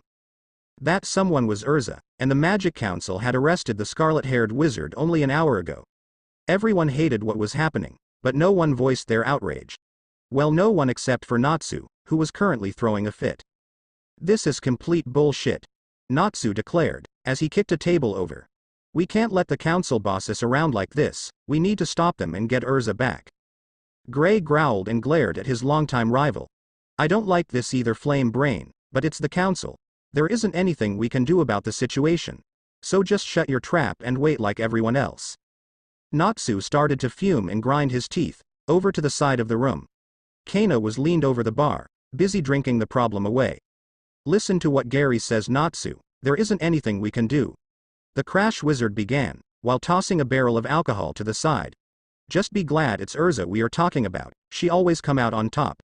So have some faith in her. Grr, but it wasn't just Erza who went on that mission. Natsu yelled back. It's not fair that she has to take the blame. Natsu, the master spoke up in a serious voice, while he was sitting on a table. His eyes were glued on the dragon slayer as she spoke. Kana and Gray are right, so drop it. Or I will be forced to take action. Natsu jerked his body to the side and started to pout, though once he caught a glimpse of Lucy entering the guild, Natsu quickly ran over to the girl. Lucy, you have to be on my side about helping Erza. The pink-haired teen spoke quickly. Lucy started to sweat and retreat. Well, I don't think it's fair that Erza is the only one being punished. She began, causing Natsu to nod with a grin. But causing trouble with the council is something we don't need. Besides, I've already avoided trouble once today. I don't feel like testing my luck. Natsu slumped over and took a seat on a chair. Damn it, the teen whined. Ignoring his partner, Happy flew over and landed on Lucy's shoulder. What kind of trouble did you almost get into, Lucy? The small blue cat asked. Lucy chuckled nervously and started to rub the back of her head. Well, I was walking back to the guild, and I almost fell into one of the water canals. Actually, I did fall in, but I didn't hit the water. Lucy explained, causing the entire guild to look at her with confusion. Somehow this random blonde-haired guy caught me, but I don't know how exactly. I was just floating above the water, then he levitated me back onto the ground. Like he controlled gravity. Mira spoke up, her voice slightly hitched while she was cleaning a dirty cup at the bar.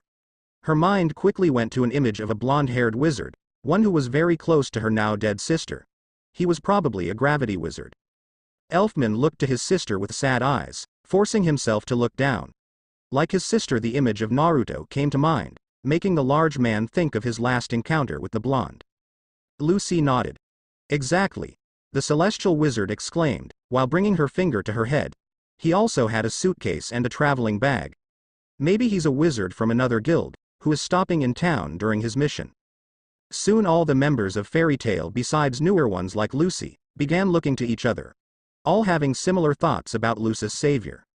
Natsu jumped out of his chair and onto Lucy, almost knocking the girl over. Did you get his name? The fire wizard asked, his mood shifting from angry to excited. No, Lucy replied honestly. I didn't even get to see his face. He had blonde hair though. Gray mumbled out. You guys don't think it's him, do you? Master, have you heard from him yet? Makarov sighed and closed his eyes. No, I haven't heard from him or Jura in a while. Though it has been 2 years since he left. He should be returning any day now. Lucy looked around, completely confused by what was going on. That's true, Master, and besides, how many blonde-haired gravity wizards could there be? Kana spoke up in an excited voice, while looking to Lucy. Hey Lucy, by chance was this guy wearing a brown leather jacket? I think so. Lucy replied, not too sure herself. I didn't get much of a chance to look him over. What's gotten into you guys? Who are you talking about? His name is Naruto Drayar, he's the master's youngest grandson. He's been gone training for 2 whole years now. Gray answered for the group. Lucy looked to the master with wide eyes, shivering as she thought of a second Laxus. Though the guy who saved her seemed kind, unlike the master's oldest grandson. Natsu on the other hand grinned and started to bounce on his heels. Naruto was already really strong, way stronger than Erza. I hope he is back so we can fight. The pink-haired teen wished happily. And if he's back now, he would surely go help me save Erza. Everyone who knew Naruto, besides Natsu, turned pale. If anyone would rush in beside Natsu to save Erza, it would be her surrogate brother Naruto. Oh God no, Kana grumbled in a low voice. If he finds out about Erza. He does have pretty bad timing, and coming back now would be pretty bad. Gray added in, while slowly stripping his clothes off. He would tear the council in half. Oh, and Gray, put your clothes back on. Mira instructed in a stern voice, causing Gray to scramble for his clothes. Makarov sighed and slumped over. My 2 grandchildren are gonna be the death of me. The old wizard whined. Elfman punched his fist and looked down. Naruto is too much of a man to not help Erza. The large man pointed out. And that's what everyone is afraid of. Happy mumbled, while still sitting on top of Lucy. Why is everyone acting like this? What makes the situation so different with Erza now that he might be back? Lucy yelled out, as she hated not knowing what was going on. Kana sighed and pinched her nose. It's because, the crash wizard stopped speaking, while brining a trembling hand to her mouth. Tears of joy leaking down her face as she looked to the guild door. Lucy looked confused, but once she turned around and looked in the same direction as Kana, she was met with the sight of a smiling blonde standing at the door. The same blonde who in fact had helped her earlier. Yo. Long time no see big sis, now what's this mess I'm hearing about my other big sister? Naruto asked, his voice deathly serious and his eyes a cold icy blue. She isn't in trouble, is she? The room was silent, as everyone's eyes were focused on the scowling blonde at their doorstep. Some gawked at the wizard with looks of joy, showing how much they missed the blonde over the last 2 years. Others looked to Naruto with a fearful gaze, remembering his rampage with the beast that killed his best friend 2 years ago. Naruto Drayar was finally back at Fairy Tail and no one knew how to greet the blonde. Especially after the current events that were unfolding with the woman who Naruto idolized as his older sister.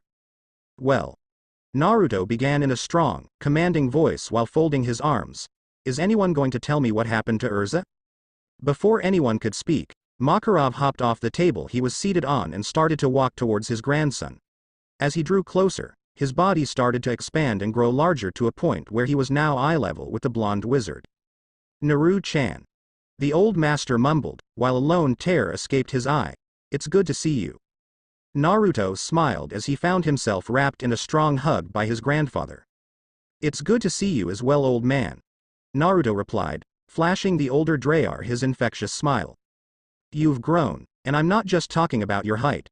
Makarov commented, as his face shifted into the largest grin he could muster. I can tell just by looking at you. You've become a very powerful wizard. I've been telling you for years, Gramps, I'm going to be the ace of the guild. Naruto declared, while gripping his fist and looking to the white aura radiating from his hand. And now I can back up that claim. I know you can, I've never doubted my grandson. Makarov replied, his body already shrinking back to normal size. Naruto grinned at his grandfather's words, but his smile dropped as his thoughts returned to Erza. However, before Naruto could ask about his surrogate sister, a certain brown-haired crash wizard snuck up behind the blonde and brought him into a headlock. You little shit. Kana exclaimed with fake anger while burying her fist into Naruto's head. You've been gone for 2 years and you never even once tried to contact your big sister. You might be worse than my old man. Hey, I've been busy training my ass off. Naruto replied, as he reached over his head and started tugging on Kana's hair. Don't get mad at me, you lazy drunk. I'd rather be a drunk than a ramen addict who can't even send his big sister a letter. Kana fired back, while pulling on the blonde's cheeks. Soon Naruto and Kana brought each other to the ground and started to roll across the guild floor. Both teens casting out insults as they fought. This caused everyone watching to look at the pair with sweat drops. Lucy, who was completely confused, leaned into Mira. What the hell is going on? The celestial wizard asked in a hushed tone. Mira giggled and pointed to Naruto. See, Naruto has a special relationship with Kana. They have no blood relation, but they are siblings in every sense of the word. Same goes for Naruto and Erza, but Erza is more of the loving sister. While Kana, Mira trailed off and smiled as she watched the two fight. It was a common occurrence that has been absent for the past 2 years, and now things finally seem to be returning to normal. Well, you can see how their relationship is. Lucy watched the two wizards and laughed awkwardly. Yeah, I can definitely see. She mumbled while watching Naruto and Kana kick a table over as they fought. However, before their little scuffle could escalate any further, Naruto wrapped his arms around Kana and gave her a hard squeeze. I missed you, Nei-chan. The blonde whispered in a low voice, causing Kana to smile and return the blonde's embrace. I've missed you too. Kana replied as she kissed his forehead and backed away, smiling wide to herself as she looked up to her surrogate brother. Hey, I can't believe how much you've grown, but you're still my little brat of a brother. Naruto flashed his sister a large smile and was about to speak, but the voice of one dragon slayer grabbed his attention. Naruto, fight me! Natsu shouted as he ran at the fairy god with a blazing fist. Naruto raised an eyebrow and turned towards Natsu, throwing a hand up and waving to his friend. Yo Natsu, it's been a while. The blonde pointed out with a small laugh. Natsu smirked and attempted to punch Naruto in the face. I got you, bastard. The pink-haired wizard declared, while his fist was about to make contact.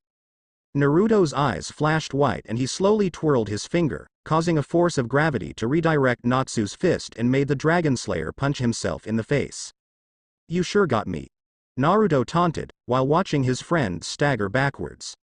Natsu's legs started to buckle, as the punch left him a little disoriented. The Dragon Slayer already packed quite the punch, but adding in the extra force of Naruto's magic and Natsu found himself in a good deal of pain. Shit. Natsu growled before falling onto his back. Still can't hit you. Naruto laughed and walked over to his friend, holding a helping hand out to his friend. It's good to see you, Natsu. The blonde mumbled softly. Natsu grinned and grabbed Naruto's hand. Likewise, Naruto. The fire wizard replied before he was hoisted back up to his feet. Off to the side, Lucy leaned into Mira while glancing to Naruto. He took Natsu down by just moving his finger. Just how strong is he? Mira sighed. Honestly, who knows?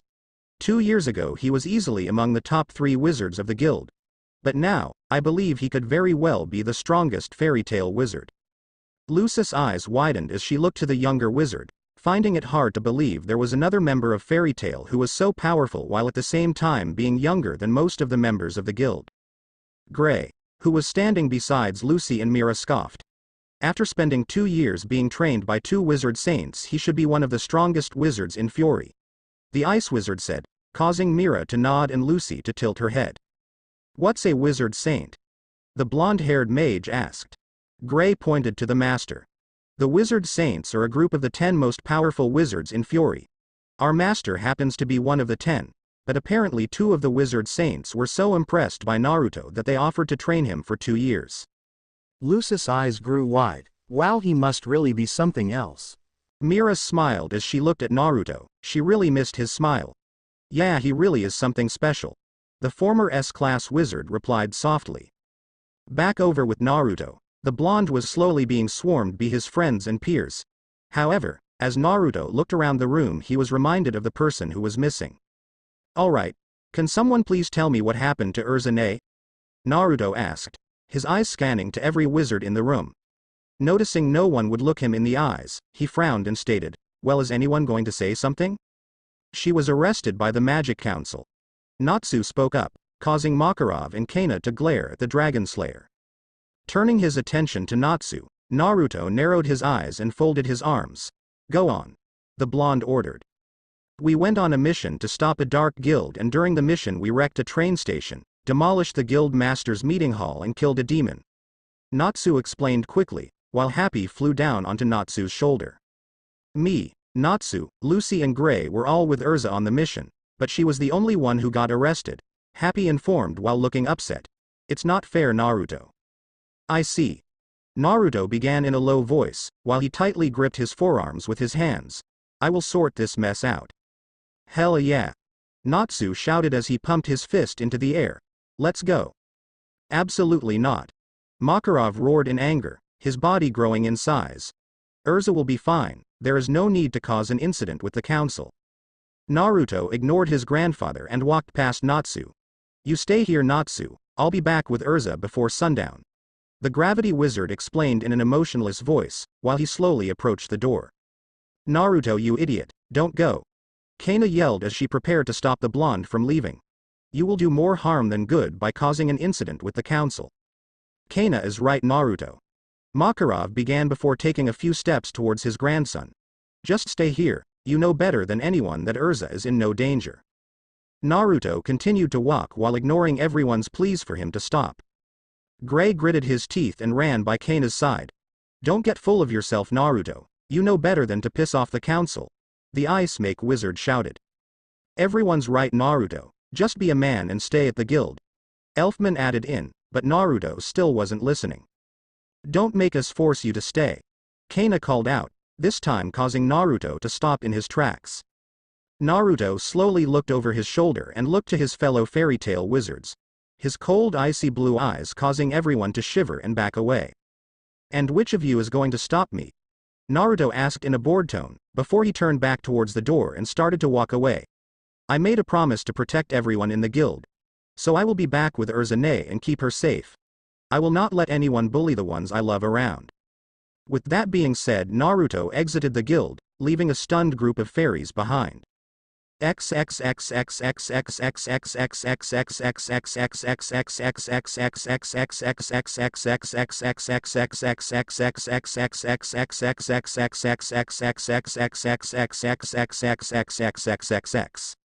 Era. It didn't take Naruto very long to reach Era, as he had used the same form of flower transportation that Warad so frequently uses. However, the blonde had sensed a familiar magical signature on his arrival to Era. So instead of going all the way to the front door of the Magic Council's headquarters, the gravity wizard traveled to a thick portion of the forest, which was just a little outside of the headquarters. As he dismounted off from his flower, the blonde began to scan the surrounding area, his eyes looking for the person he had sensed earlier. "You can come out now, I know you're here." Naruto spoke up while folding his arms and waiting in place. "It's so nice to see you, master." A soft voice began from behind the blonde, causing him to turn around. "What's the occasion? Are you here to eliminate the Magic Council?" Naruto frowned as he watched a figure slowly rise from the ground.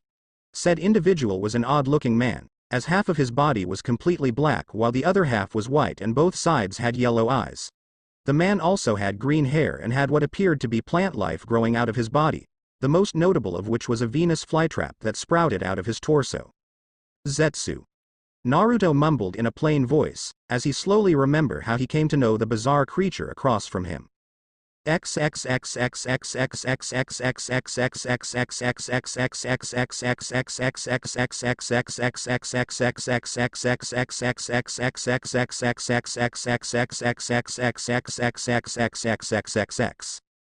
Flashback. A year and a half ago. Currently Naruto was sitting cross-legged on the ground, with his hands hovering over a small dead Venus flytrap. His teacher Warad had given Naruto the task to use green magic to revive the dead plant before him. The task wasn't so simple, as Naruto had been struggling with bringing the dead plant back to life for quite some time.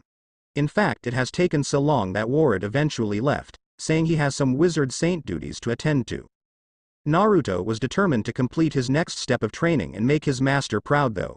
So that's why the blonde has been working to bring the plant back to life all morning. "Come on, I almost have it," Naruto mumbled, while a bead of sweat started to pour down his face. Slowly but surely, the brown and decayed plant started to rise upward while its original green coloring started to return. "I'm doing it. Suddenly in mid-sentence the plant lost off signs of life and went back to its dead state. In fact, it appeared even worse off than before. Son of a bitch." Naruto punched the ground by the plant and gritted his teeth. "Why'd I keep messing this up? I'll never get stronger if I can't bring a stupid plant back to life."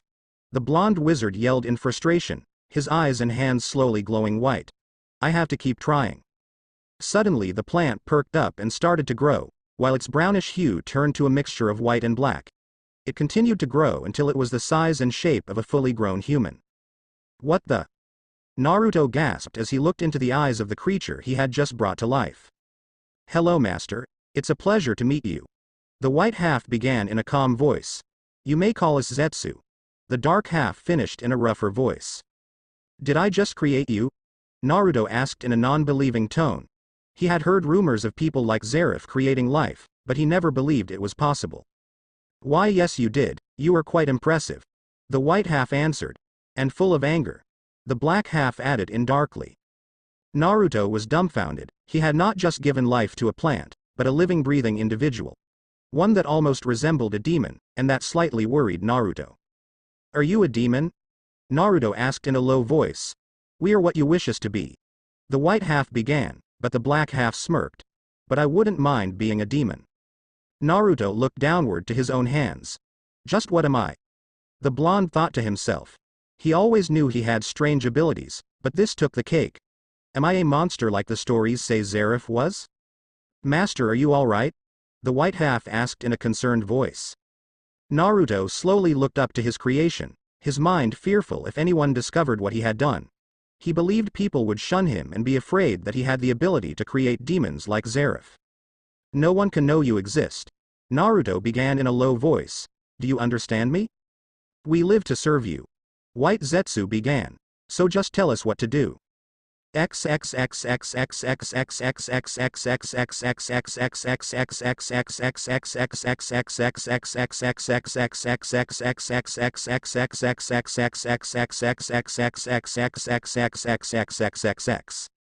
Flashback end. What are you doing here? Naruto asked in a slightly displeased tone. You're supposed to keep a tab on my grandfather's son Ivan, not risk letting someone know you exist. Let alone be seen near the Magic Council with me. We've been doing a little digging around the council. We suspect someone in the council has ties with Balam Alliance, a group that Ivan has shown slight interest in. White Zetsu began in an apologetic tone. So we are just doing as you told us, learn everything we can that involves Ivan Drayar. Naruto began to massage his forehead at this new development.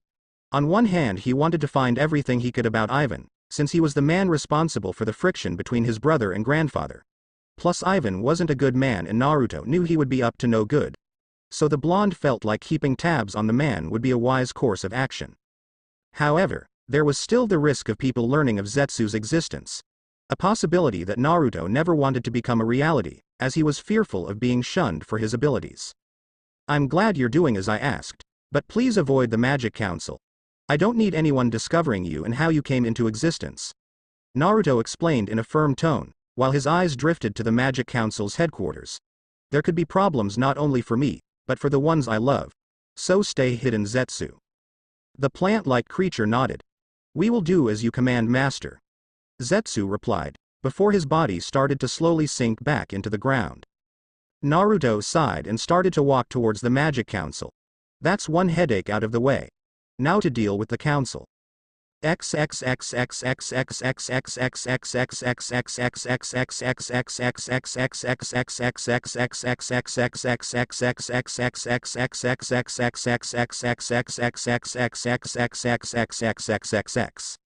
Magic Council Meeting Hall. Erza was currently handcuffed and standing on a podium while being glared down upon by the better majority of the Magic Council. Though there were some members like Seagrain, who looked at the red-haired wizard with an amused expression. As Erza glanced around the room to keep her gaze from meeting Seagrain's, she took notice to the dozens of rune knights which filled the area. Clearly, by the large presence that they had gathered, the rune knights were anticipating some form of conflict.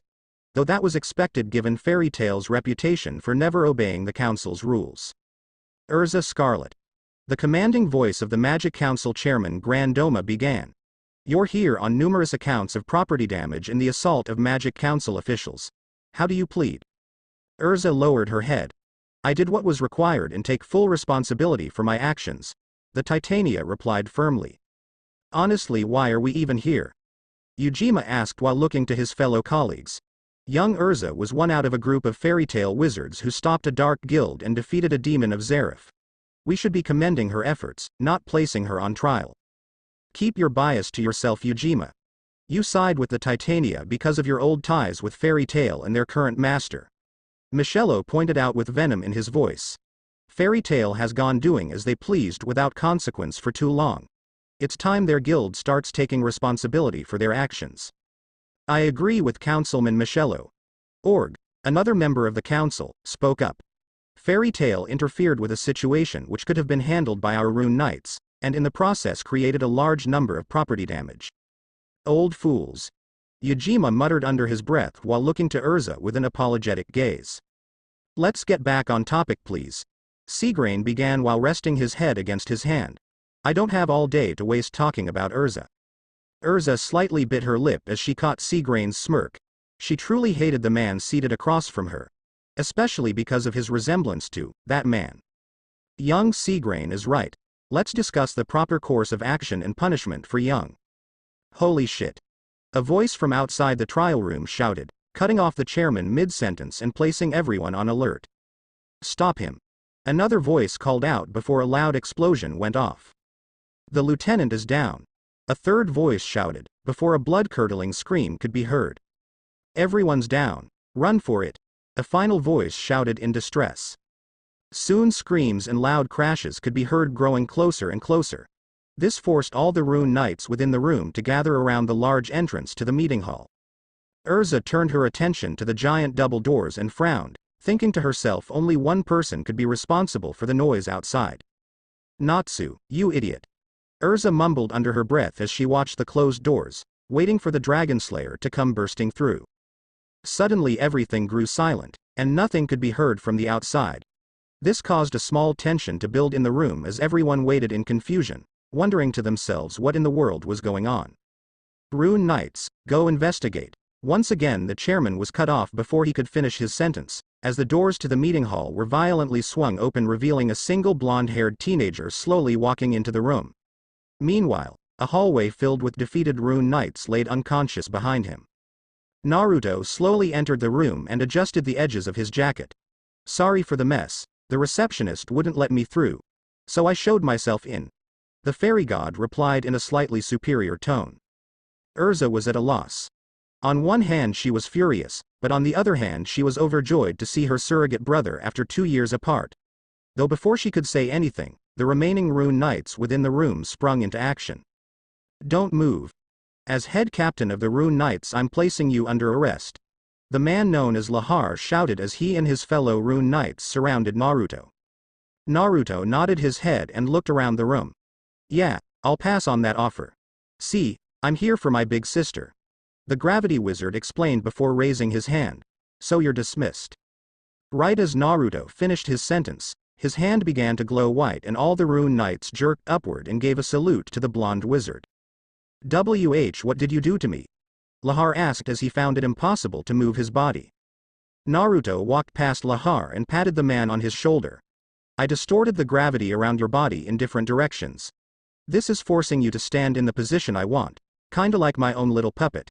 And don't strain yourself trying to break free. You couldn't move a muscle unless you could overpower the forces of gravity I'm placing on you and your men's bodies, and I doubt you're strong enough to overpower my magic. Lahar's eyes grew wide at the blonde's explanation while the members of the council looked down at the blonde in a stunned state of surprise. Is such control over gravity even possible? Org gasped in surprise, while looking at the young wizard who effortlessly dispatched the most elite forces the Rune Knights had. He's a monster. Michello added in. Ujima smirked as he watched the boy crash the trial. Maki wasn't kidding when he said his grandson was powerful. The old fairy tale wizard mumbled with a small chuckle. Naruto smirked as he slowly approached Erza. Hey sis, long time no see. The blonde chuckled in a happy tone, before he moved his hand in a downward motion and Erza cuffs came off and crashed onto the floor. Wanna head home? Erza let a small tear escape her eye before she jumped onto the blonde.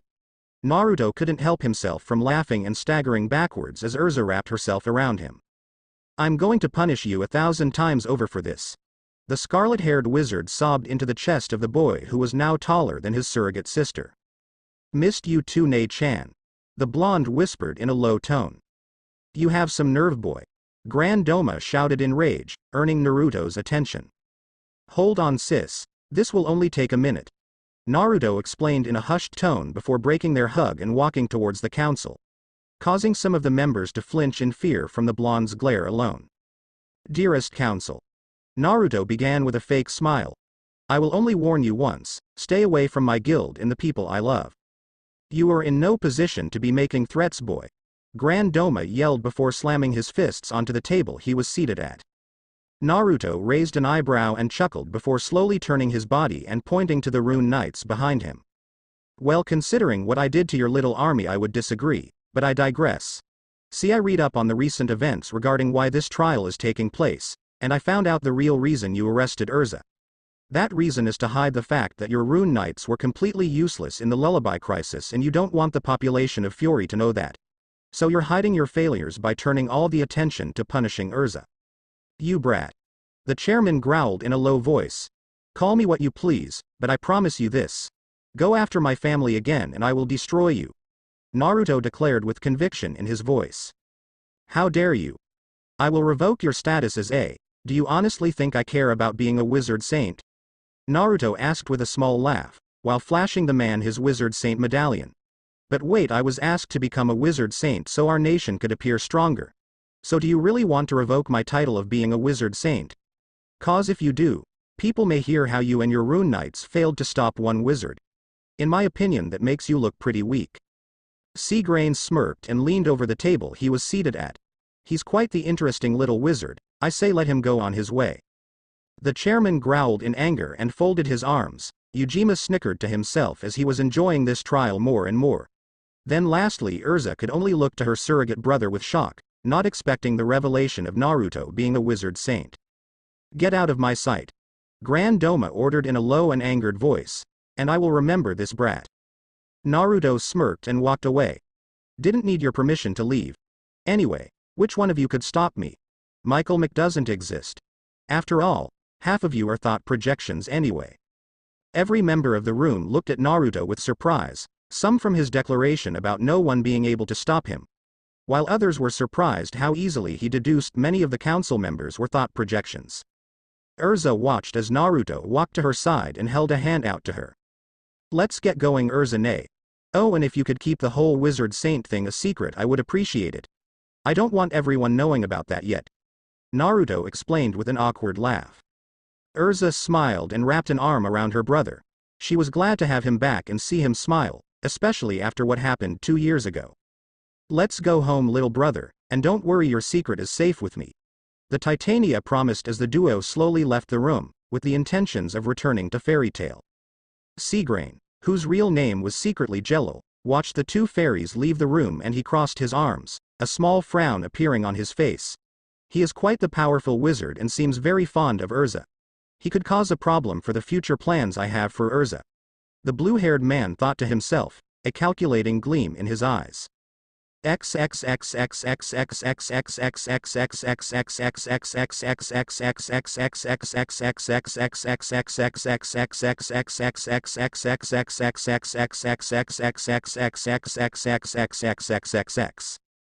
few hours later at Fairy Tail.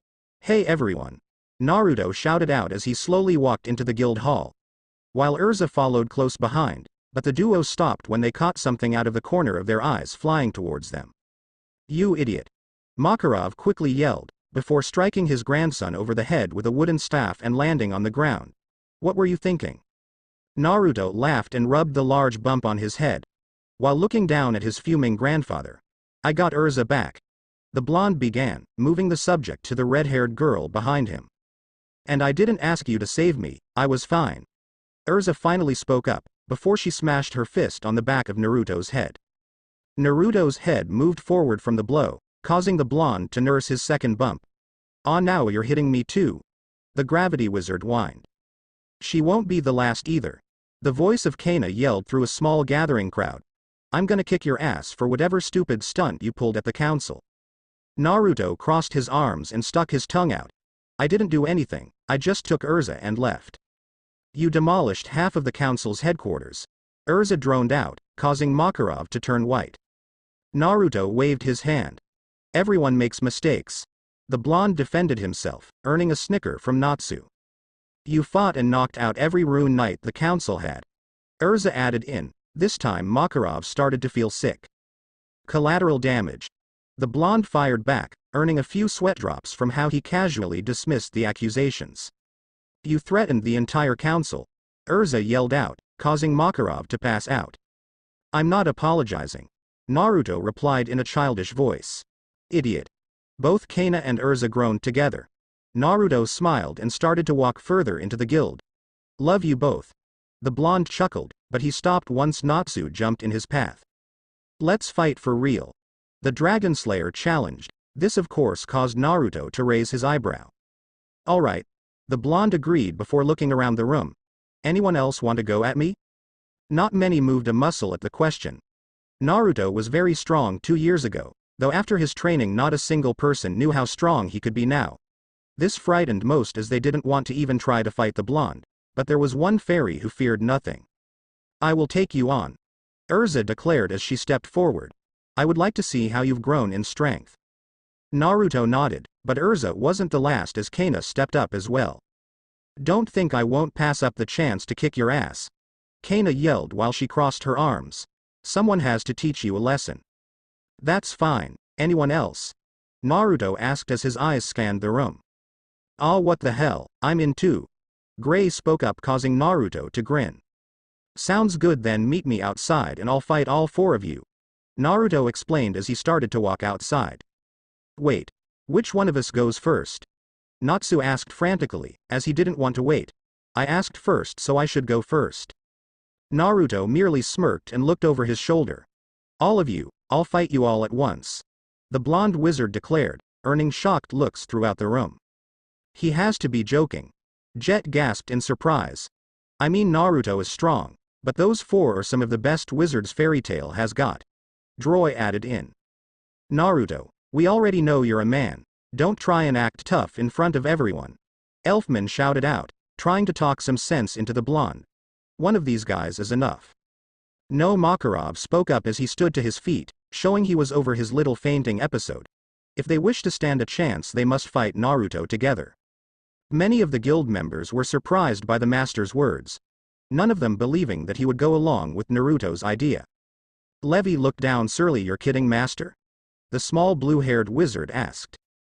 Makarov kept a firm look on his face and shook his head, signaling he was very serious about this fight.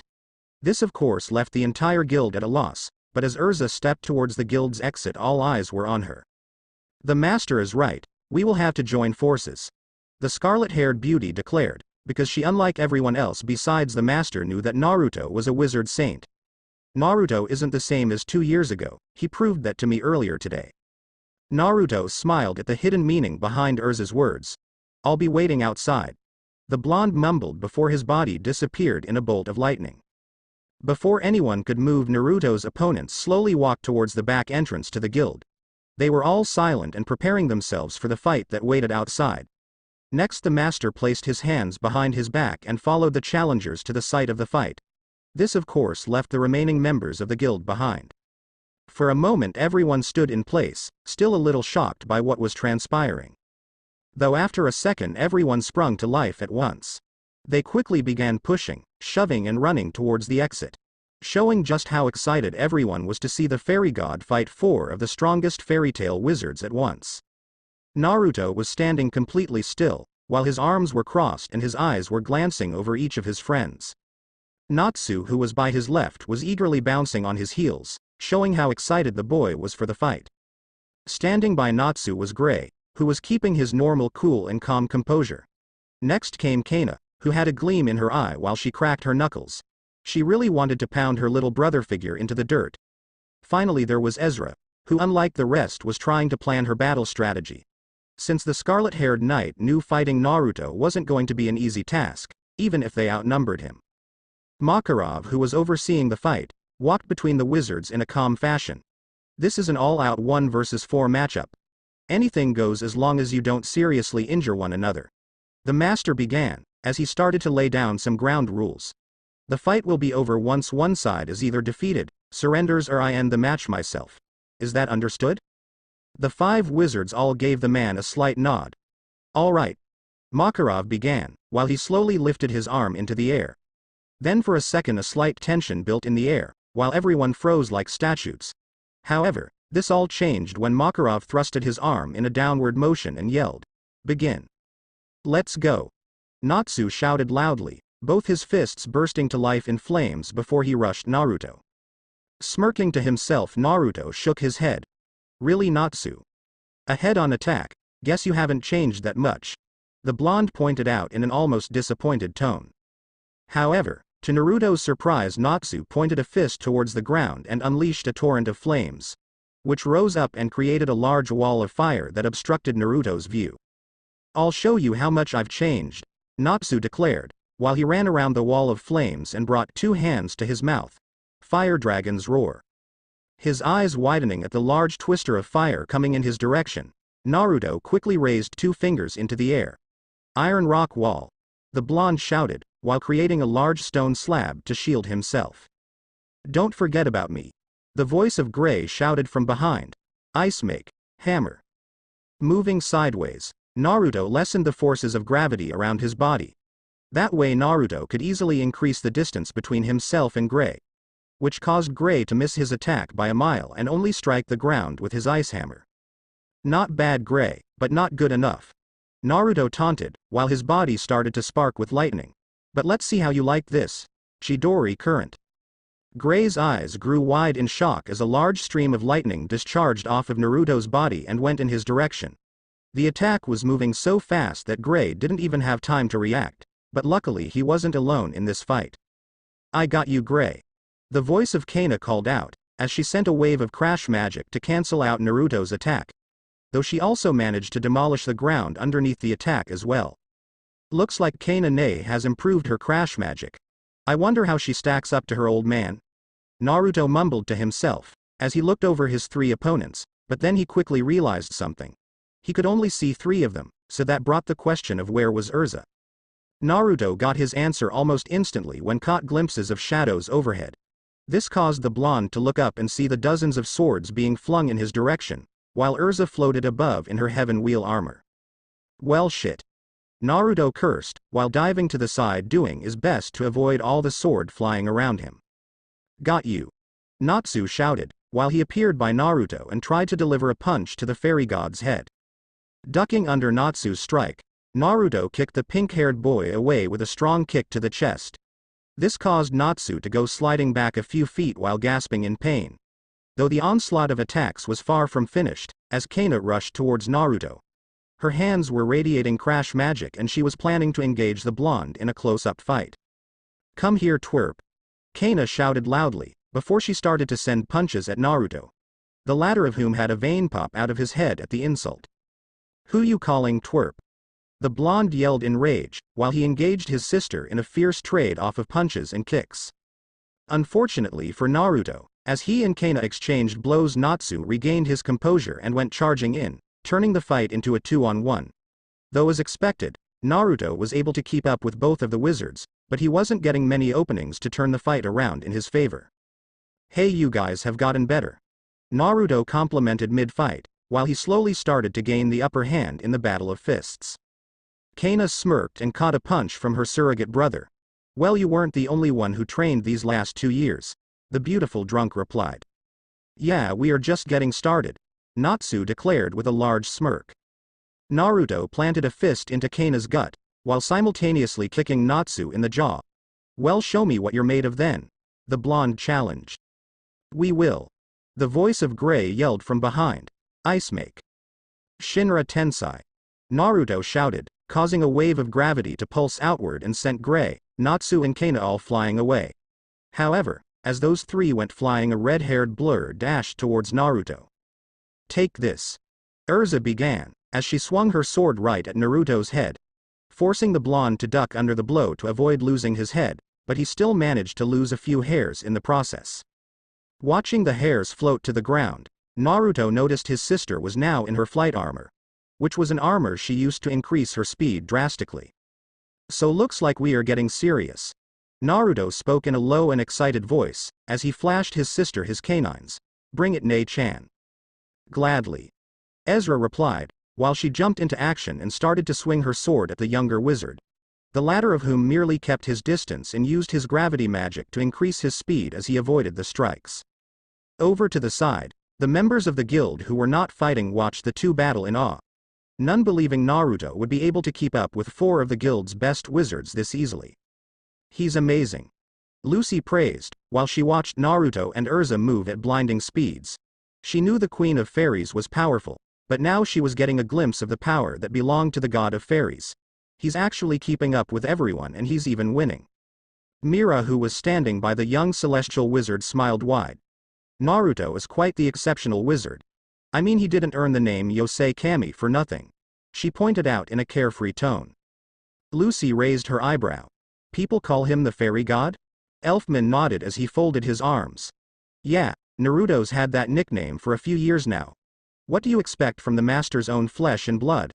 I know that I wouldn't want to fight a man like Naruto. Lucy smiled at the 2 siblings. You both think very highly of Naruto, it seems.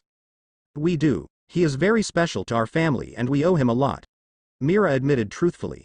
You won't find a better fairy tale wizard than Naruto. Elfman smirked at his sister's words, as they couldn't be more true. But you gotta wonder who is stronger, the queen or the god? The large man asked. Mira grinned wide and watched Naruto turn the tables on Erza and send the girl flying. I'll always bet on Naruto, the former S-class wizard replied. Hey, I'll take that bet, Jet declared, as he moved into the conversation. Me too. Droy added in, hey, sign me up, Naruto's got this. Bisca began before digging out a couple hundred jewels. No way Erza all the way. Plus she has Kana, Gray and Natsu with her, Max pointed out. I got 1,000 jewels on Naruto taking them all down. Mikao spoke up before bringing his finger to rub his nose. He is my former student in fire magic after all. Ha. You might have taught him a few tricks, but that brat surpassed you a long time ago, Mikao.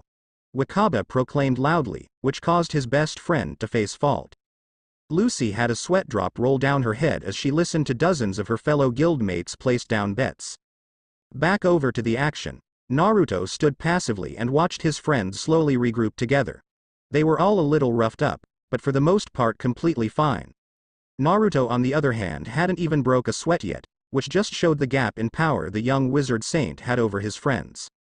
So shall we continue? Naruto asked, while a small chuckle escaped his lips. Or have you had enough already? Natsu smirked. As if, I've waited 2 years for this fight. The Dragon Slayer replied, while both his fists caught fire. Give me all you've got. Naruto smirked and a thin outline of white magic appeared around his body. Well, if that's what you wish, let me show you a glimpse at my true strength.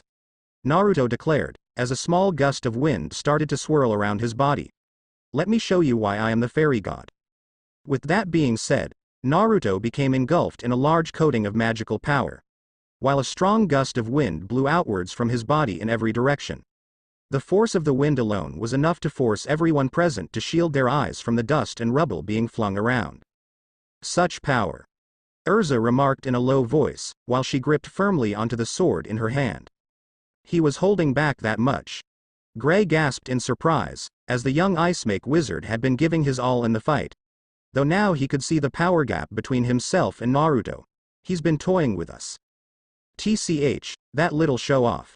Kana scoffed in an annoyed tone. I'm all fired up. Natsu declared as he rushed at the blonde head-on. Bring it, Naruto. Said blonde smirked and tightened his right fist, while white lightning danced around his arm. Then in one quick movement, Naruto pushed his right arm outward towards Natsu. Spear of the Lightning Fairy. The blonde called out, before a large spear made of white lightning shot out of Naruto's fist and traveled straight for Natsu. Natsu reared his arm back and summoned a large twister of flames around his fist. Fire Dragon's Iron Fist. The teen shouted, before he sent his fist to collide with Naruto's attack. Natsu don't. Erza tried to warn, but it was too late. At the moment of contact, Natsu was engulfed by Naruto's spell and was quickly brought down onto his knees in pain. Gah! The fire wizard cried in pain before falling onto his face unconscious. Natsu. Kana yelled in worry, but she didn't have much time to focus on her friend. Was he just taken out at one hit? Gray shouted in shock. Erza, who was standing in a defensive position, watched Naruto disappear in an impressive display of speed. Don't get distracted, the girl ordered, while she tried to locate the blonde wizard. Inferno of the Fire Fairy. Naruto shouted from above his friends, surprising the 3 remaining wizards. How did he get up there so fast? Gray asked in a panicked voice. Erza watched white flames circle around her surrogate brother and she instantly changed into Flame Empress armor. Forget about that and brace yourself, she ordered. Naruto smirked, sent his attack down upon his 3 remaining opponents, quickly covering the 3 mages in a white inferno. Gray and Kana tried to use their ice and crash magic to counter the fire, but their magic had no effect in stopping Naruto's spell. And that's all she wrote. Naruto chuckled, while he landed gracefully onto his feet. Don't count me out so fast. The voice of Erza shouted in a loud voice, before the scarlet-haired girl extinguished the flames with a swing of her sword. Naruto observed his surrogate sister. She was taking deep breaths and was standing over the defeated bodies of Gray and Kana. He also noticed she had mixed her armor set around at the last second, a feat that only his sister was capable of doing. Hey, Flame Empress armor to protect you and then your Sea Empress sword to fight back the flames. I almost forgot how amazing your Ne-chan. Naruto complimented in a cheerful voice. But looks like you still took a lot of damage. Erza huffed and smiled at her brother. She was proud of how strong he had become. Your fire is most impressive. You could probably give Natsu some tips, she praised in a proud tone. Naruto chuckled and ran a hand through his long golden hair. Probably, but why don't we end this fight, Erza? Nay. Erza tightened the hold on her sword and nodded. Give me all you've got, little brother. Naruto smiled and bent down, as he prepared to spring forward. If you wish. The blonde mumbled before a spark of white lightning flickered around his torso, right before he disappeared in a bolt of lightning. Erza's eyes grew wide and she frantically searched her surroundings for Naruto. Though the young wizard saint was nowhere to be found. Though after a brief second the older mage smirked. "TCH, haven't you forgotten from when we were younger? No matter where you go I will always find you," Erza declared as she gripped her sword tightly and turned around. Then by using all her strength she swung her sword at the blonde who was only a few inches behind her. Naruto grinned and ducked under the strike. "I haven't forgot, Erza, but I think you've forgotten something. I'm the man who will become the strongest fairy tale wizard," Naruto yelled as his fist was surrounded by a twisted of white lightning and wind. "Tempest of the Storm Fairy."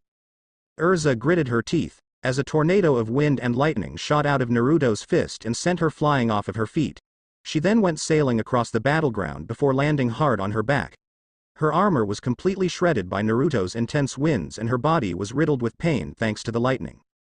"So this is what you're capable of," Erza thought to herself, while she laid motionless on the ground. "To think you've surpassed me by this much, I couldn't be prouder." Naruto placed his hands into his pockets and walked over to Erza. "Had enough, sis?" the blonde asked, while he stood over top of the red-haired knight. Erza smiled and looked up to her surrogate brother. "I have some more fight in me, but I believe regardless you would win. You've sure grown, Naruto." The fairy god snickered and reached down to give his sister a helping hand. "Thanks," the blonde replied before pulling Erza up to her feet.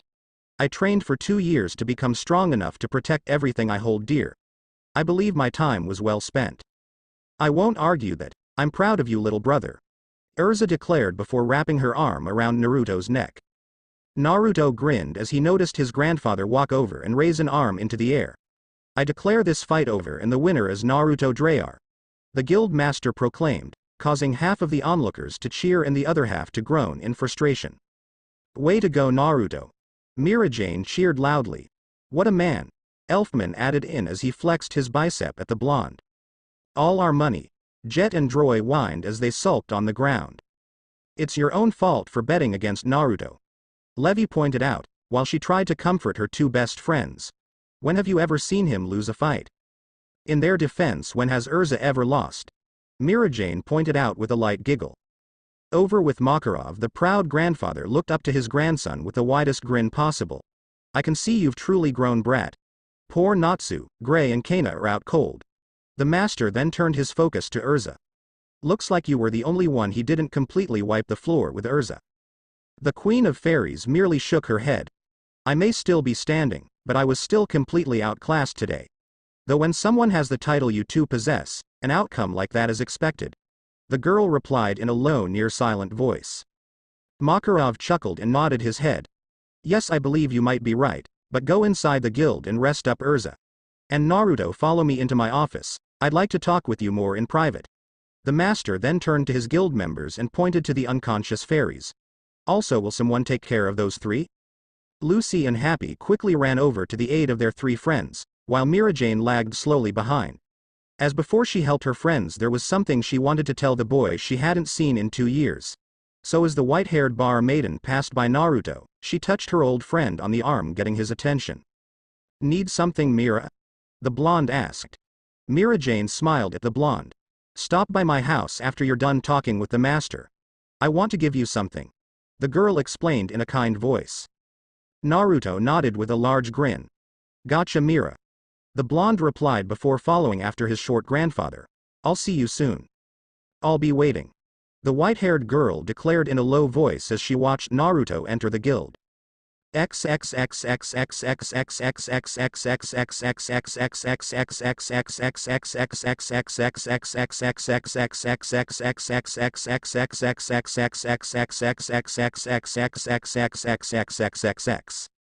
Makarov's office.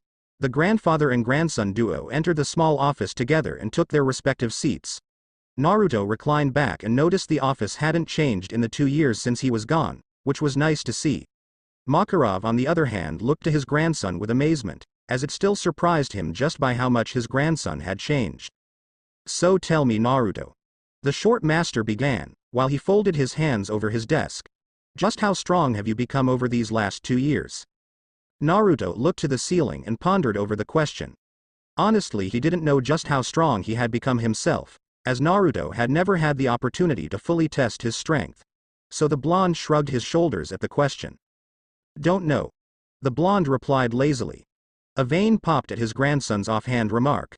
What do you mean you don't know? The older wizard asked.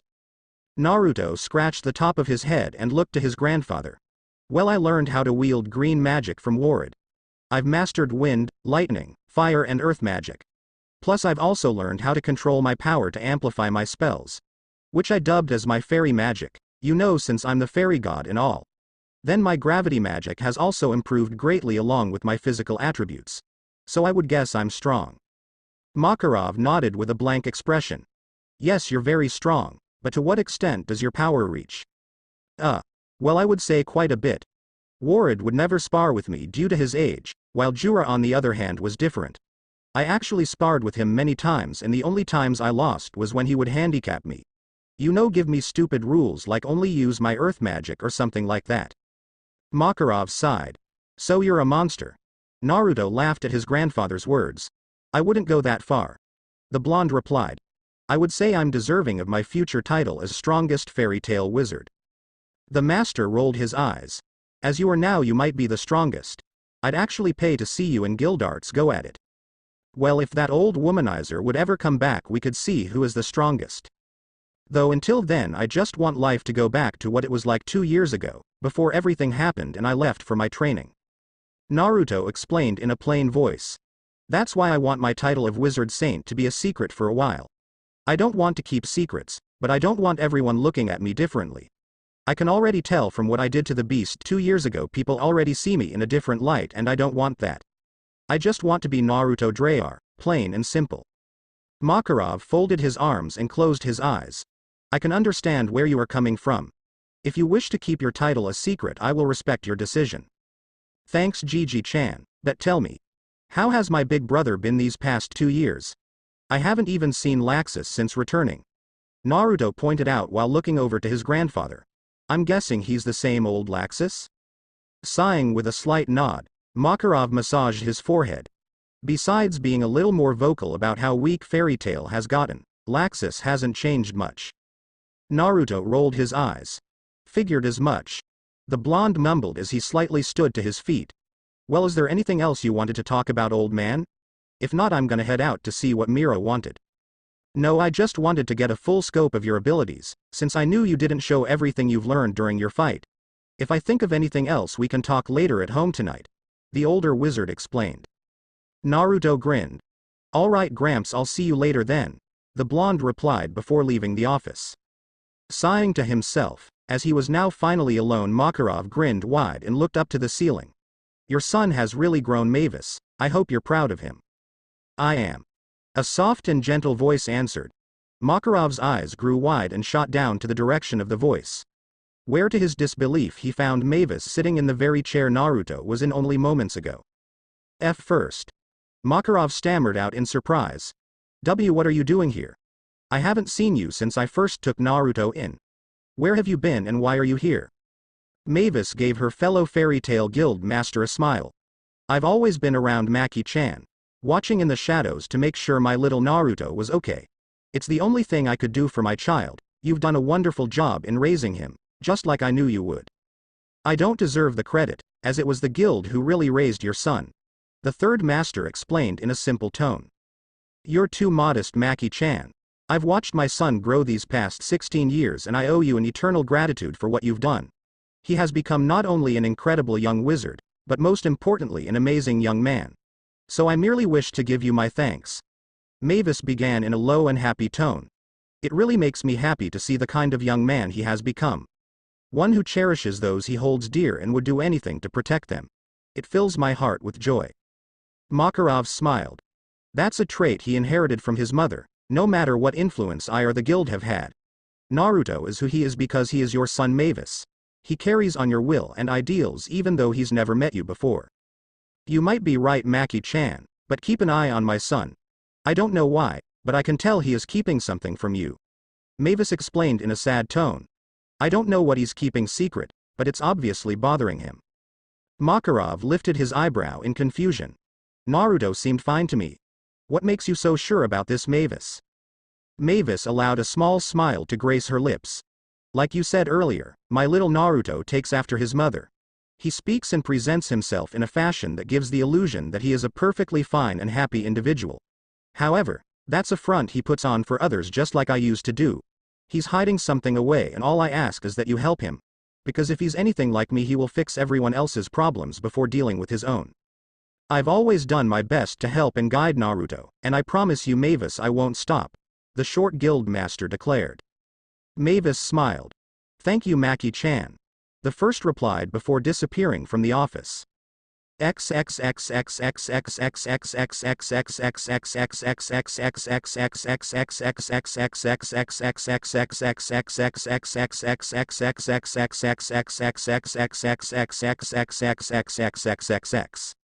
With Natsu.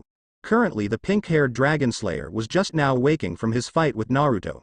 He was laying in the guild's infirmary, and as he moved slightly out of bed, the wizard groaned in pain. This action earned the attention of the only other individual in the room. Natsu. Happy cried in joy, while the little blue cat flew into his partner. You're finally awake. Natsu, who was a little disoriented, looked at the small cat with confusion. Hey Happy, what happened? Happy frowned. Well, Naruto won the fight by knocking you, Gray and Kana out cold. Then a little bit after that Erza surrendered. Natsu tightened his fists and looked down. So he's that much stronger than me. Where is everyone else? Well, Gray woke up a little bit ago, but some of the girls took Kana back to her place at Fairy Hills. The small cat explained. I see. Natsu began in a low voice. Happy tilted his head. He could tell his friend was troubled. Natsu, what's wrong?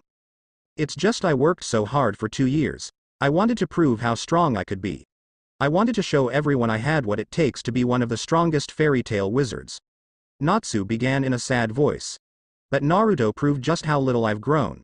I mean, just look how much stronger he's gotten over the last 2 years. He's incredible. Naruto has always been powerful, and don't forget that you're strong too. Don't sell yourself short. You just have to prove your strength another way, the blue cat pointed out. An idea popped in Natsu's head, causing the wizard to grin and chuckle to himself. That's it, Happy. I'll prove I'm strong by taking an S-class quest. Can you help me, partner? Aye, sir. The flying cat replied enthusiastically.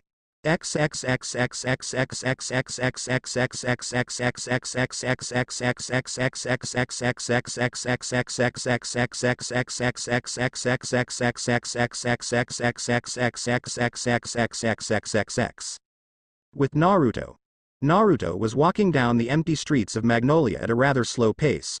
While he moved, the blonde kept most his attention trying to figure out what Mirajane wanted him for. Though for the life of him, Naruto couldn't come up with a single reason. Maybe she wants to catch up. Naruto mumbled to himself out loud. It has been 2 years after all.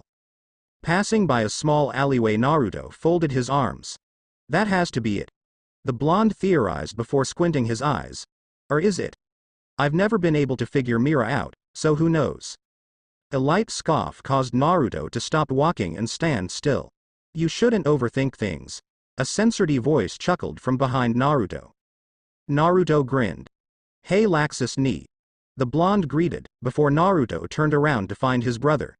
The latter of whom was leaning against a building at the entrance of the alleyway. Long time no see. Yeah, it has. The elder sibling replied in a calm voice. Naruto smiled wide and walked over to his brother. He then held his arms out for a hug. Though instead of being met with a brotherly hug, Naruto was kept at arm's distance by Laxus.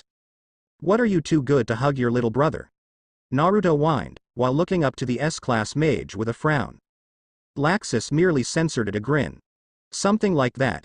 He replied before removing his back off the building he was leaning on. Though gotta say, nice fight earlier. You did what was expected of you.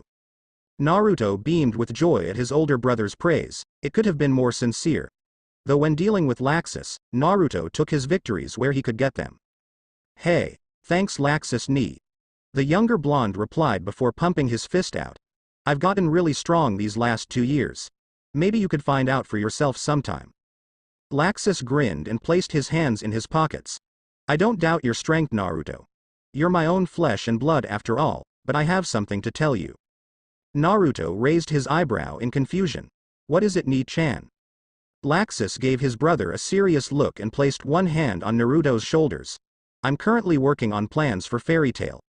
I have a vision to create a stronger guild that is respected by all. A new fairy tale that will be led by me, of course. That sounds great. I'm always for helping the guild, but why do I feel like something isn't right? Naruto asked. Have you not talked to Gigi-chan about this? Yes, and he didn't approve of my ideas. So I will take Fairy Tail by any means necessary. Then I will only allow the strong to stay in the guild and I will kick out all the weaklings, Laxus declared. Naruto's eyes grew wide. You can't do that. Everyone in Fairy Tail is our family, you can't just turn your back on them. Laxus narrowed his eyes. You sound like the old man, but don't you see, Naruto? In my vision of Fairy Tail where only the strong are allowed, never will an incident like Lisana's happen again. Our grandfather's carelessness allowed her death to happen. I promise you that I won't make the same mistakes. Laxus. Naruto mumbled in a low voice. The elder sibling locked eyes with his younger brother. I need to know, Naruto. When the time comes and I take what is mine, will you stand with me? Will you help me create a better fairy tale? Naruto looked down. I don't know. The blonde replied, as his brother was basically asking him to side against his own family and friends. Laxus sighed and ruffled Naruto's hair. Think over it, little brother. I know you'll make the right choice. And if you won't do it for my sake, do it for Lisana's memory. But I'll catch you later, Naruto. I got places to be. Maybe we can do a mission together soon and talk some more. The lightning wizard then walked off and disappeared in a bolt of yellow lightning. Naruto took a deep breath and looked up to the sky. He's asking a lot from me. I mean to turn on all my friends and our grandfather. But could he really make the guild better if his vision comes true? Naruto shook his head and started to walk. No, I can't think like that. The blonde tried to convince himself. The whole reason I trained for 2 years was so I could protect everyone in the guild. Not to use my strength to kick out the weak. The blonde smiled at his reasoning, but a lingering voice in the back of his head made him frown. The voice merely asking the simple question that haunted Naruto for 2 years. That being, what if he wasn't strong enough? Or even worse, what if he will never obtain the power he needs to protect his guild? Regardless of how hard he trains. Naruto gripped his fists and closed his eyes. I need to forget about all this and think of something else. The blonde declared, while he tried to move his thoughts to other things. Like what Mira wants me for. Happy with his current distraction, Naruto thought about Mira-Jane's motives, while at the same time making his way to the girl's house. It didn't take Naruto long to make his way to the house that Mira-Jane and Elfman shared. The building was a fairly sized house in the middle of town, one that Naruto had been to on many occasions. However, this was the first time Naruto had even approached the home since the incident 2 years ago. So he slightly hesitated and stopped walking, while brief flashbacks and voices of his younger self rang throughout his mind. Naruto had so many fond memories involving this house, though without the girl he shared those memories with. All those happy memories felt empty. Well, Naruto began, before he stopped to take a deep breath. Let's get this over with. Approaching the door to the house, Naruto raised one hand in the air and began to knock. He then stepped back and waited for someone to answer the door. Naruto stood in place and waited for what felt like an eternity, but in reality was only a few seconds. Coming. The sweet and cheerful voice of Mira-Jane called out. Naruto watched the door open to reveal the beautiful fairy tale barmaid, which caused the blonde to smile. Hey Mira. The blonde greeted. Mira-Jane grinned wide and motioned for Naruto to come inside. Hey Naruto. Come on in, me and Elfman have been waiting for you. Naruto nodded and followed the girl into the house. Then as Mira-Jane turned to shut the door, Naruto looked over to a small table, where he found a few decorative picture frames. There was dozens of pictures of the 3 smiling siblings, though one picture in particular grabbed his interest. Mira-Jane looked over her shoulder and watched Naruto lift a picture up and frowned. She knew the exact picture that caught his eye. It was a picture of a smiling Naruto, while a grinning Lisana stood closely by his side giving a peace sign. I remember you taking this, Naruto mumbled in a low voice. Mira-Jane nodded. Yeah, it was right after the first mission you and Lisana took together. Yeah. Naruto replied in a low voice as he placed the picture down. Well, if it isn't the manliest person in the guild. The loud voice of Elfman boomed, causing Naruto to glance to his side. Hey Elfman. It's nice to see you. Naruto began before walking over to the wizard and holding a hand out. Elfman grinned ear to ear and accepted Naruto's hand. Likewise Naruto. Mira-Jane grinned and walked past the two men. Why don't we go take a seat and catch up? Naruto nodded and followed Mira-Jane with Elfman tagging along. The three wizards then made their way into a small living room and all took their own respective seats. Mira-Jane and Elfman both shared a small couch, while Naruto took a seat across the two siblings. The three then went into a small awkward silence that made Naruto slightly uncomfortable. Sue. The blonde teenager began, while he started to tap his legs. What did you want, Mira? Mira-Jane smiled wide and folded her arms. Well, I wanted to give you something, but I thought why not catch up first? I mean, it's been 2 years since we have talked to one another after all. Naruto nodded at her reasoning. You make a good point, it has been 2 years since I've seen you both. Elfman looks about the same, but you're completely different, Mira. Giggling to herself, Mira-Jane placed a hand to her chest and pretended to look hurt. What, you don't like the new look? Naruto chuckled and shook his head. No, I like this new bright and cheery Mira. I'm glad, but I'm not the only one who has changed. You've definitely grown these last 2 years. And I'm not just talking about your appearance, you've grown exceptionally as a wizard. Mira-Jane began before leaning in slightly. I'm proud of you. Naruto grinned and rubbed the back of his head. Hey, thanks Mira. I worked my ass off these last 2 years and it really paid off. What was it like training with 2 wizard saints? Elfman asked.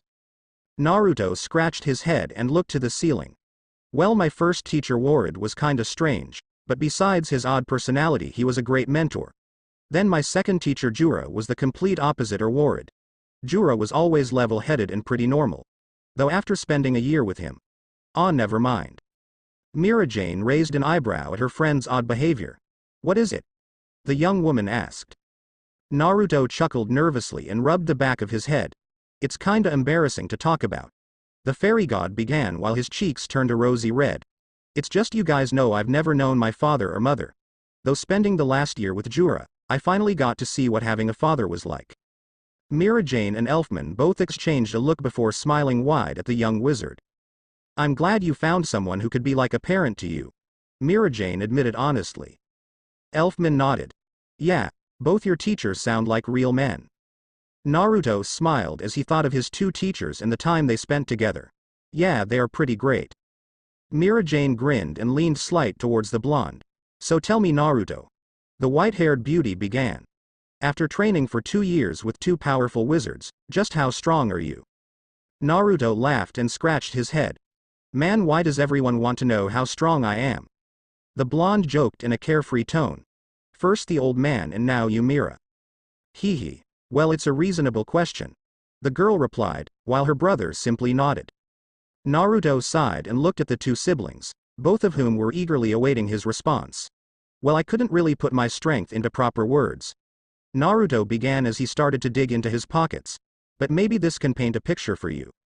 Mira-Jane and Elfman both watched with interest as Naruto placed a small medallion onto the table before them.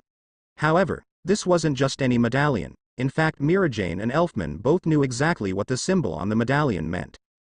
Don't tell me. Elfman began in shock. You're a wizard saint. Mira-Jane finished in awe. Naruto grinned and held the medallion by his face.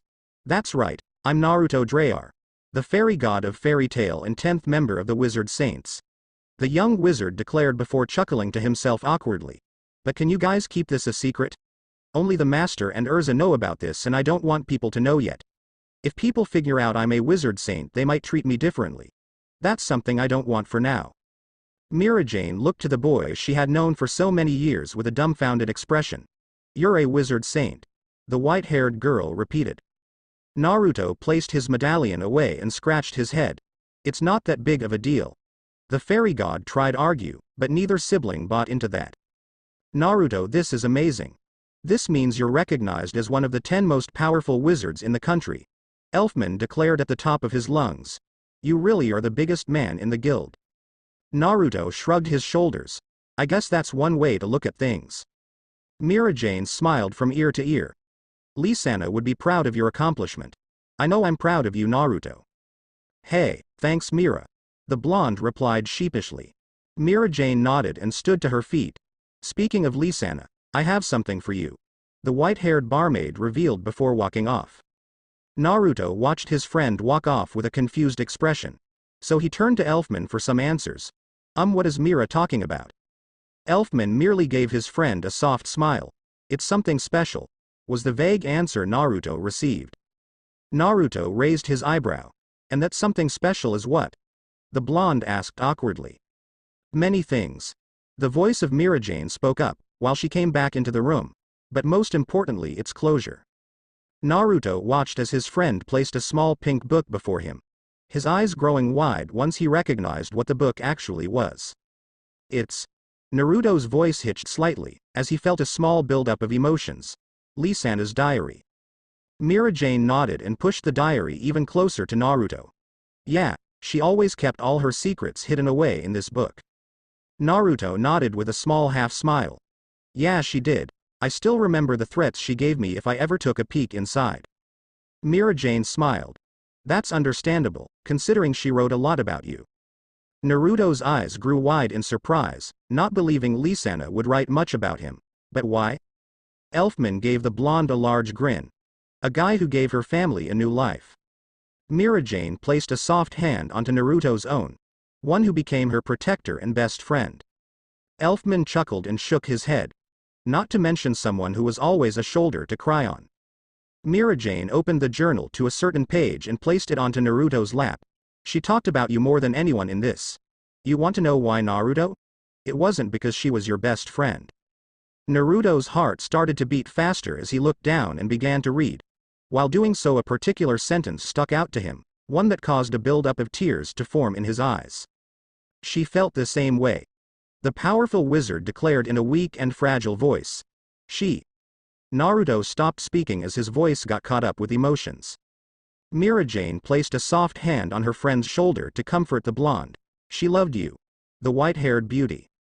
Naruto used his sleeve to wipe his eyes before grinning down at the small book. Thank you for this. It's bittersweet, but at least I can move on knowing how she felt. Mira Jane wrapped her arms around the blonde and gave him a hug. She wasn't the only one who loved you, Naruto. Me and Elfman love you like a brother, I hope you know that. Naruto nodded and accepted Mira Jane's embrace. Thank you for showing me this, Mira-ne. Elfman cleared his throat rather loudly, causing Naruto to laugh.